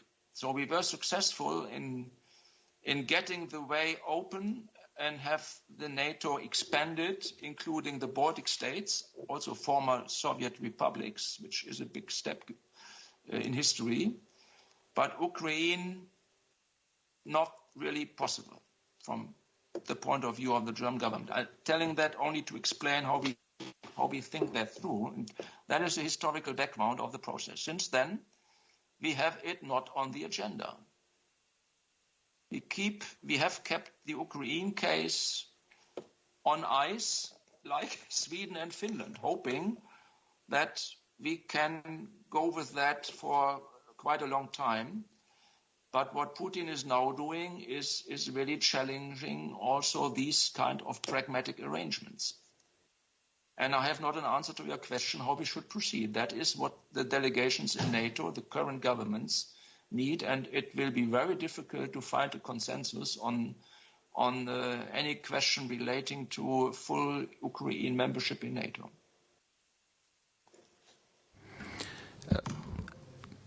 Thank you. Ms. Beata and probably Ms. Molly, can you a bit elaborate, continue on this topic in the sense that the people of Ukraine and Georgia, they choose, they make their choices. And again, I am fully convinced it's difficult right now, but strengthening deterrence of those countries, and especially Ukraine currently, stepping on, speeding on having in mind that we have to have a clear plan, even handling the membership action plan. So, Ms. Beata, please. Well, I have not attended the Bucharest summit in 2008, but what I know is that in almost every summit since, communiques reconfirmed that Ukraine and Georgia will be members of NATO. And of course, it's up for the allies to decide, to reach the consensus and decide when is the right time. But what is also important is that Ukraine continues with the defense sector reforms, with other reforms, with fighting corruption and bringing their forces up to standards of NATO. And this is something that is being done. And also, since 2014, we really increased cooperation with Ukraine, and enhanced opportunities, partner status means a lot, and it means really much more interoperability and much more work together. And then the other question that you asked, what should NATO do to retake initiative? The way I see it, I think NATO is already taking initiative. Like I said, the Secretary General, as the chair of the NATO-Russia Council, invited NATO allies and Russia to meet again. And we will provide written proposals. I see it as actually a quite serious initiative.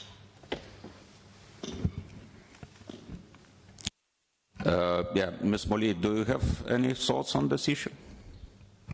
Yeah, I think maybe just briefly, and in particular, as a person who worked as an advisor with the Georgian government from after the war in 2008 until the end of the Saakashvili years, I think there's different ways to interpret history clearly, but I think the idea that Ukraine and Georgia are still making up their minds about where they need to be is not true. The populations of these countries have been very clear in their support of their desire to join Western alliances, including NATO.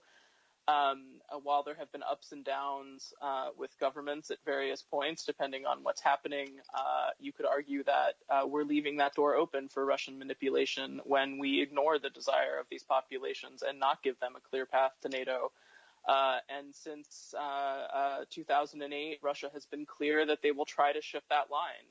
President Medvedev, at the time, President Medvedev was very clear that the war in Georgia in 2008 was about ensuring that Georgia and Ukraine will not be able to join NATO. And I think we need to hear what they're saying and take that option off the table for them.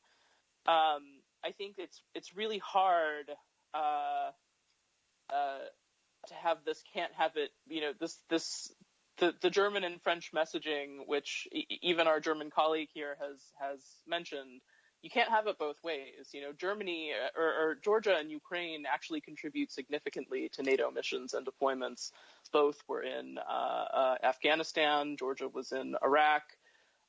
Ukraine could be a significant contributor to European security in that it has a large ground force that is battle tested. It has a significant defense industry that is quite innovative and has been extremely innovative and adaptive against Russian tactics. The Ukrainian army is the only ground force that has fought the modern Russian army, including its electronic warfare capabilities, et cetera, et cetera. So the idea that there's nothing to contribute from these countries, while we're saying that Germany and France are not contributing enough manpower to the alliance, I think is one way to look at it. But we need to understand that do they contribute to European security is, I think, we need to expand what we're looking at in terms of that. And I do not think we should concede ground to the Kremlin that there is a buffer zone that they need for their reassurance. They will never have the reassurance that they want. And they've made that very clear in their messaging these past years, in their actions this past decade. There is no reassurance that can be given to Moscow about its own position. That insecurity is internal and has nothing to do with us. Yeah, I see, Rainer, you want to comment, and then I will have a question from the audience. Thank you. Very briefly, Molly, I have not said that neither that the Ukraine or Georgian population doesn't want, nor have I said that they do not contribute. I'm very well aware that Ukraine, to international crisis management and so on, has provided a lot, that they do their best, that they want, of course. But being a realist, it is clear that there is no consensus in NATO amongst the NATO member states to protect Ukraine under Article 5 Washington Treaty. And there is also a consensus, there is not a consensus in NATO that we could accept an applicant country as a full member, then protected under Article 5, which has territorial disputes, politely worded, with Russia.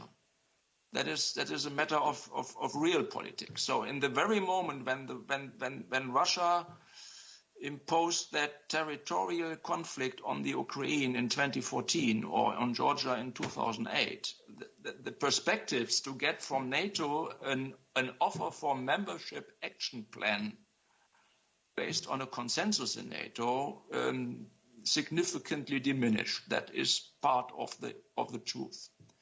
So we have that promise of NATO, yes, but to implement it will take quite a lot of further time, and that is what your president himself just stated.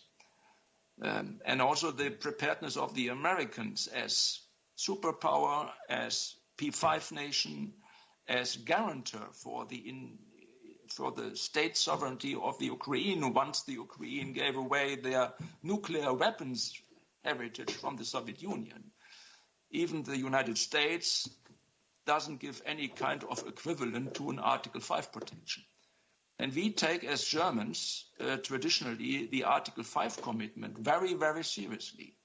That would mean for us to fight and die in the Baltic states in case they are attacked, since they are protected under Article 5, and we have the obligation to come to their help with everything we do have in Europe.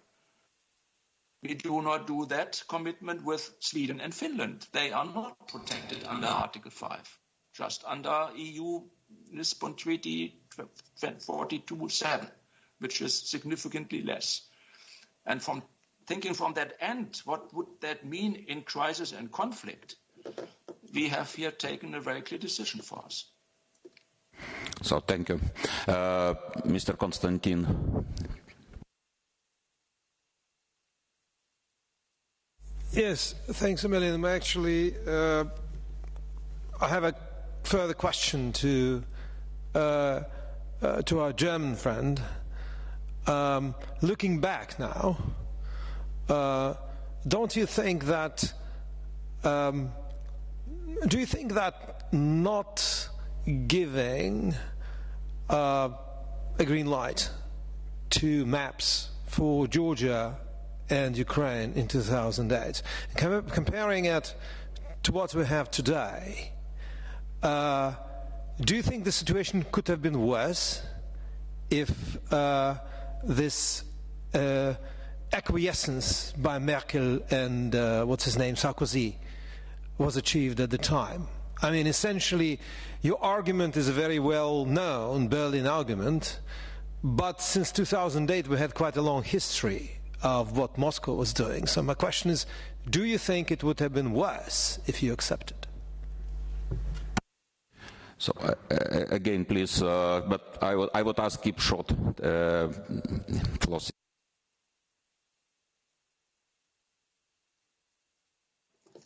Yeah, I cannot really answer that question.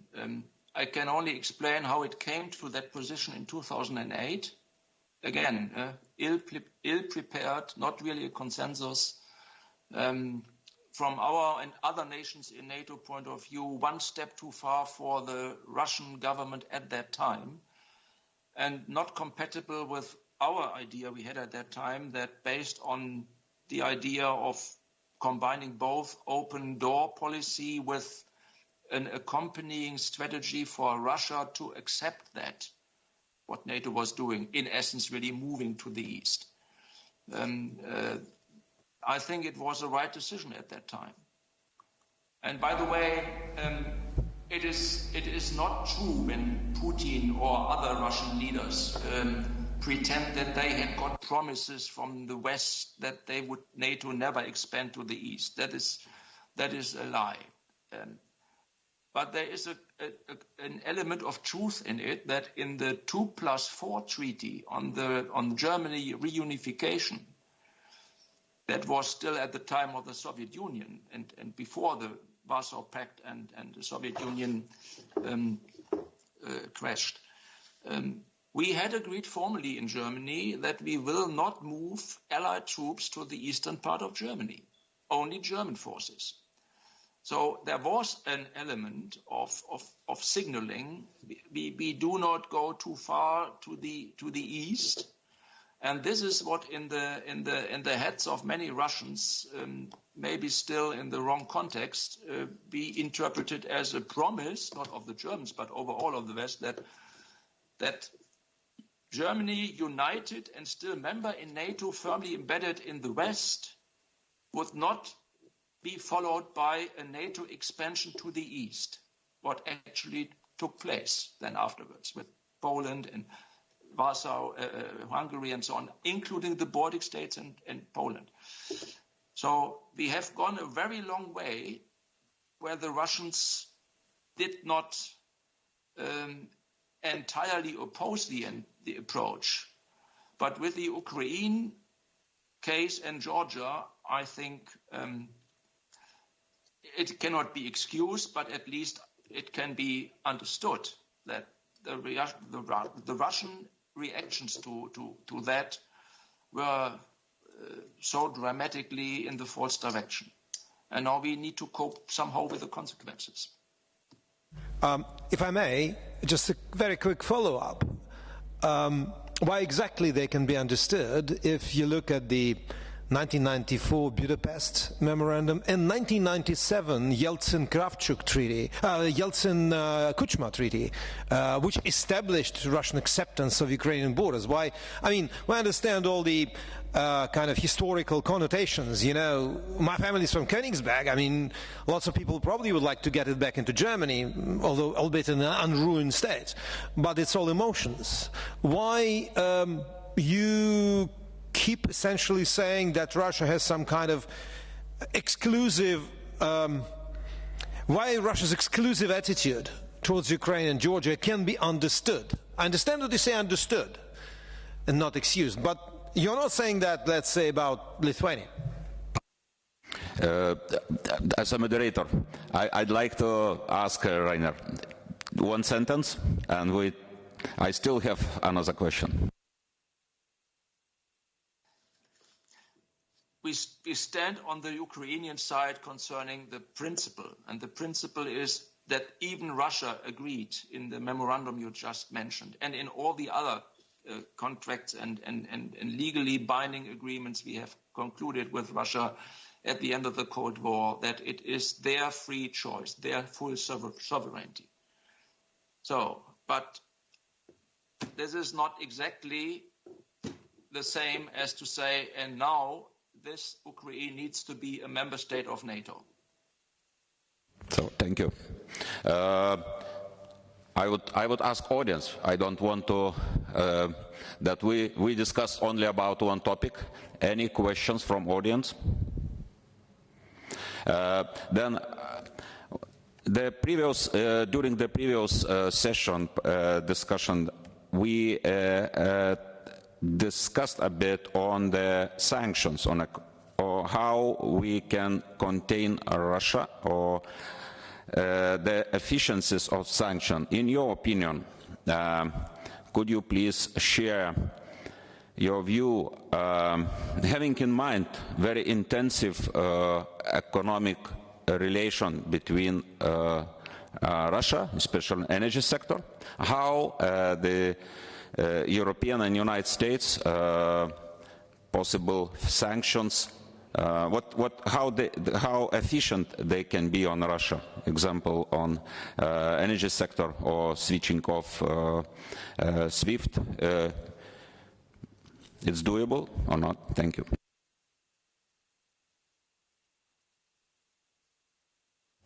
Yeah, Ms. Molly, please.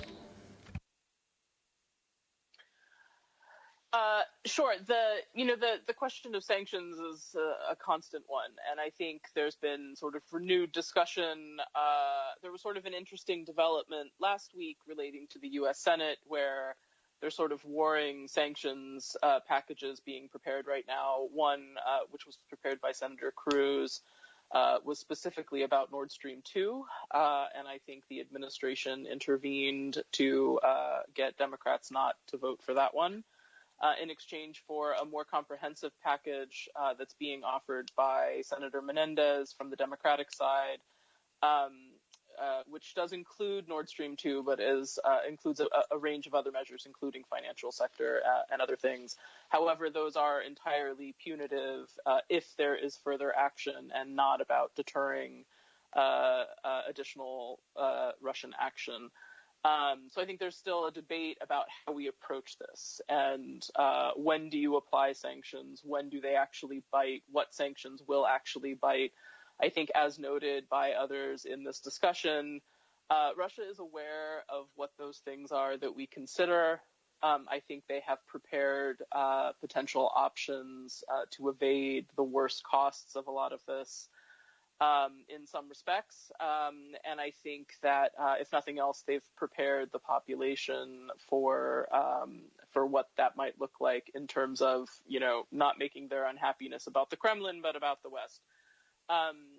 So I think, will sanctions have the effect that we desire absent other action? No. And I think we need to be aware of that. I think the evasion of discussion on Nord Stream 2, it does seem that the Biden White House deterring the sanction package from Senator Cruz, that our German friends got the message that this was a favor and that they need to be, at least the line they've come back with is, willing to discuss sanctions or not turning on the Nord Stream 2 pipeline should Russia continue to menace Ukraine. But I think that we all, the Nord Stream 2 pipeline is representative of a broader problem within the West, which is we've all taken the free Russian money for an awful long time, and it's created a lot of vulnerabilities in our societies. I think some of us are more aware of what that looks like than not. I think the Nord Stream 2 pipeline is sort of a great big shiny example of how Russia creates leverage within our societies that then becomes very hard to undo.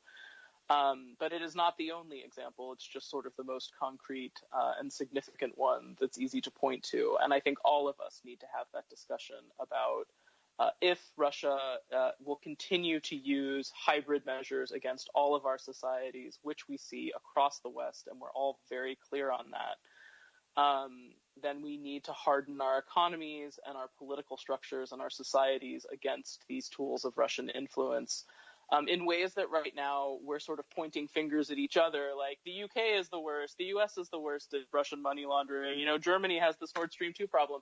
We all have problems. And we need to sit together and look at what that balance sheet is and figure out how to spread the pain around, but as we harden our societies against these tools of leverage from the Kremlin. So with this, I'd like to convey my thanks to contributors, to the speakers. Thank you very much indeed for your comprehensive presentations, briefs. Thank you very much. And we complete our panel. Thanks. Thank you.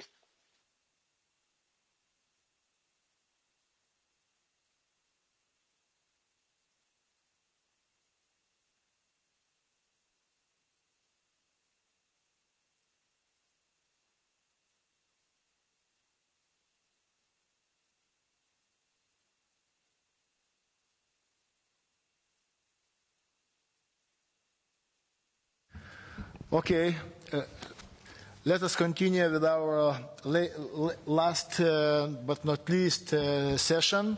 The topic of this panel discussion will be Western Response 2.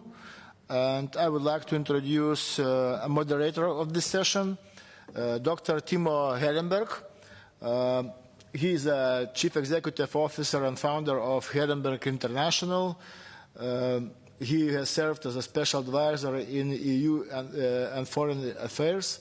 And also he served for 2 prime ministers of Finland and more than a decade as a security consultant for the Finnish Government Council.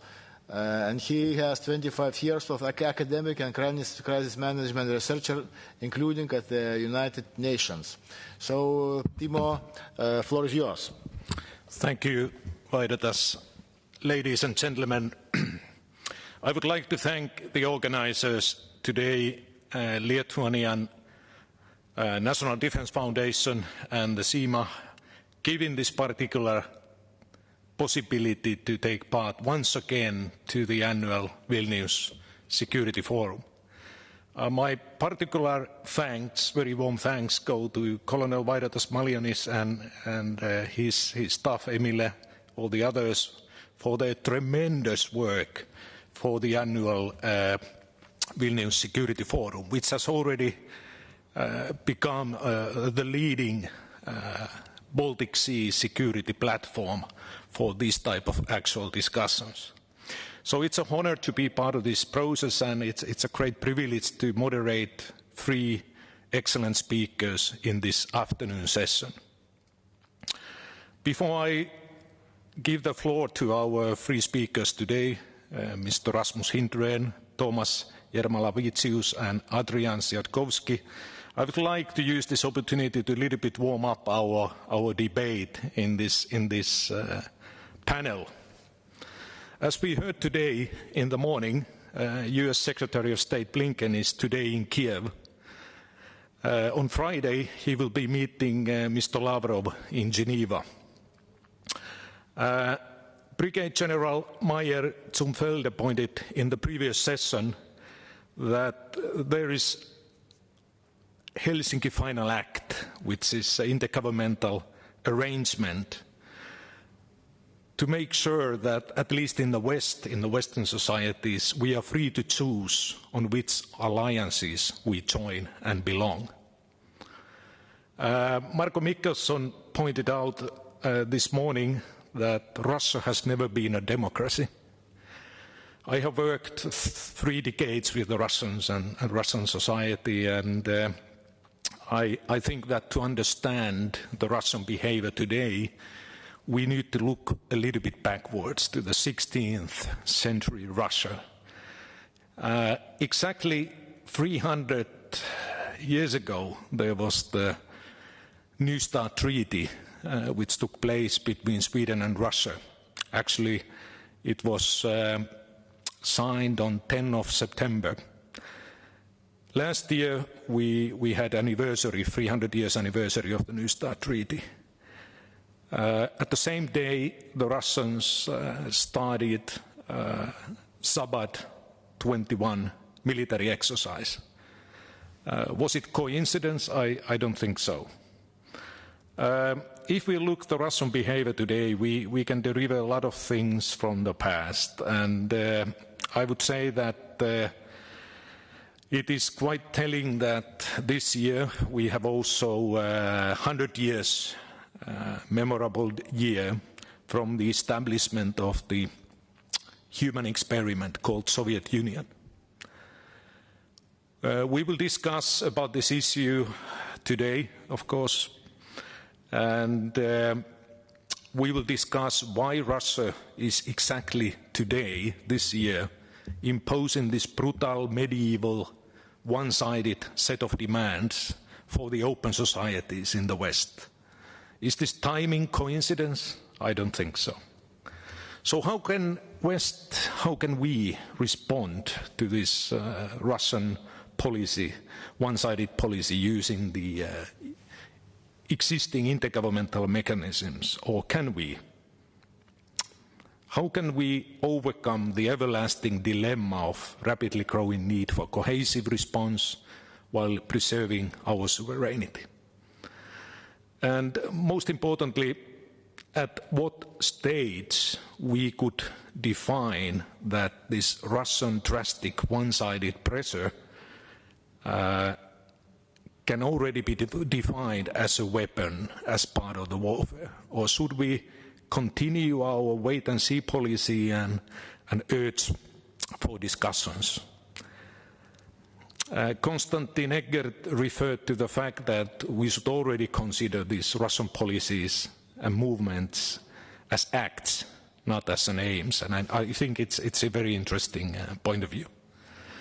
So it's a great privilege to moderate this session, and I would like to give the floor to our first speaker today, Mr. Rasmus Hindren. He is the Head of International Relations at the European Centre of Excellence for Countering Hybrid Threats. Mr. Hindren joined the Centre in October 2020, coming from the Ministry of Defence, where he was the Deputy Head of Unit for Defence Cooperation. And Rasmus, it's a great privilege to see you here again today, and please, the floor is yours.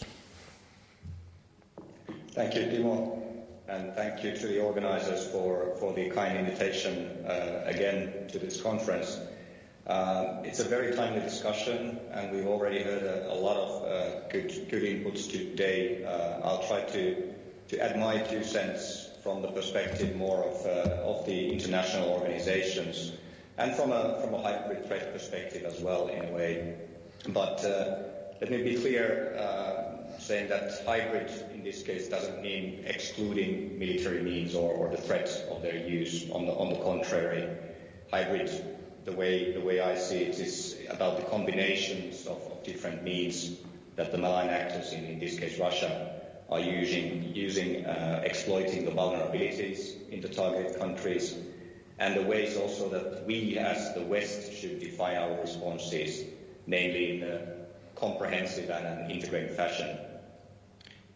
Maybe another point to start with, and this was mentioned earlier as well, we have to be clear about what we are trying to achieve here. What are we trying to deter? Are we trying to deter the geographical or horizontal escalation against NATO or the EU, or further escalation against Ukraine?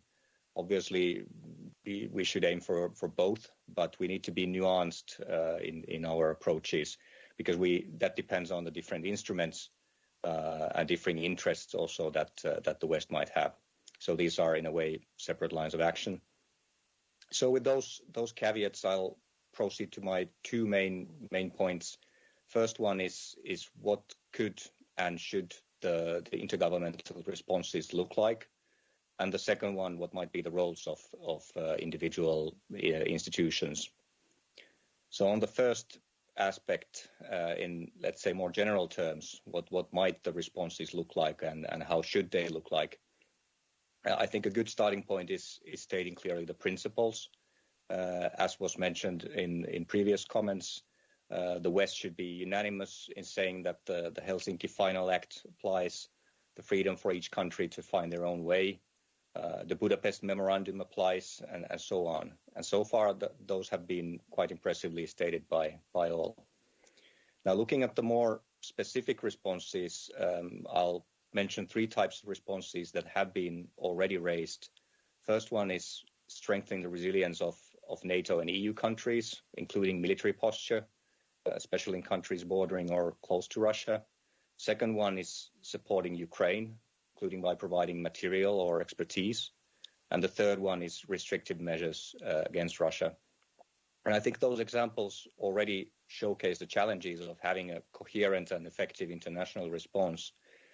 Because when we parse this a little bit, we talk about strengthening military posture. Well, that could be done unilaterally or bilaterally, but preferably in a coordinated NATO context. Support to Ukraine, again, should be coordinated also to make sure that the absorption capacity of Ukraine is maximized. But in fact, the majority of that support is taking place on a bilateral basis, and we have seen recent examples from the UK and Canada and elsewhere. And finally, if we take the restrictive or punitive measures, and these could, of course, include sanctions, economic tied to energy domain or some other domains, but also a variety of other means from the information domain to diplomacy. And again, these could be imposed by individual countries, and let's say in the case of the US, that is what will happen. But for Europe, it's much better to consider and implement these measures in a common context, and that would be the EU context. And perhaps, Timo, you mentioned sovereignty also in your opening remarks, and I think this goes to the heart of the concept of sovereignty, which is very often understood as authority. But if we understand it as influence, it takes on a little bit of a new meaning. And to preserve and increase our influence, we also need to pool our sovereignty in these types of situations, for instance, when it comes to sanctions. So what are the ingredients of these responses?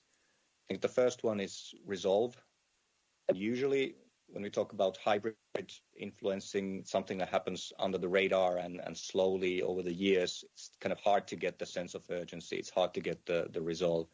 But this should be different. I mean, we are seeing some recent escalations, rather abrupt and very visible. So it should be easier to build that kind of resolve. On the other hand, Russia knows this and will try to adjust their actions so as not to trigger a strengthening of the Western resolve. Another thing is attribution, and that should continue. There's a need to call out the malign and escalatory actions, whether it's the additional landing ships in the Baltic Sea or whether it's the continuing build-up around Ukraine's borders or the cyber attacks against Ukraine. This is crucial for signaling to Russia, but it's also crucial to communicating to our own general publics the seriousness of the situation and how it evolves. Unity. This is an obvious requirement. It's a formal requirement in a sense because of the unanimity principle in the EU and NATO, in the EU at least when it comes to foreign policy decisions. But in these types of situations, it's not just about the formal decision making, but also about the sense of unity. And there might be some different shades in the views, but the overall thrust should be the same, and the messaging should be consistent. At the same time, we need to be realistic, and we have heard this today already, that there are rifts, different policy perspectives in Europe, whether it's between Central and Eastern Europe and Western Europe or elsewhere. So maybe this unity also needs to be coupled with some flexibility. We should beware from letting the bureaucratic structure dictate our responses too much. And in some cases, it might be preferable to operate on a more bilateral basis. So we need to preserve that flexibility. So final point on this, integration. We need to be ready to mix it up, to combine our policies and our tools. First, because that is also what the malign actors are doing, using a wide range of means, even if in this case the military build-up is the most visible example. A second, because it gives us a better chance of escalation control, to have possibilities to engage different types of instruments. In a sense, we are already there, having a potential asymmetrical response when we talk about sanctions. We're talking about going to the sphere of economic policy as a sort of go-to choice. But still, several countries find this hard at the policy level to combine these various policies and to be able to mix them. But these sectors are much more intertwined than they used to be. There's much more interdependence, and we just need to, first of all, understand that and make the best use of it as we can, and start building a real integrated response. So now to my second point, which institutions, which organizations are we talking about here? And the starting point should be that Russia prefers talking to individual countries. I think that's clear. The US certainly, but also individual European countries. And vice versa, it's in the interest of the West to look for international common responses. And about the organizations, while, for instance, the OSCE is an organization directly established to support resolving these types of situations, and has some useful tools. We all know the limitations of that forum at the moment, and the same applies to the UN, for instance. And therefore, I'll focus on EU and NATO responses, being mindful of their capabilities and their roles. Starting with the EU, I think it's safe to say that the EU is punching below its weight in security policy in general, and in the current crisis as well. And I think a lot of people here would agree with that statement. The next thing then is to decide on what to do with it, because all the member states and some non-members as well have agency there, and they can influence it. I think there are two main elements for the EU to consider. And first is understanding the comprehensiveness of the EU as an actor. It has a capacity to legislate, it has a budget, it has a competence in a number of policies. And while the defense dimension is, let's say, a work in progress, but across the field from maritime policy to cyber policy, trade and economic policy, space policy, transportation, communication, these are all part of the portfolio and should be part of the overall response. So the issue is ensuring the coherence between these instruments. And the Commission sits on a very broad toolbox, but some of these tools are by design almost disconnected from the EU strategic objectives. And I think this is a key point which needs to be at least partially resolved in the context of the strategic compass. There are certain elements that will take much more time and effort to figure out, but that should be the key moment to start putting together these different types of tools and objectives. Otherwise, it's fighting with one hand behind the back, or two hands. And one key deliverable in the compass is a hybrid toolbox, which is a tool exactly planned for this purpose, bringing together the tools to give options for responding in an escalating situation. The second point on the EU is a challenge with the member states. And again, several countries are lamenting the invisibility of the union or lack of strength. And it's easy to share that frustration, but it's also misleading to just blame the institutions or blame Brussels, because essentially the EU foreign and security policy is what the member states make of it.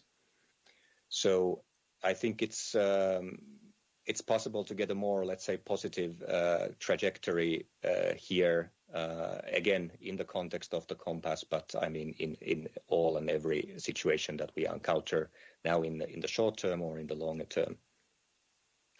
On the NATO side, I think last week was a positive experience because it showed a good front of unity, and there were no cracks in that front.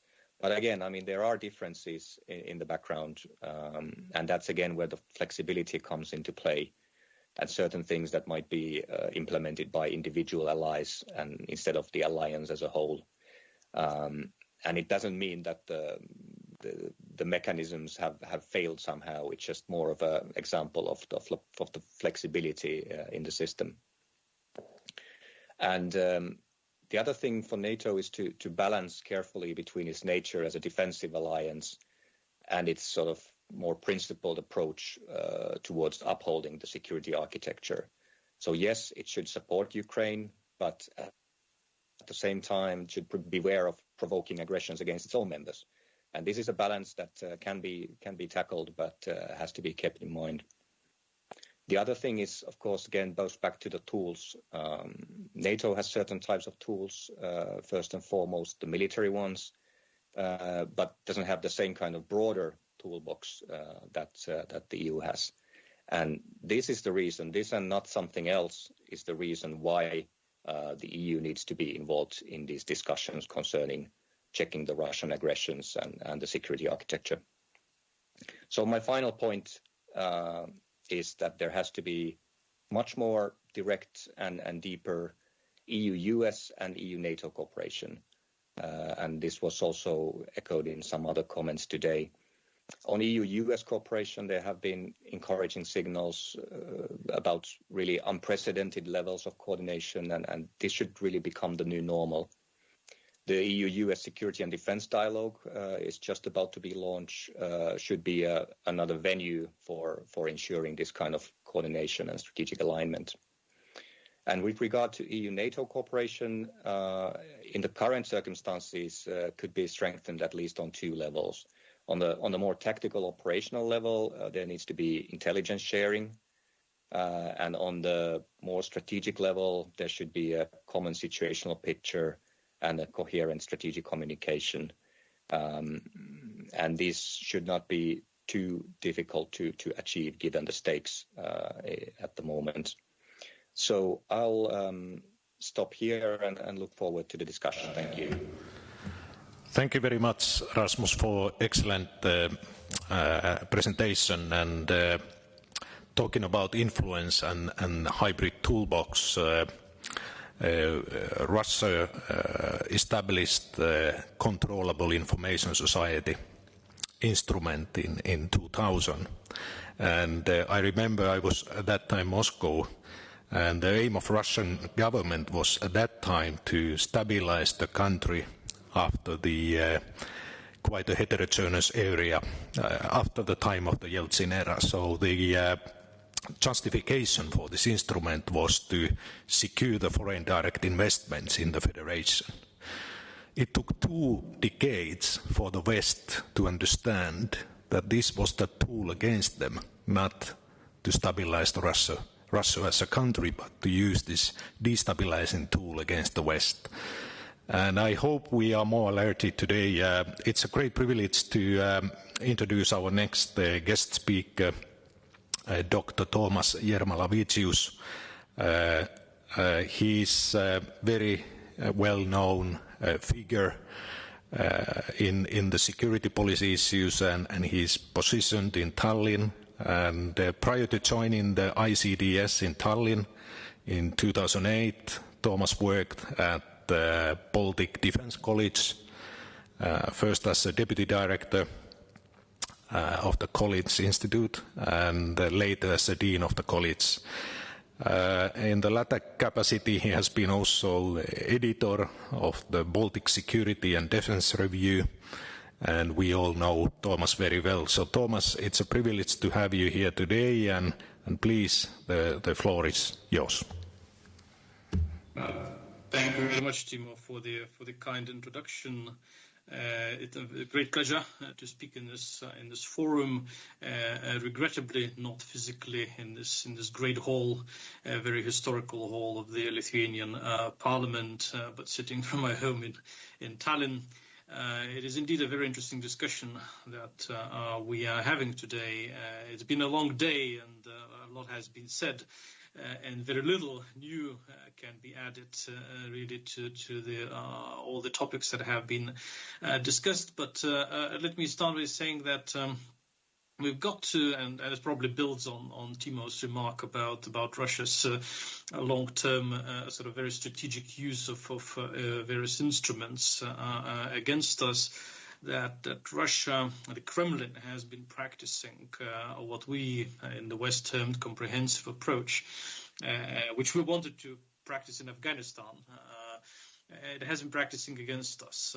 And the current crisis is a good example how they bundle together, weave together the energy, cyber diplomacy, information warfare, military diplomacy, military deployments, strategic communication, into a bundle of coercive strategy.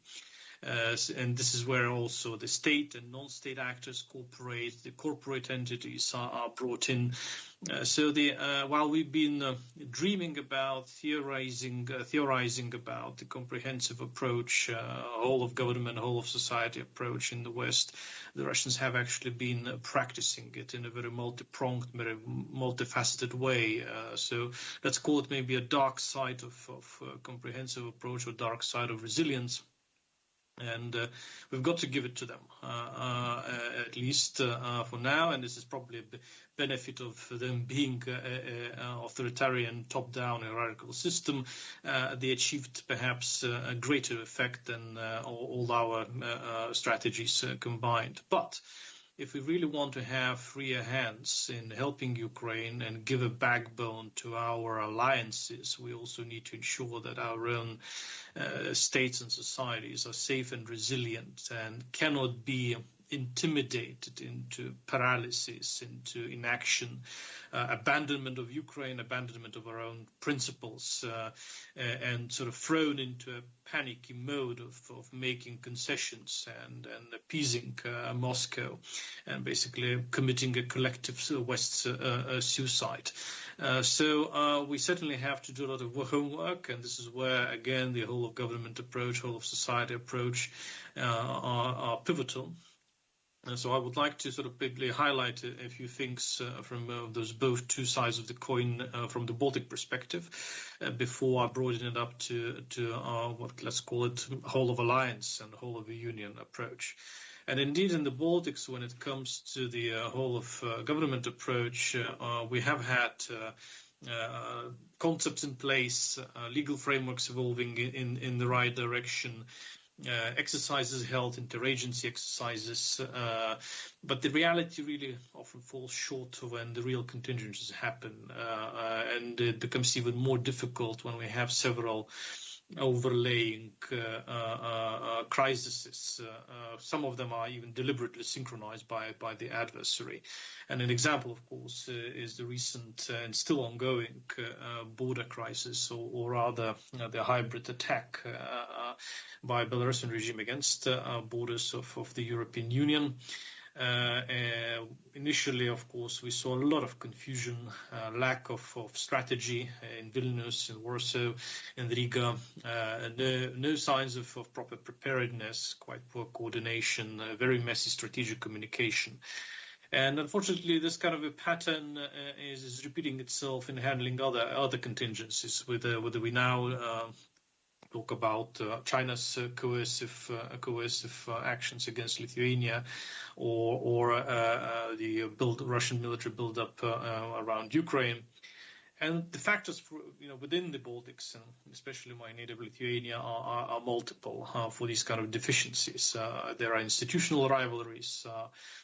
There's a lack of organizational capacities and competences.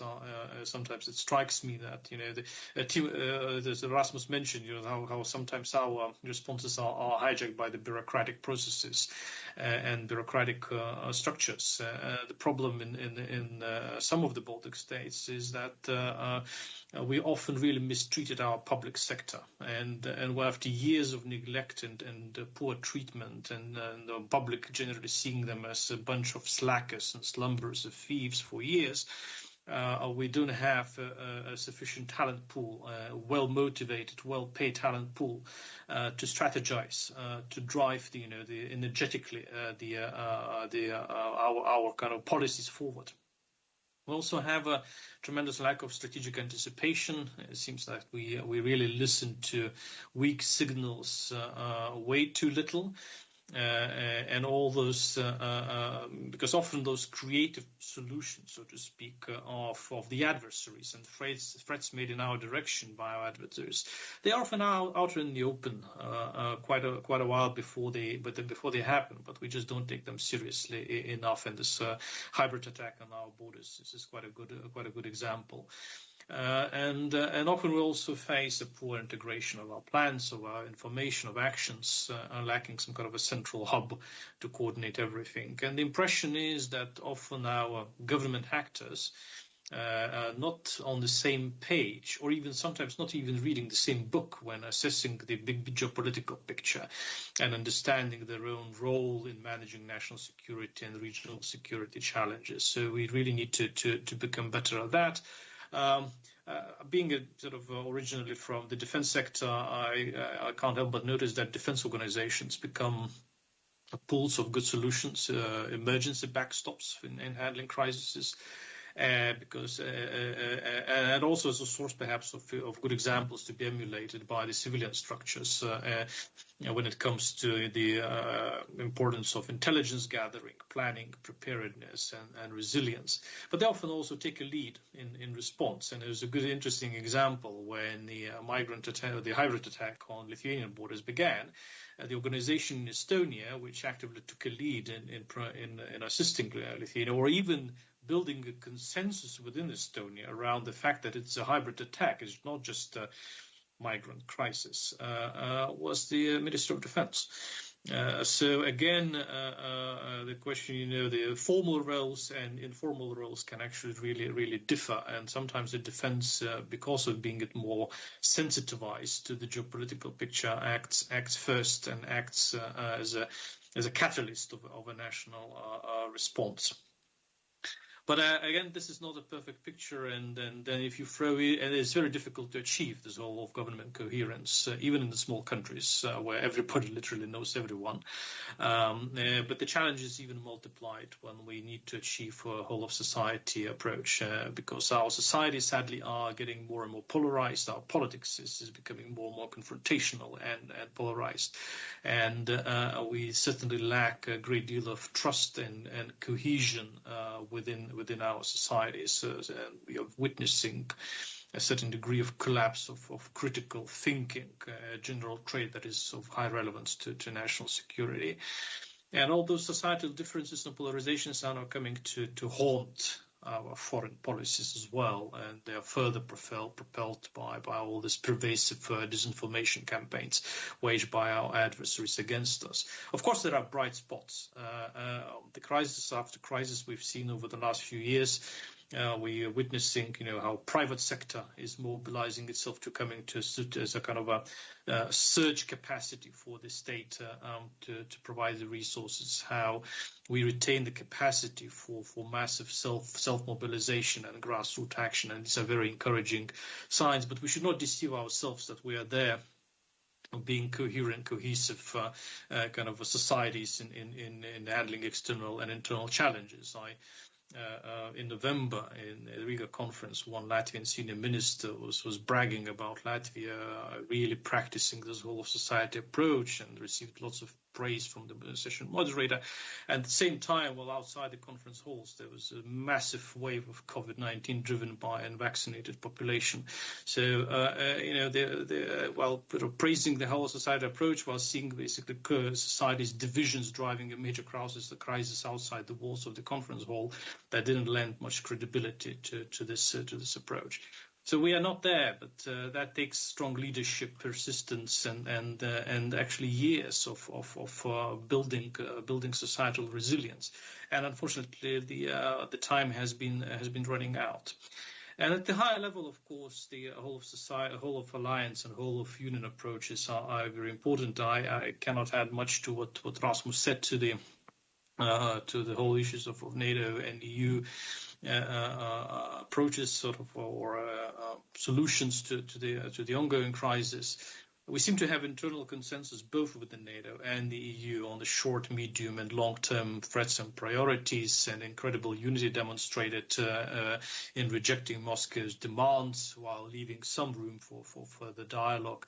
Again, I would probably need to give some kudos to the Baltic states for punching above their weight in keeping this existential risk posed by Russia on the radar screen, and eventually helping to mobilize this consensus. So although we have to give it again to Putin did quite some heavy lifting in this account, the more aggressively he behaves, the greater unity and cohesion appears on Western side.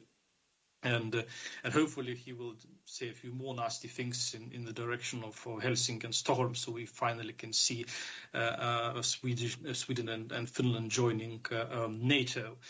Of course, NATO-EU cooperation is absolutely pivotal instrument in this collective West, but we again often see it in too narrow, almost bureaucratic terms.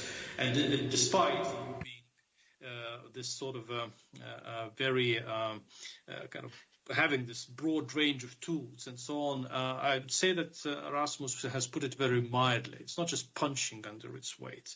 When it comes to this particular ongoing crisis, EU has really marginalized itself. After wasting years of time by underinvesting into defense, ignoring the geopolitical dimension for too long, and really not understanding the threat posed by Russia. So, again, divisions persist, and Nord Stream 2 being most illustrative, the question of arming and training Ukraine's armed forces being another question. And you can almost physically feel how the trust in Germany, the trust in the Central and Eastern Europe, in Germany, to some extent in France, is really fraying. And this will really have consequences to those dreams of European strategic autonomy. And these divisions are, again, exploitable, and a good chunk of Russian action that is undertaken in the recent months can be explained as attempts to drive a wedge between the allies and fragment our responses. We're still holding, but the question for how long. And the key takeaway for me is, yet again, the US has to ride in to deal with the crisis in our own neighborhood, cajole some allies, and without the US coordinating role and leadership, Europe is still pretty much incapable of getting its act together. So we can still theorize about comprehensive whole of government, a whole of alliance, whole of union approach, but the reality is, if Washington doesn't pay attention, we are a mess. Thank you. Thank you, Thomas. Thank you very much. And very, very comprehensive presentation. And looking the demands the Russian government has now introduced during the past weeks, demanding West not to establish any new military bases in ex-Soviet countries, and that NATO guarantee to block these states for future memberships. Russia also wants NATO to abandon all military activities in Ukraine, Eastern Europe, Caucasus region, and Central Asia, and at the same time concentrating more than 100,000 men around Ukrainian borders, imposing using the hybrid tactics, cyber warfare attacks. All in all, this is quite a paradoxical situation. It's a great privilege to introduce our first panelist today, a very good friend, Adrian Siatkovsky. Colonel Adrian Siatkovsky serves as a professor at the VSB University in Poland. He has graduated from Military Academy, Potsdam, Police Academy, and the Adam Mickiewicz University in Potsdam. He's a well-known security expert. He's one of the initiators of the Katowice Security Conference. He has specialized on Islamic fundamentalist extremism, and he's an initiator of many EU-level activities in this field. Adrian, the floor is yours, please. Thank you, Timo, for the introduced. Thank you. So, ladies and gentlemen, it's a pleasure for me to give a speech among such outstanding speakers, representatives, different analytical trends, both practical, academic, and political.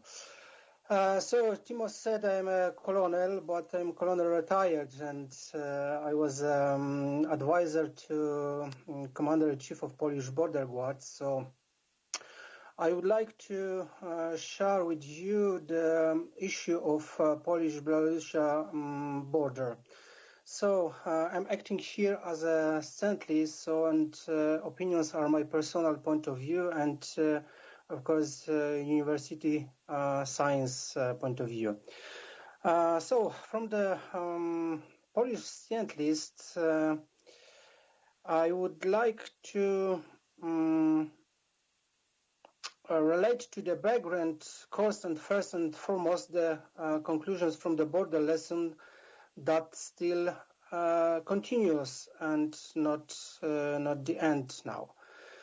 So Russia has not given up its imperial aspiration. It's a truism. It's a truism worth stating only if we are aware that is not the issue of reconstructing of empire, but sustaining an existential buffer against the Western influence in a literal, physical, and military aspect in point of view, Russian point of view, of course.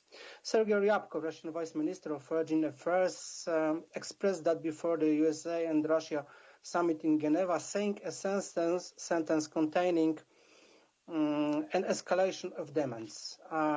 NATO should pull up stakes and go back to the borders from before 1997. This demand shows a very clearly postulated sphere of influence and Russia point of view and thinking.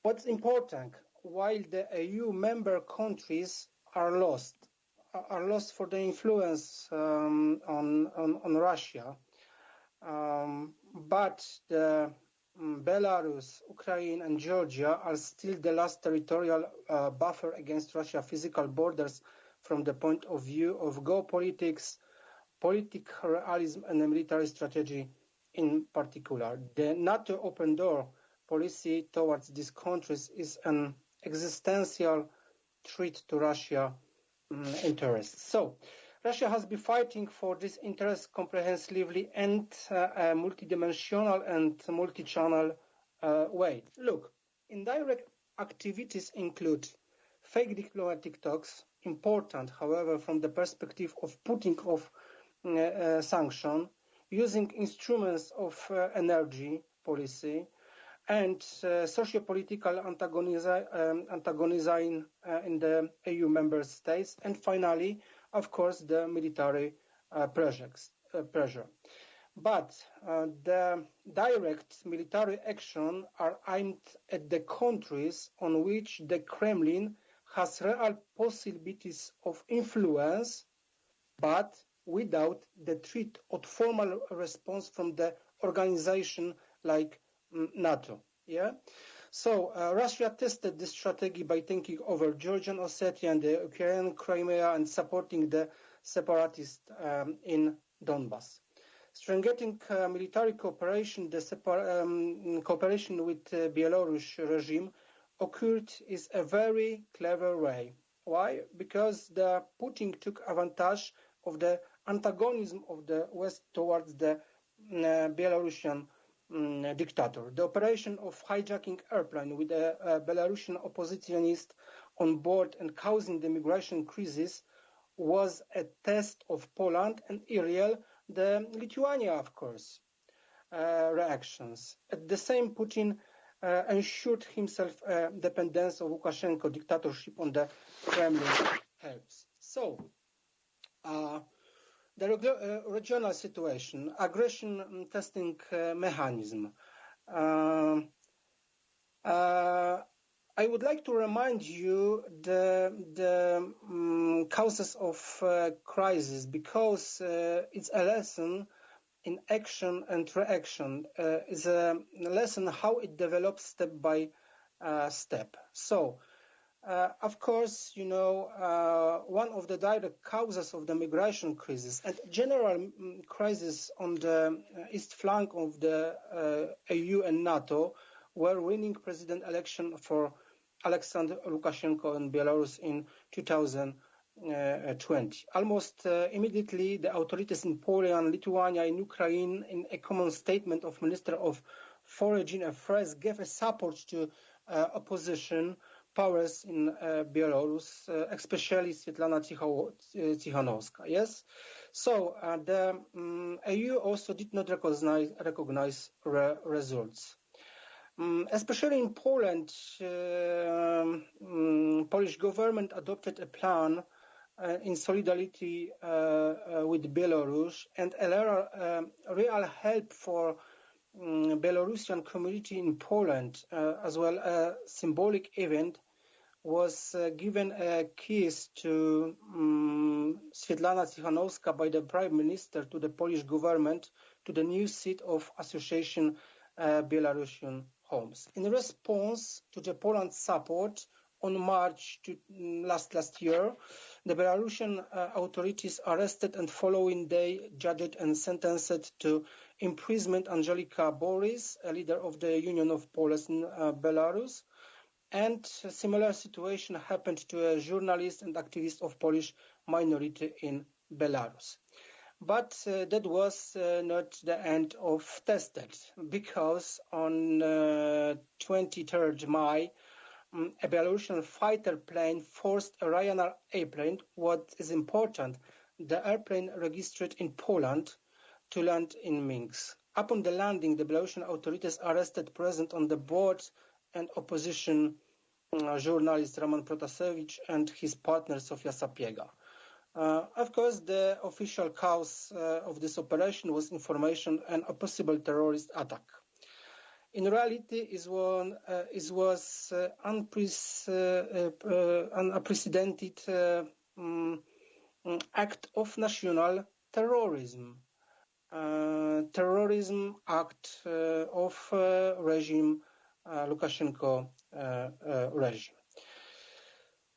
In reaction to the sanction, the Belarusian authorities used illegal immigrants, mainly from Syria and Iraq, whose journal the organized. The documents related to immigrants show a direct involvement amongst in causing and maintaining the migration crisis on the eastern border of Poland and the European Union, and also receiving benefits from this procedure. I want to share my presentation now. Moment.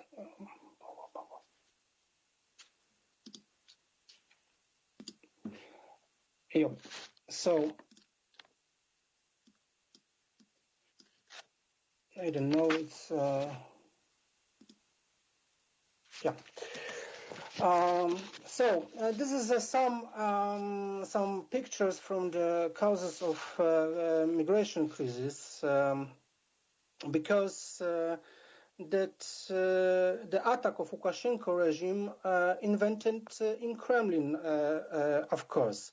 So in autumn there was a clear change of modus operandi from small groups to a few big camps to massive attempts to cross the border. During the attempts to cross the border, the immigrants used rocks, long and even stun grenades.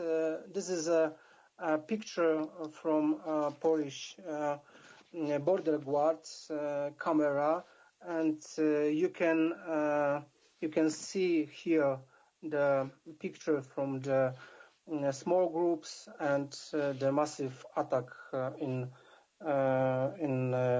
Belarus and Poland border.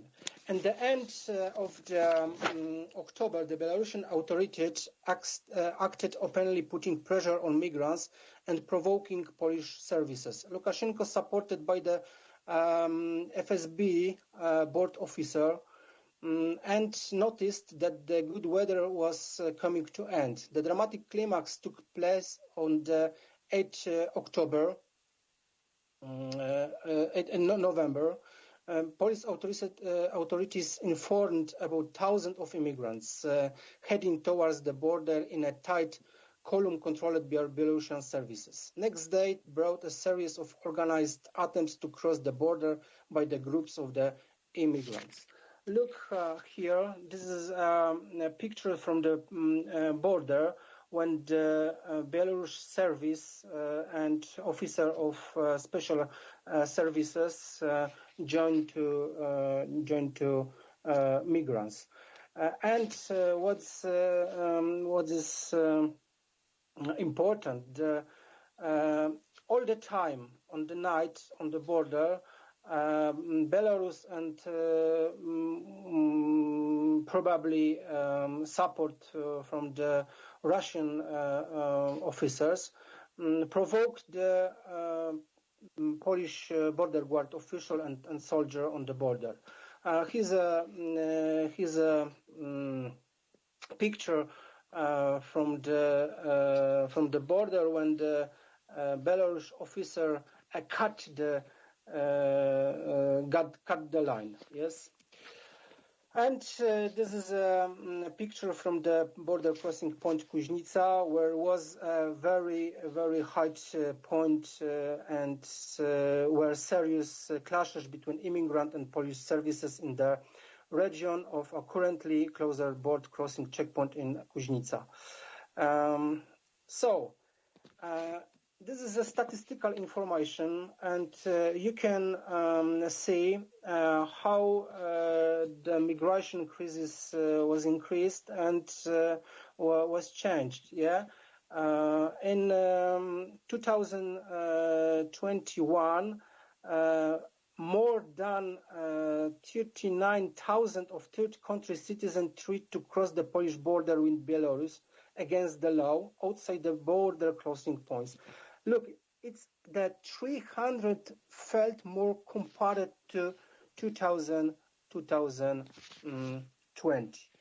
And in the number of attempts to cross the border with Belarus against the law significantly decreased in November and December. What does it mean? The Lukashenko regime and support from the Kremlin knows that the weather don't allow continue the operation because that will be a human crisis. Yep. So in next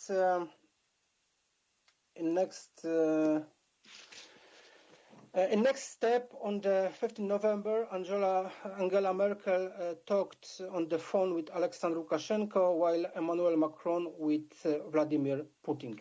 What does it mean? Putin achieved his goals in this action. Safety in the region was discussed with Russia. Lukashenko, isolated after the election, was back in the game and timed military cooperation, placing additional forces, officially, of course, on Belarusian request. However, he don't manage to force the borders nor cause the migration crisis as serious as the one in 2015. Poland's response was firm because there was a lot at stake. So, what we have learned from these lessons and Poland reactions. On 10 September, in the border zone with Belarus, the Polish President Andrzej Duda imposed the state of emergency for 30 days and prolonged it for another 60 days. Safeguarding this area is important. And was by the way, but it's important, regardless for the opposition opinion in Poland, from the point of view of tactics, the separation of inhabitants from the foraging element is crucial, since cleans the theater of operation. At the section of the border where there aren't any natural obstacles, for example, the Buk River and bogs, the army urgently built wire entitlements. This obstacle of the psychological character to high extent because markets and align. Continuing this line of action, a construction of the permanent enduring dam was designed, and the protection of the border will be up to 5 meter high, and steel poles finished with the coil of wire, and of course electronic method of the border management will be used also. And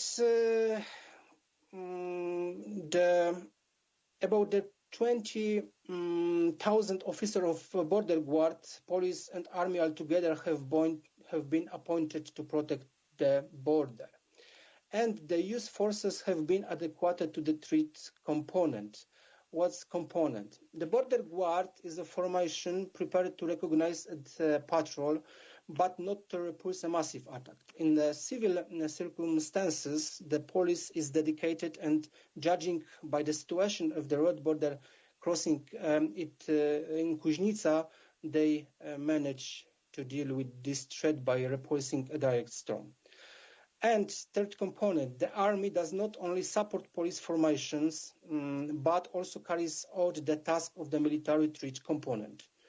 Why? Because the provocation of Belarusian officer and more often aimed directly at soldiers and officers stationing of the border.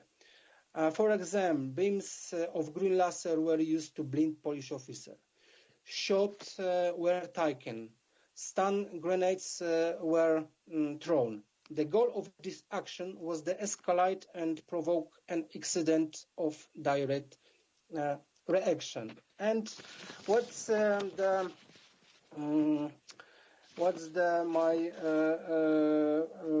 previous General Reiner said? We must keep calm. This is very important. Therefore, it was important to stay calm in the situation.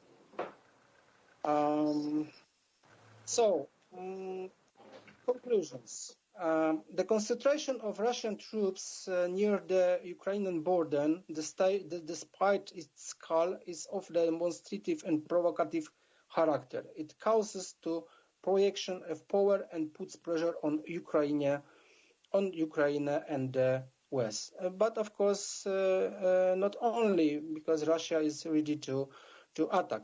Russia has in reality 4 military grouping at the border of Belarus and Ukraine, the second at the Russian-Ukrainian borders, third Crimea, and fourth in Kaliningrad border. The Kremlin aims to obtain from the political West concession in the aspect of European safety. The demands to grant asymmetrical safety guarantees to Russia are not only a useful tool in the process of negotiation. As it has been indicated, it is a Russian vested interest the maintain the buffer, and the distribution of Russian forces confirms that. Regardless of the actual future actions, Russia prepares the ground for the justification of offensive maneuvers. It checks reactions both by direct military activities, by concentration of troops at the border with Ukraine, and what Thomas said, by the hybrid, indirect ones, organized hacker attacks on government sites. For example, in Poland, we have had a hacked email account of the prominent official. That was 2 years ago, and 1 year ago. We don't know exactly, but emails appear depending on the situation and a demand in current policy, and are used to antagonize the society. So, as we observe numerous provocations in the Polish-Belarusian border, such as blinding, stone throwing, reloading guns, shots in the arm, this is what we are going to see at the border of Russia and Ukraine. There are no immigrants there, but there are special forces, intelligence, separates, and as mentioned in the first panel, snipers too. There are going to be sharp weapon trainings, all this to provide to pretext for escalation and invasion. And concludes, the most important lesson from the Polish-Belarusian border crisis in the adequate, firm reaction without any response to provocation. Military scenarios can't be not ruled, and they should be seriously considered, but only common political by the protection of EU and NATO border and keep calm to provoke is the way to stay situation in peace. But the Russia can back, and the pressure will be increased. Thank you for attention. Thank you very much, Adrian. Excellent presentation. Thank you for sharing the fresh intelligence about the border security, and very much appreciate. I would like to move on and give each one of the panelists possibility to comment your presentation. So Rasmus, would you like to comment, Thomas and Adrian? And please have the floor. Thank you. Yeah, thank you. I first of all have to say I agreed very much with both presentations. Really appreciated them. Just maybe a couple of comments that came to my mind, particularly when I was listening to Thomas, and to pick a couple of one of those. First, you mentioned resilience, and I think that was key term in a sense that we've been today talking about the responses, the reactions to the current predicament, but we also need to keep in mind the resilience aspect, the deterrence of denial aspect in a way, and that of course takes time, takes years, and it takes decades. But we need to be able to do that as well. So we need to be able to walk and chew gum at the same time. Another thing you mentioned was the role of defense in building this comprehensive resilience response, and I can fully subscribe to it. Also coming from a defense background, because there's the capacity to plan, prepare, to do exercises and all that, and it has provided good examples for the rest of the government in a number of countries, and I can see that happening from the center where I work. At the same time, of course, we need to be careful so that we're not sort of forcing a military perspective on issues that do not fit that perspective. But really what we need to do is sort of cross-pollinate and make use of the best examples and best practices. And the final point perhaps I would raise is on the EU. I fully share your view of the years of underinvestment and ignorance. But I mean, if we're unpacking it a little bit, it's on the one hand, it's about the lack of concrete and ambitious efforts. And I can give you several examples from my time in Brussels, where you could see cases where a certain country was driving down the budget of a given initiative. And then a bit later, they were complaining loudly that this is peanuts. This is not nearly ambitious enough. And I think you could legitimately have either one of those perspectives. But I think it's intellectually dishonest, to say the least, to have both of those perspectives at the same time. But, these things happen. And the other thing is, of course, the decision making. And there are issues with that. And one of the issues is with the unanimity principle. So yeah, why not change it then, the principle, to a majority vote? I think that could go a long way, even if it's not the silver bullet of any kind. I just want to raise those points, but thank you for your presentations. Thank you very much, Rasmus.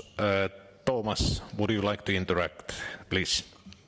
Yes, first of all, thank you, Rasmus, for coming back at me with these comments. And certainly one of those items I probably needed to highlight, that emulating defense is not risk-free, and we might indeed militarize our security policies too much, and there are certain risks entailed. But certainly, the defense sector somehow manages to go through the strategic anticipation, preparedness, sort of the culture of preparedness, and the culture, this culture of readiness. It must exist across the government. It cannot be just confined to certain particular institutions. Of course, even the military sometimes loses the culture of readiness. If there are years and years of peace and disarmament and the reduction of defense spending, the culture of readiness goes away. So the defense, is not perfect, but at the moment, I think there are ways that other civilian structures could emulate the defense more. But one of the concerns that listening to Adrian's talk and your also Rasmus talk, I started wondering, how are we actually doing now enough to anticipate and also plan for some sort of scenario thinking and exercises. With the worst case scenario, Russia really attacks Ukraine on a large scale. There could be different. What do we do? What are the implications for us at home? In terms of because obviously Russia will punish us for any attempts to support Ukraine. There will be incidents where any support going into Ukraine will be targeted. May involve incidents with our own crews, with our own soldiers. And that the risk of escalation is certainly there, but should we actually then escalate? And also the domestic pressure that we will entail for energy sector, through cyber and so on. I'm sure there will be a lot of shenanigans thrown, especially at the countries that are not members of NATO, like Finland and Sweden, and we're already seeing some signs of that kind of dissuasion, whether these are drones above the nuclear power plants in Sweden or as a tactic of intimidation or anything, verbal attacks against Finnish security policy. All these things will be happening, and I'm sure now we have to really sit down as a region and also as NATO and EU and really conduct proper preparedness for not only punishing Russia back, but also handling the implications to our own societies, economies, politics, and our countries. Thank you. Thank you very much, Thomas. And Adrian, would you like to reflect and interact, please? Please, your microphone. Adrian, please, your microphone.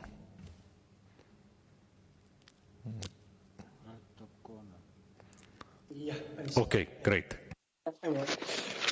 So thank you, Thomas and Rasmus, for your vote. In my opinion, the response should be the strong material support, not only the Ukraine, because Ukraine is not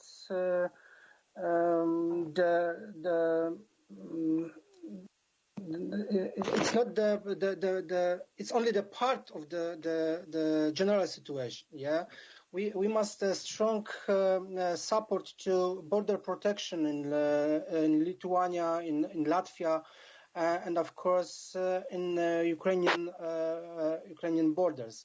But as said, panelists from the first and second panels, we should support on the military equipment, medicine, personnel. Of course, it's true.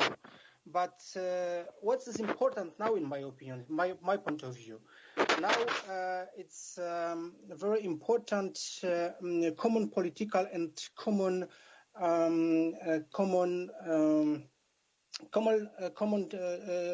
talk with the Russia, because what Russia achieved. Russia has achieved the goal of dividing up the areas of talks. He talks separately to the USA, to the Europe, especially with Berlin and Paris, and separately OSCE. OSCE was conducting now from the Polish government. And as you know, the Polish and Russia contact is very difficult. So in this area, the common talks is very difficult. So this is the one of the issue. In my opinion, the response one issue. General Reiner mentioned that NATO have to put more soldiers on the border. Yes, of course, that will be a clarified signal protection EU border. But EU have to take more responsibility for their protection. Yeah, because only the common politicals here in our continent, in EU continent,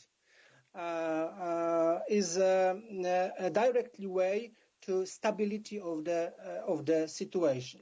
Now, from EU response is not the common approach. It's not the common approach. The Russia has a goal separately area of talks. So Rasmus said about the toolbox in detail. So I will not repeat this, but the stabilization of situation in a EU country will be still continue in Russia, and of course we are focusing now in the Ukraine issues, but we are not free for the threat of the cyber attack in Poland today. Prime Minister high up the cyber threat alert, and main institution responsibility for protection of cyberspace are working. So conclude what you said, Timo. We don't have to stay and only observe. We must observe, but respond what will happen. This is my conclude. Thank you, Adrian. Thank you all. And now it is time for the questions from the audience. We start, and then we have questions from the podium. So we start from the gentleman, please.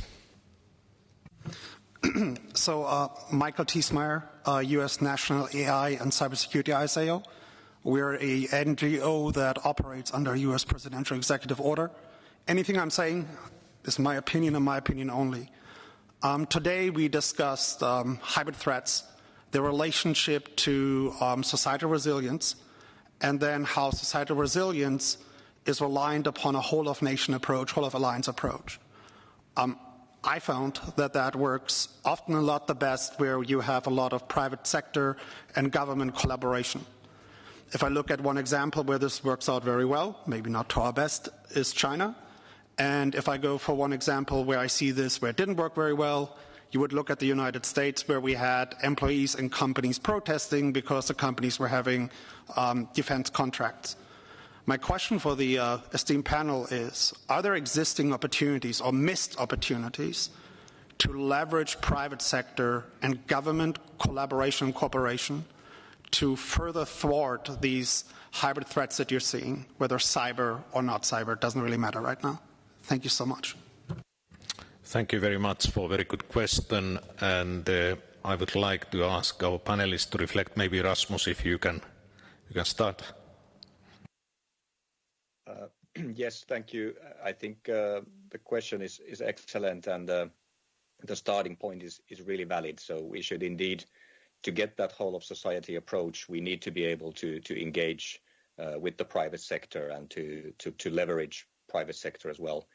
So then it's more of a question, okay, how to do it. And there are different cultures, different traditions here. Just taking the example of my country, Finland, has a long-standing cooperation with the private sector.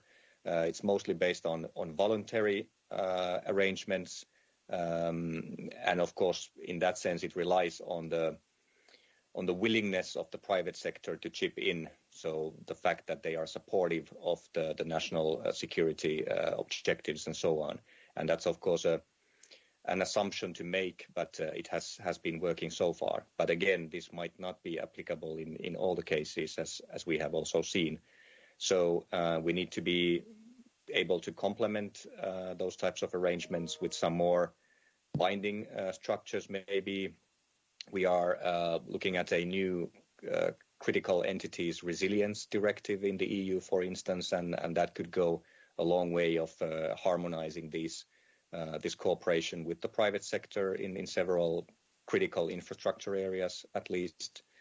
And then there's other opportunities for sort of strategic contracts between the defense forces and private sector service providers, which also could go a long way in sort of tackling this problematic. But I think at the end, the challenge is that there are different experiences, different histories, backgrounds in tackling this effort. But I think the common goal must be to get more deeper and more expanded cooperation with the private sector in this interdependent and intertwined world. Thank you very much, Rasmus. Any other comments from our panelists to this excellent question? Thomas? Yes, if I may. I think there are two aspects to consider. One is that the example you mentioned, the employees walking out or protesting, essentially, is very context-specific. If I'm not mistaken, you have in mind the case of Google employees and development of artificial intelligence for military purposes through the contract with the DoD. And that is very context-specific. There are kind of concerns about where artificial intelligence is heading, what are the risks of military applications of AI and so on. So it's a bit more kind of a specific and might not be applicable in all sort of cybersecurity cooperation, private-public, cases. The other is more generic, is related to cultures. What Rasmus mentioned is based on a very different culture of interaction between society and the state, where there's a very high degree of trust. The government is highly trusted.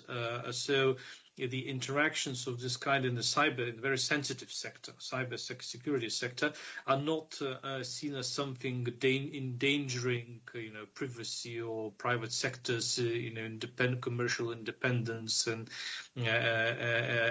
not meaning subjugation to the state authority in ways that China is subjugating, its corporations for intelligence and cyber espionage purposes. So there's kind of very different society. In the US, there's a lot of this culture where federal government in particular is regarded as unavoidable evil which has to be contained as much as possible. So there's a bit of a different culture which might make it, the examples of, let's say, Finland, not so easily transplantable to other societies and other countries. But we have to admit that particularly in cybersecurity, 90% of the competence lies in the corporate sector.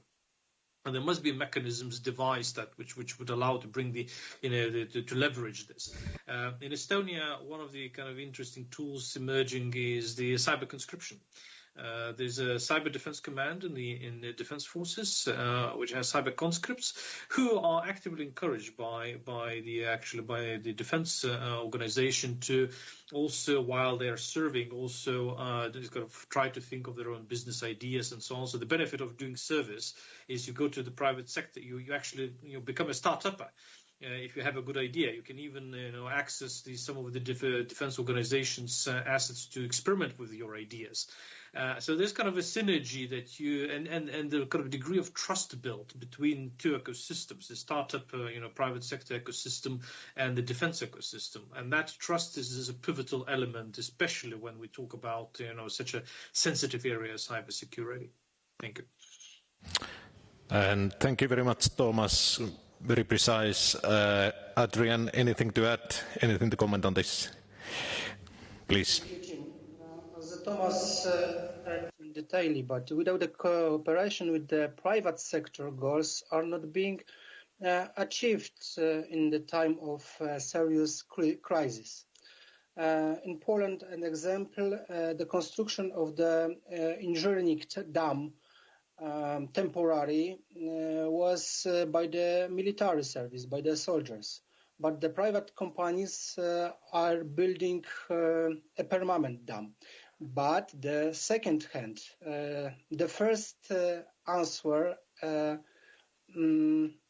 always is from state. I will refer to the pandemic. Look, it's not a private health service, but involvement of state is solving to the pandemic crisis. It is, of course, about combining competence and potential, as I said, Thomas, potential and competences from the private sector and state possibility. But we are talking about the serious crisis and threat of the military aggression, military attack, and as you saw in the Polish-Belarus border, only common state approach with 20,000 officers, common police, border guard, and soldier fix the situation. So, in my opinion, the private potential sector is very important, but the approach, must be combined because the state is responsible for the first response of the crisis. Thank you. Thank you, Adrian. Thank you very much. Our time is bound to be filled for this panel. I would like to thank very much all our panelists, and thank you so much. And the question of the public-private partnership, that was excellent question. Thank you for that. General Hodges mentioned the societal resilience and the Nordic tradition on that particularly. And we learned a lot after the 9/11, how the US government built up the Homeland Security system using 16 different working groups from public and private sector. And somehow, of course, we are trying to develop the similar sticks and carrots to motivate things to go forward. We would have tons of questions and comments here with Vaidotas. We have prepared them, but unfortunately our time is bound to be filled. So I would like to thank on my behalf, and it has been a pleasure and privilege. And Vaidotas, please, the floor is yours. Okay. Thank you, Timo and panelists, for the nice discussion. And now I would like to invite the last but speaker, not least, of course, Dr. Ariel Cohen. And he will wrap up entire Vilnius Security Forum, so for the final speech. And Dr. Ariel Cohen is a recognized authority in political risk, international energy and security. He is founding principal of International Market Analysis, a boutique consulting firm dealing with geoeconomic, geostrategic energy and natural resources. He is also internationally recognized expert on Russia, Eurasia, Eastern Europe, and the Middle East. So, Mr. Cohen, floor is yours. Thank you very much. Can you hear me? Is the volume okay? Yes, perfect. Very good. So I want to thank the organizers, and particularly Timo Hillenberg, my good friend for many, many years. Timo, thank you. I would like to try to sort of take a step back and up and look at it in a historic and strategic perspective, both geostrategic and geoeconomic. What we have now is a countdown. We do not 100% sure if the countdown is for a military operation or for a negotiated outcome. I think Putin is preparing for both. And I think that while initially a lot of people thought, and including myself, that he is backing up his diplomatic demands with a credible threat of force, the fast drop of the bond rates in Moscow and of the stock market in Moscow suggests that there may be some insider knowledge that they are going towards a military operation. However, having said that, creating this panic also allows the Kremlin insiders to short the market, to sell market down and then pick it up. Now it's 25% below the October highs. So we should not discount the economic side of this complicated, expensive, and sophisticated psychological operation that backs up the Russian strategic demands to re-engineer the security balance in Europe. And I repeat, the purpose of what we are watching here, this tanks moving to the border, Belarus, etc., is not just grabbing a piece of Ukrainian territory, although I will talk about my experiences and information I gathered in my trips to Russia. Before COVID, I used to go there a couple of times a year.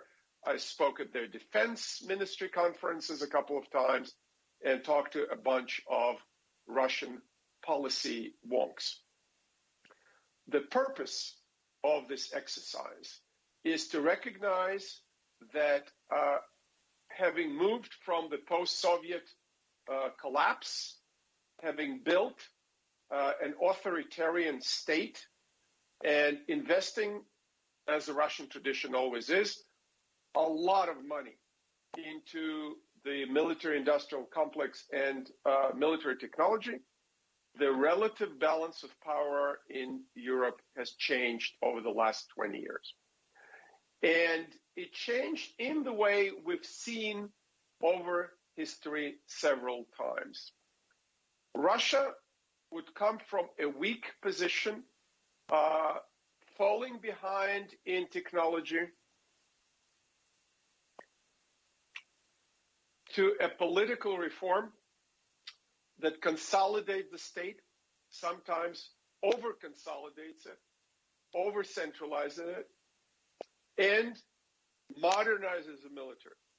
If you look at the vector of Russian policy, starting with Ivan III, the early 16th century, the grandfather of Ivan IV, Ivan the Terrible, was consolidating the state, taking Pskov and Novgorod, especially Novgorod, and then this would slow down, and then his great grandson, Ivan the Terrible, would re-centralize, create a horrible, oppressive, brutal dictatorship, create a separate state within Oprichnina, the first secret service state in Russia, 300 or 400 years before Stalin. And then successfully taking Kazan and Astrakhan, and then moving into the areas we are discussing now, into Lithuania, fighting Lithuania and Sweden, trying to gain access to the Baltic Sea, and then failing. Not only Ivan the Terrible failed in that war, the Livonian War, he failed the Russian state to the point that it collapsed. So when I plot this line of hyper-centralization and collapse, that's the first episode. Then comes the time of troubles, the Polish invasion, the Polish retreat, and then this march of Russia into Ukraine in the 17th century, and then under Alexei, and then into the Baltic states under Peter the Great, begins again. Peter the Great again reforms the state and modernizes the military. Then it continues pretty much in a straight line. The divisions of Poland under Catherine, the defeats of Turkey, of the Ottoman Empire under Peter and Catherine, and then into the 19th century. So Russia pushes west, north, and southwest against the Ottoman Empire. And then in the late 19th century, they start pushing into Central Asia. After the defeat in World War I, the state collapses again. There's a civil war. They lose the Baltic states. They lose Poland. They lose Finland. Timo should be happy. Otherwise, his name would be Timofey Ivanovich. Then the Soviet Union re-centralizes, builds the police state,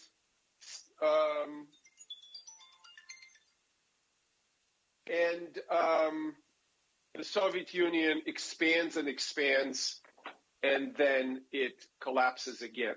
So you have 3 cycles of expansion, re-centralization, and collapse, and after each cycle, Russia expands.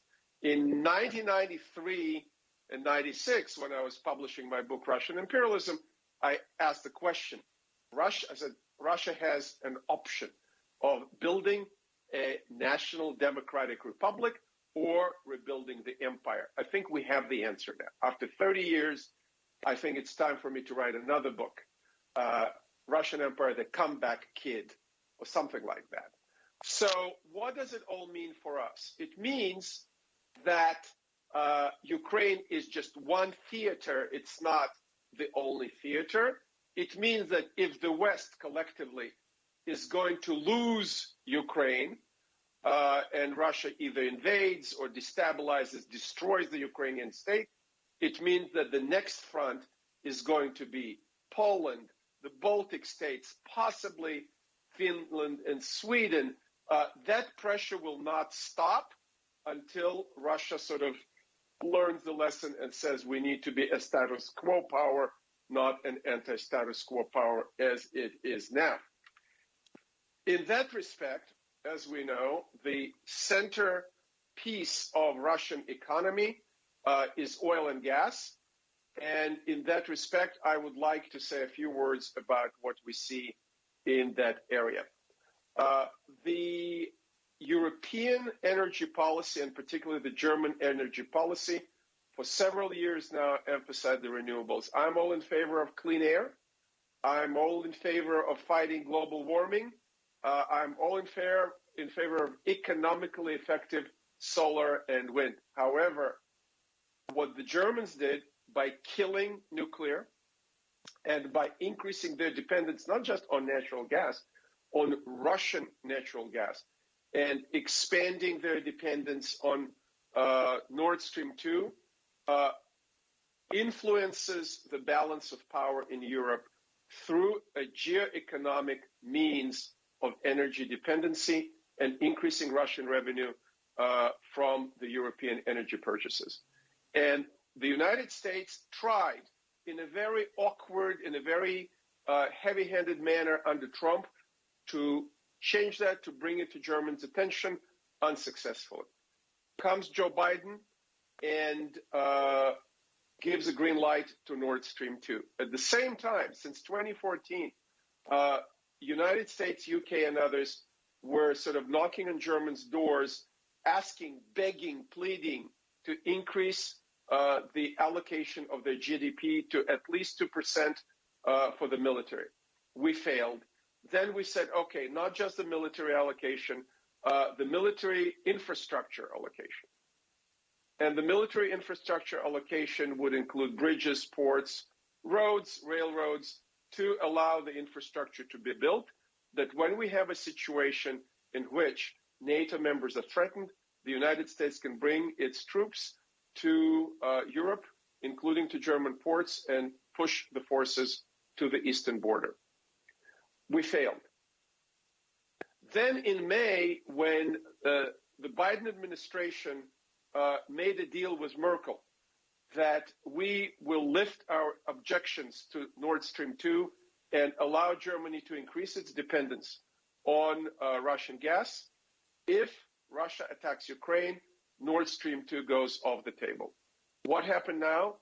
Chancellor Scholz declared that Nord Stream 2 and gas are a part of private sector issues and the German government should not interfere with that. In addition to that, in SWIFT sanctions, the discussion of SWIFT sanctions, the Europeans pushed against unplugging Russia from SWIFT if Russia invades Ukraine.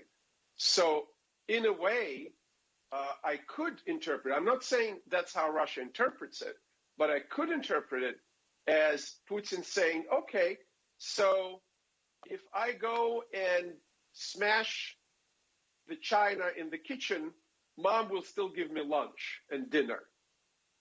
I will still earn these billions and billions of dollars that I earned from Nord Stream 2, and I will still be able to do business. I will not be in the position of Iran that was unplugged from SWIFT and suffered as a result. And even then, by the way, that was not sufficient.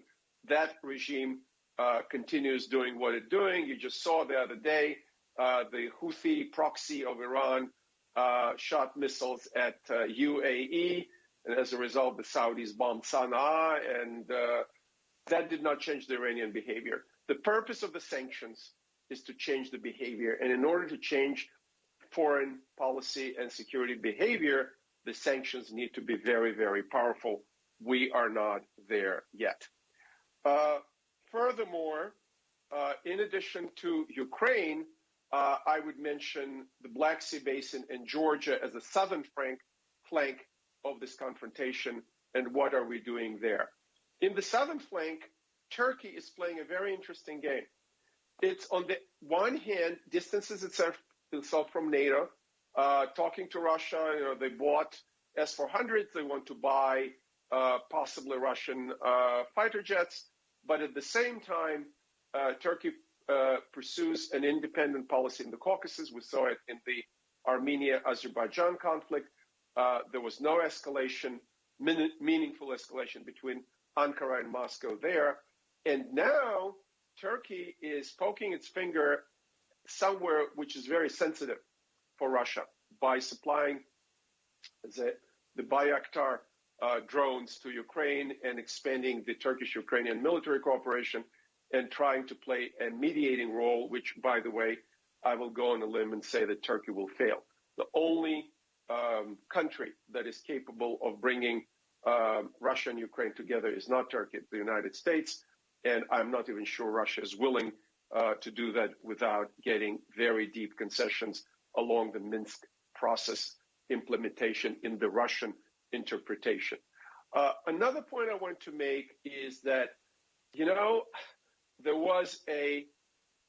there is a humoristic book that the Russian speakers in the audience know by Ilf and Petrov, the Golden Calf, the Zolotoy Telenok, and the 12 Chairs.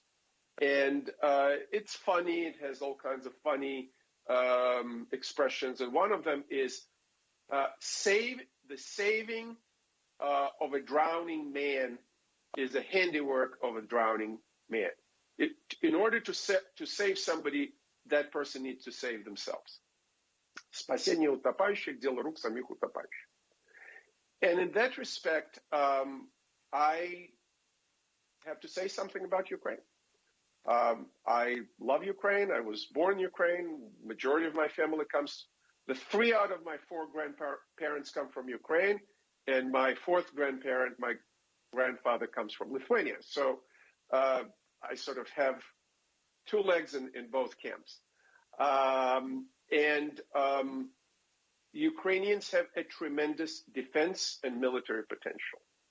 And instead of going to Germans and asking for German weapons, which they did not receive, which is, again, a signal to Putin where Germany stands, and signal to us, by the way, in terms of our alliance.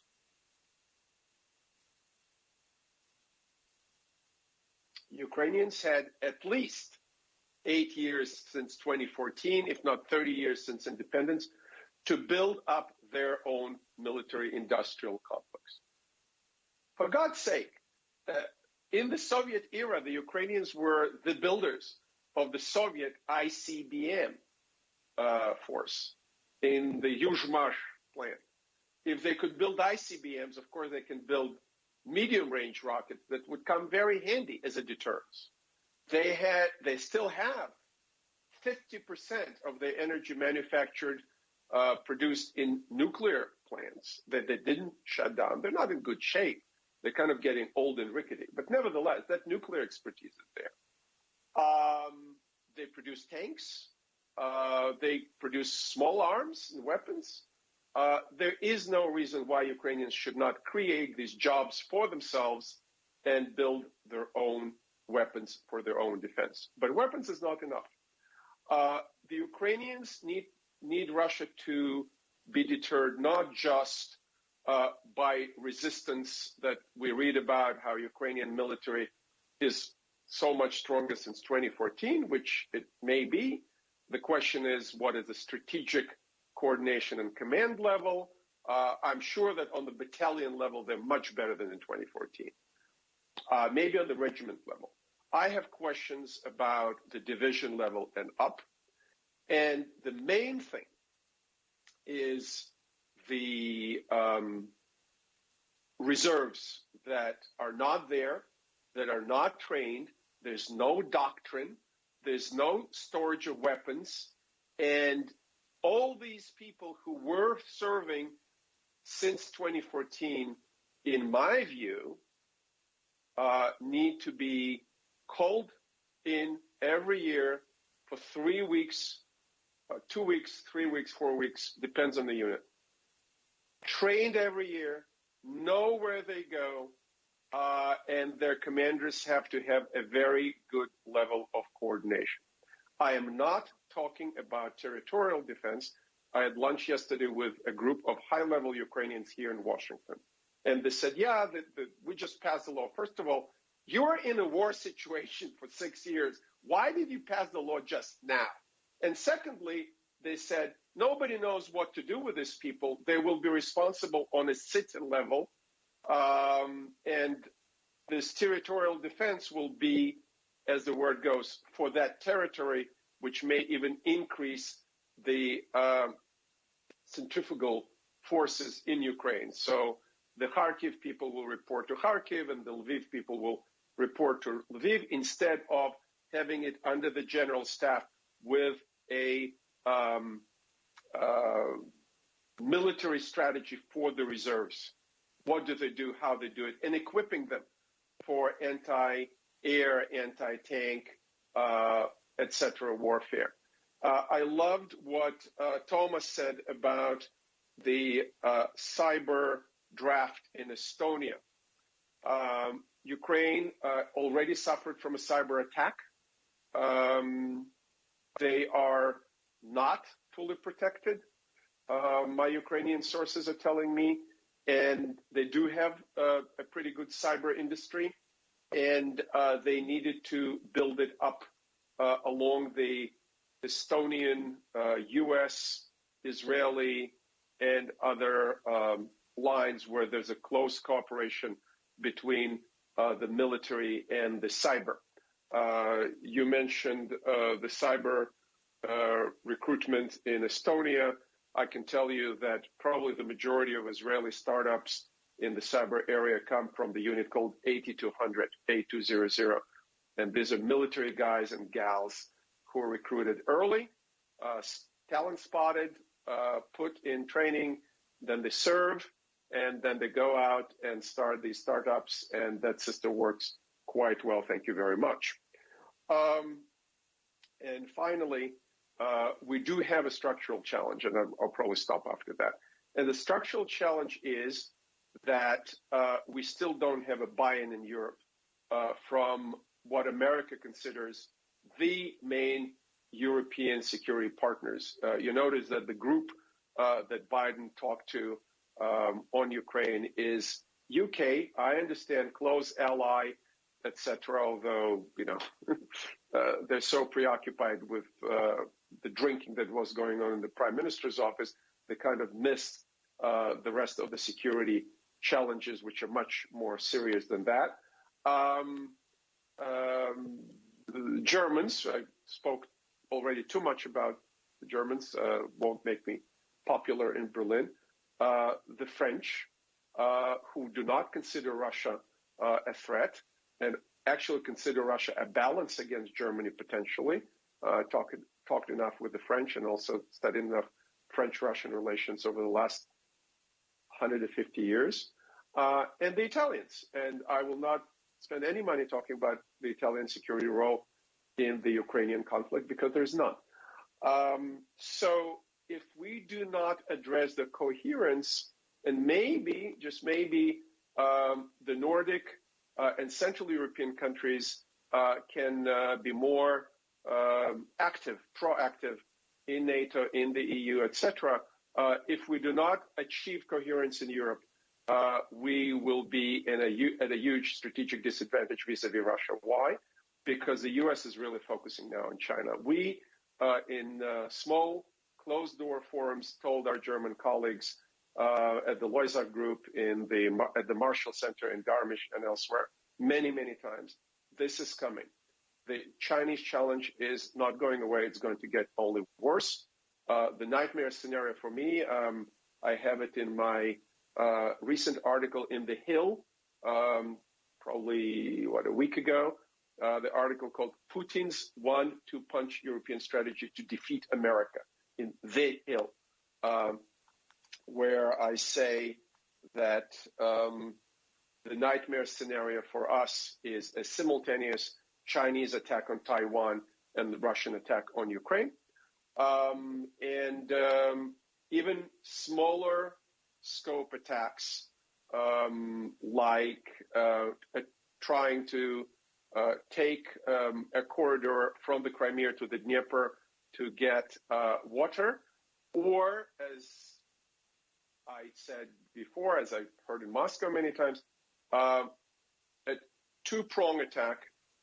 One is from Belarus to Kiev, and also from east to west, Kharkiv, Kiev, and in the south, from Mariupol to Melitopol, to Kherson, Mykolaiv, and Odessa in the south, taking all of what they call Novorossiya and cutting Ukraine off from the Black Sea and leaving a rump Ukraine in the west that would resist. I mean, the one place in Ukraine that would really resist is the Carpathian Mountains and the west. That is a maximum program, but it could be something smaller than that. It could be at some point the NATO and Washington would try to make some kind of a deal, but it doesn't look that way yet. So we are in a pretty prolonged period. I do not think Putin will endanger his relationship with Xi Jinping and attack before the Beijing Olympics. I understand the opening is on February 4th. So probably second half of February and early March will be a crucial period. And maybe there will be no attack. Maybe, ideally, both sides will declare victory, declare some achievements like limitation of military maneuvers, limitation of offensive weapon deployments, and just go home. I think the probability of that is 30% or less. So we need to prepare for the worst. And if we're not cohesive, if we're not on the same page, and here, by the way, I must tip my hat to the Nordic countries. They are much, much ahead than, let's say, Germany and France. If we don't do that, as they say in English, if we don't stick together, we'll hang separately. And I don't want us to hang separately. Thank you very much. Okay, thank you, Mr. Cohen, for the nice wrap-up. And also, I would like to conclude what is said by other experts, and also to continue with Mr. Cohen's words. And also, former President Poroshenko also expressed some kind of advice to the Western countries and other experts. So, generally talking, first advice is don't trust to Putin. So because that regime is not the type of regime which could be trusted. They are lying. Don't be afraid. Second point is don't promise anything to them. And third is hold your ground and unite. So this is the recipe of our Western power, how to defend our values against such kind of troubles. But nevertheless, I would like to close this Vilnius Security Forum and thank for audience for the attention. Also, thanks for the speakers and for moderators for the great contribution, and for the Emilia who provided a great support in organizing this event. And also, I would like to thank Adenauer Foundation and other partners. NATO, HQ, Helmink International, Colonels Association, Chief of Defense, Lithuanian Parliament, all those organizations who contributed in organizing this event. Thank you, and have a great evening and day.